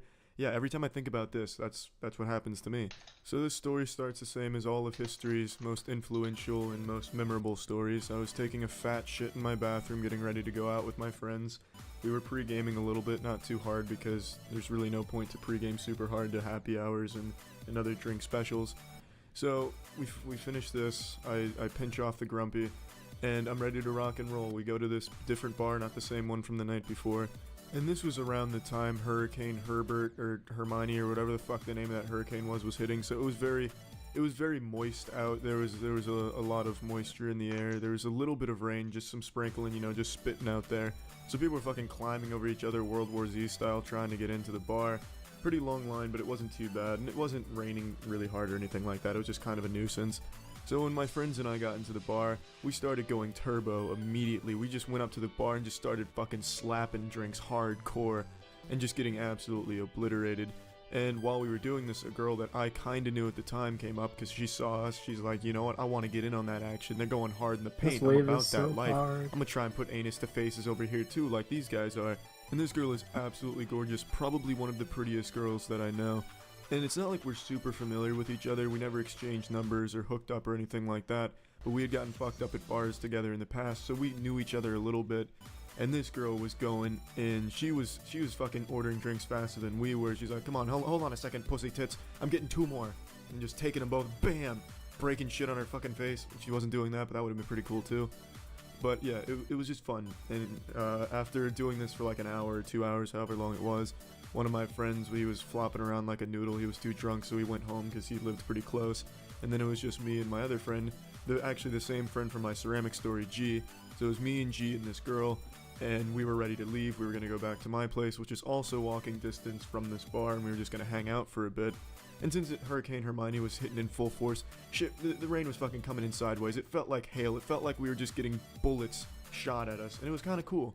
And on this adventure back to my apartment, this 0.2 mile walk, the girl and I had made out, and things seemed to be going pretty well, you know? She seemed like she wanted to come back and stay over. And G was gonna sleep on my couch bed hybrid thing, because my couch pulls out into a bed, some Star Trek style shit, I know, real advanced technology.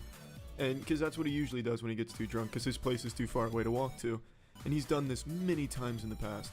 So we get back to my place, and her and I are just waiting for G to go to sleep. We're just waiting for him to be like, alright y'all, I'm tired, I'm peacing out, I'm gonna have some sweet dreams real quick, night night. And he wasn't doing it, he wasn't feeling it. This guy, he was in it for the long haul, he wanted to stay up till the sun was coming up. And eventually her and I were like, alright, we're getting tired, we're gonna call it a night. And G was like, alright, Charlie, take me home. And I was shell-shocked, I was like, excuse me, that has to be a joke. So I laughed in his face, I was like, oh, really yanked my chain good there, partner. No, I'm not doing that. I'm definitely not taking you home. And he was adamant about this. He was not budging. This man had slept on my couch at least 10 times in the fucking past, even when I didn't even want him to or know he was sleeping on my couch. We would just be playing a fucking game and he'd be like, alright Charlie, I'm going to sleep, and just crash on my couch all night. And then tonight, the one time I fucking needed him to crash on my couch, he was just not having it. He was driving a fucking hard bargain. And we just went back and forth. I was like, gee, no, I don't want to do that. I'm not going to do that. I'd already sobered up because we'd been at my place for a while and I wasn't drunk anymore, so I could take him home if I wanted to, but I didn't want to. And the girl was just watching both of us going back and forth. It was like an Indian soap opera where it keeps zooming in on the girl as she's looking at the two people talking, you know what I mean, real dramatic like. And I could see beads of sweat just dripping down her face. No, please, don't budge. Don't drive him home. She was very concerned that I wasn't going to plant my feet and was going to give in to this. And this was just a real life example of that conundrum. What happens when an unstoppable force of sexually driven hormones meets an immovable object of reluctance to sleep on a couch? And unfortunately, I just gave in because he just kept going. He's like, you know what, fuck it, alright, I'll just walk home, it's not a big deal. But to be walking 3 miles through a really shitty part of town, it's akin to walking through a fucking minefield. And I just kept giving him every chance in the book. I was like, gee, come on, you've slept on that couch so many times, wouldn't it just be far more convenient if you did that? He's like, no, Charlie, no, I will not sleep on that fucking couch. That couch has poopy on it right now, I don't want to lay in poopy.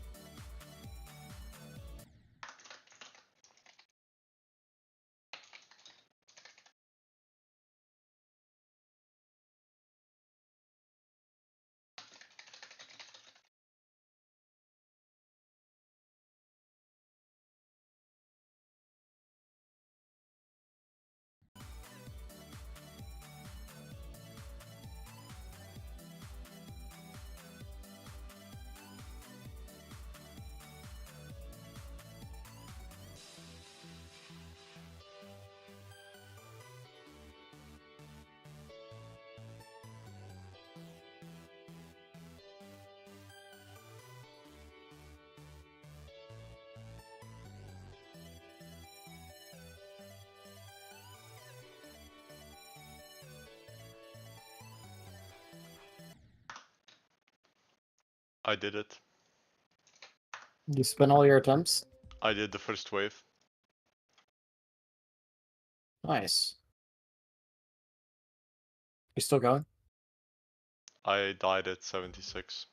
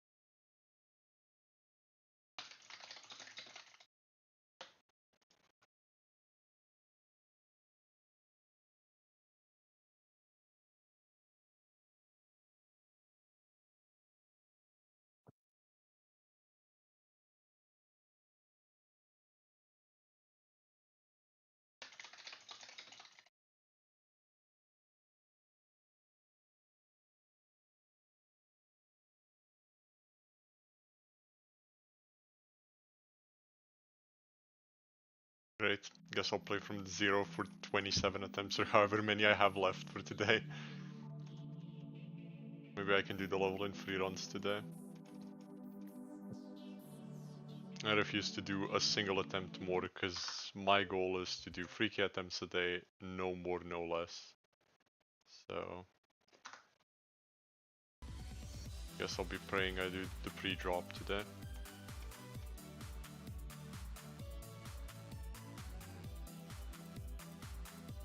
Because I haven't played it in like 30k attempts.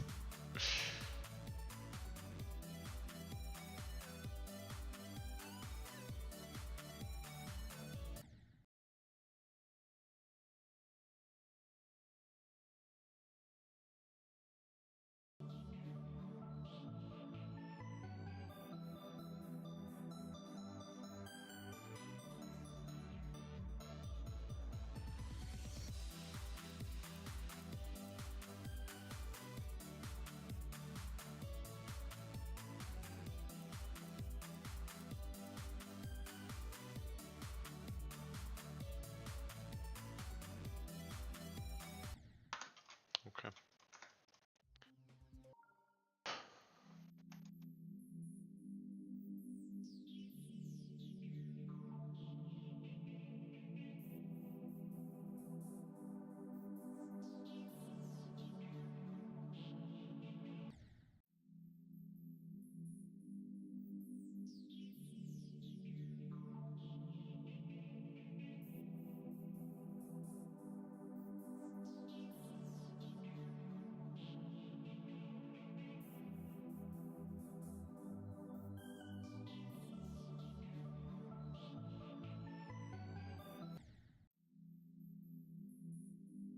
When I passed the first wave, I was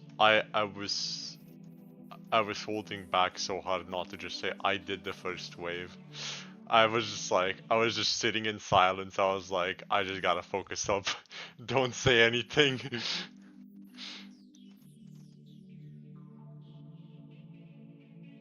But you did pass, or you did get to the second wave, right?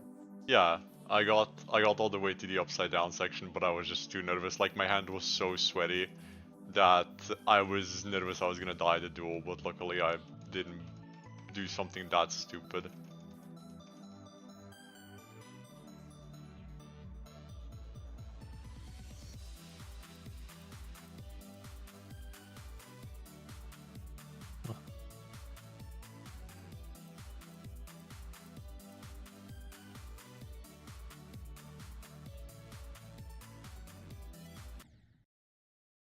many attempts do I still have left? 19. Okay.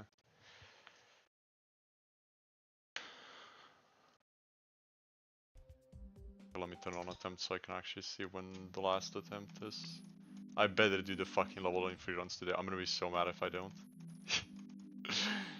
I really have 27 attempts to do the last wave, the pre-drop. Nice. When I haven't played it in like a week. Oh man.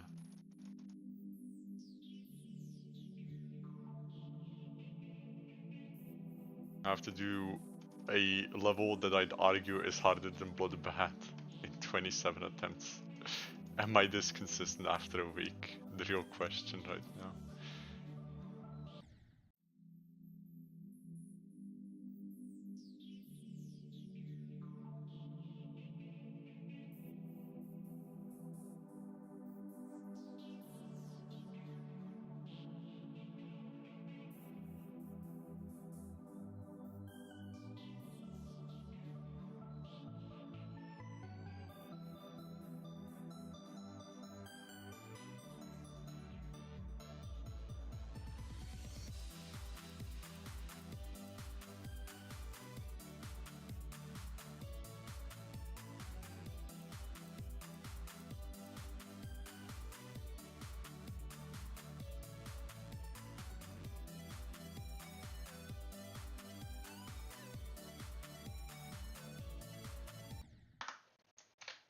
Okay, I did the pre-drop.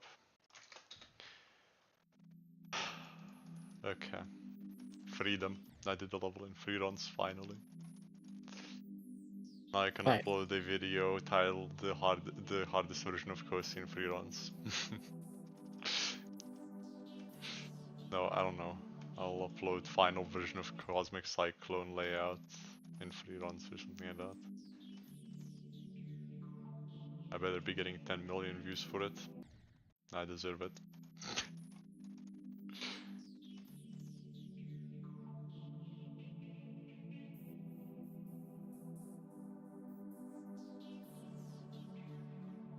I'm still struggling with this volume wave.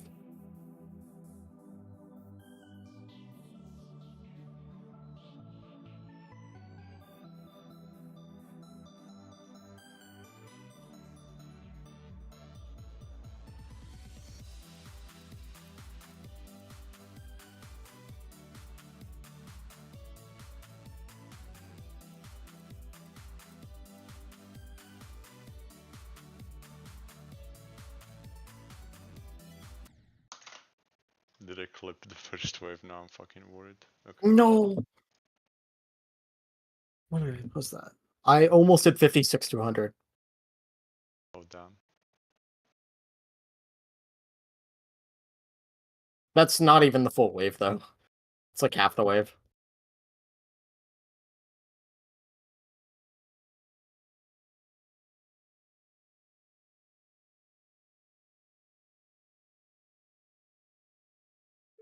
Nobody saw me do my greatest achievement in the game.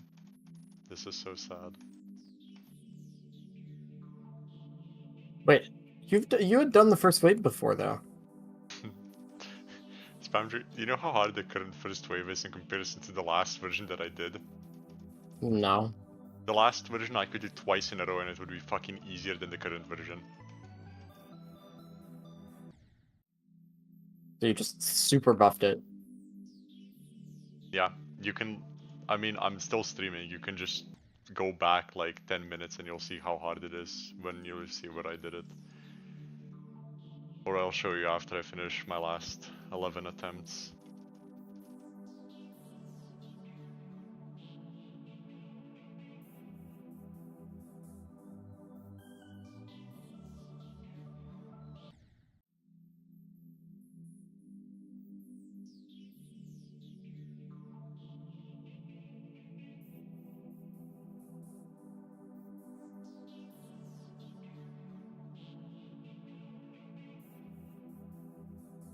I want to get like plus 50 before I upload the video of me doing the level in free runs again, because that's how much I got last time.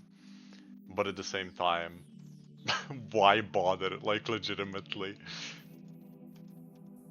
Like, I know I can get plus 50 easily, actually, because the second half of the first wave is, in my opinion, way harder than the first half. I could probably get 56 within like 10 attempts to the wave if I'm not being stupid, but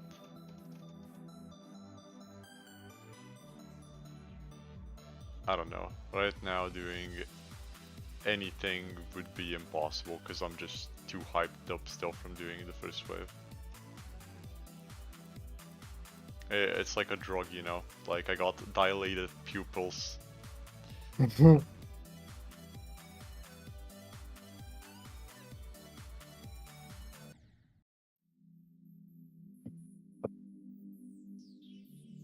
Dilated pupils, heightened heart rate, disorientation.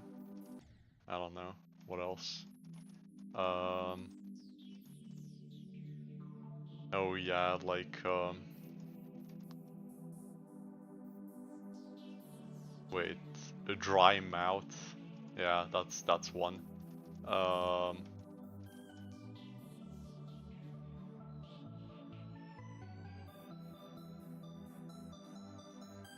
I can't think of any more. Ah, fuck. I guess I didn't pay enough attention in first aid class.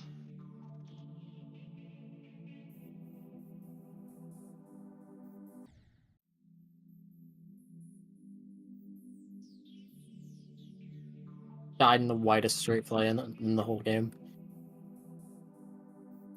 Could be worse.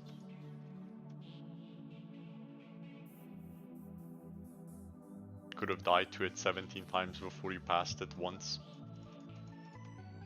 Referring to myself fucking dying to the easiest part of the wave 17 times before I fucking did the wave. But you know. I mean, I'm calling the ending the easiest, but yeah, Sara. Ja, такое. Заключим tohle pogram.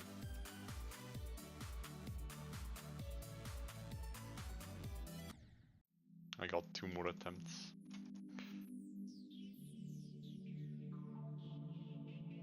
You wanna guess my attempt count? 1 second.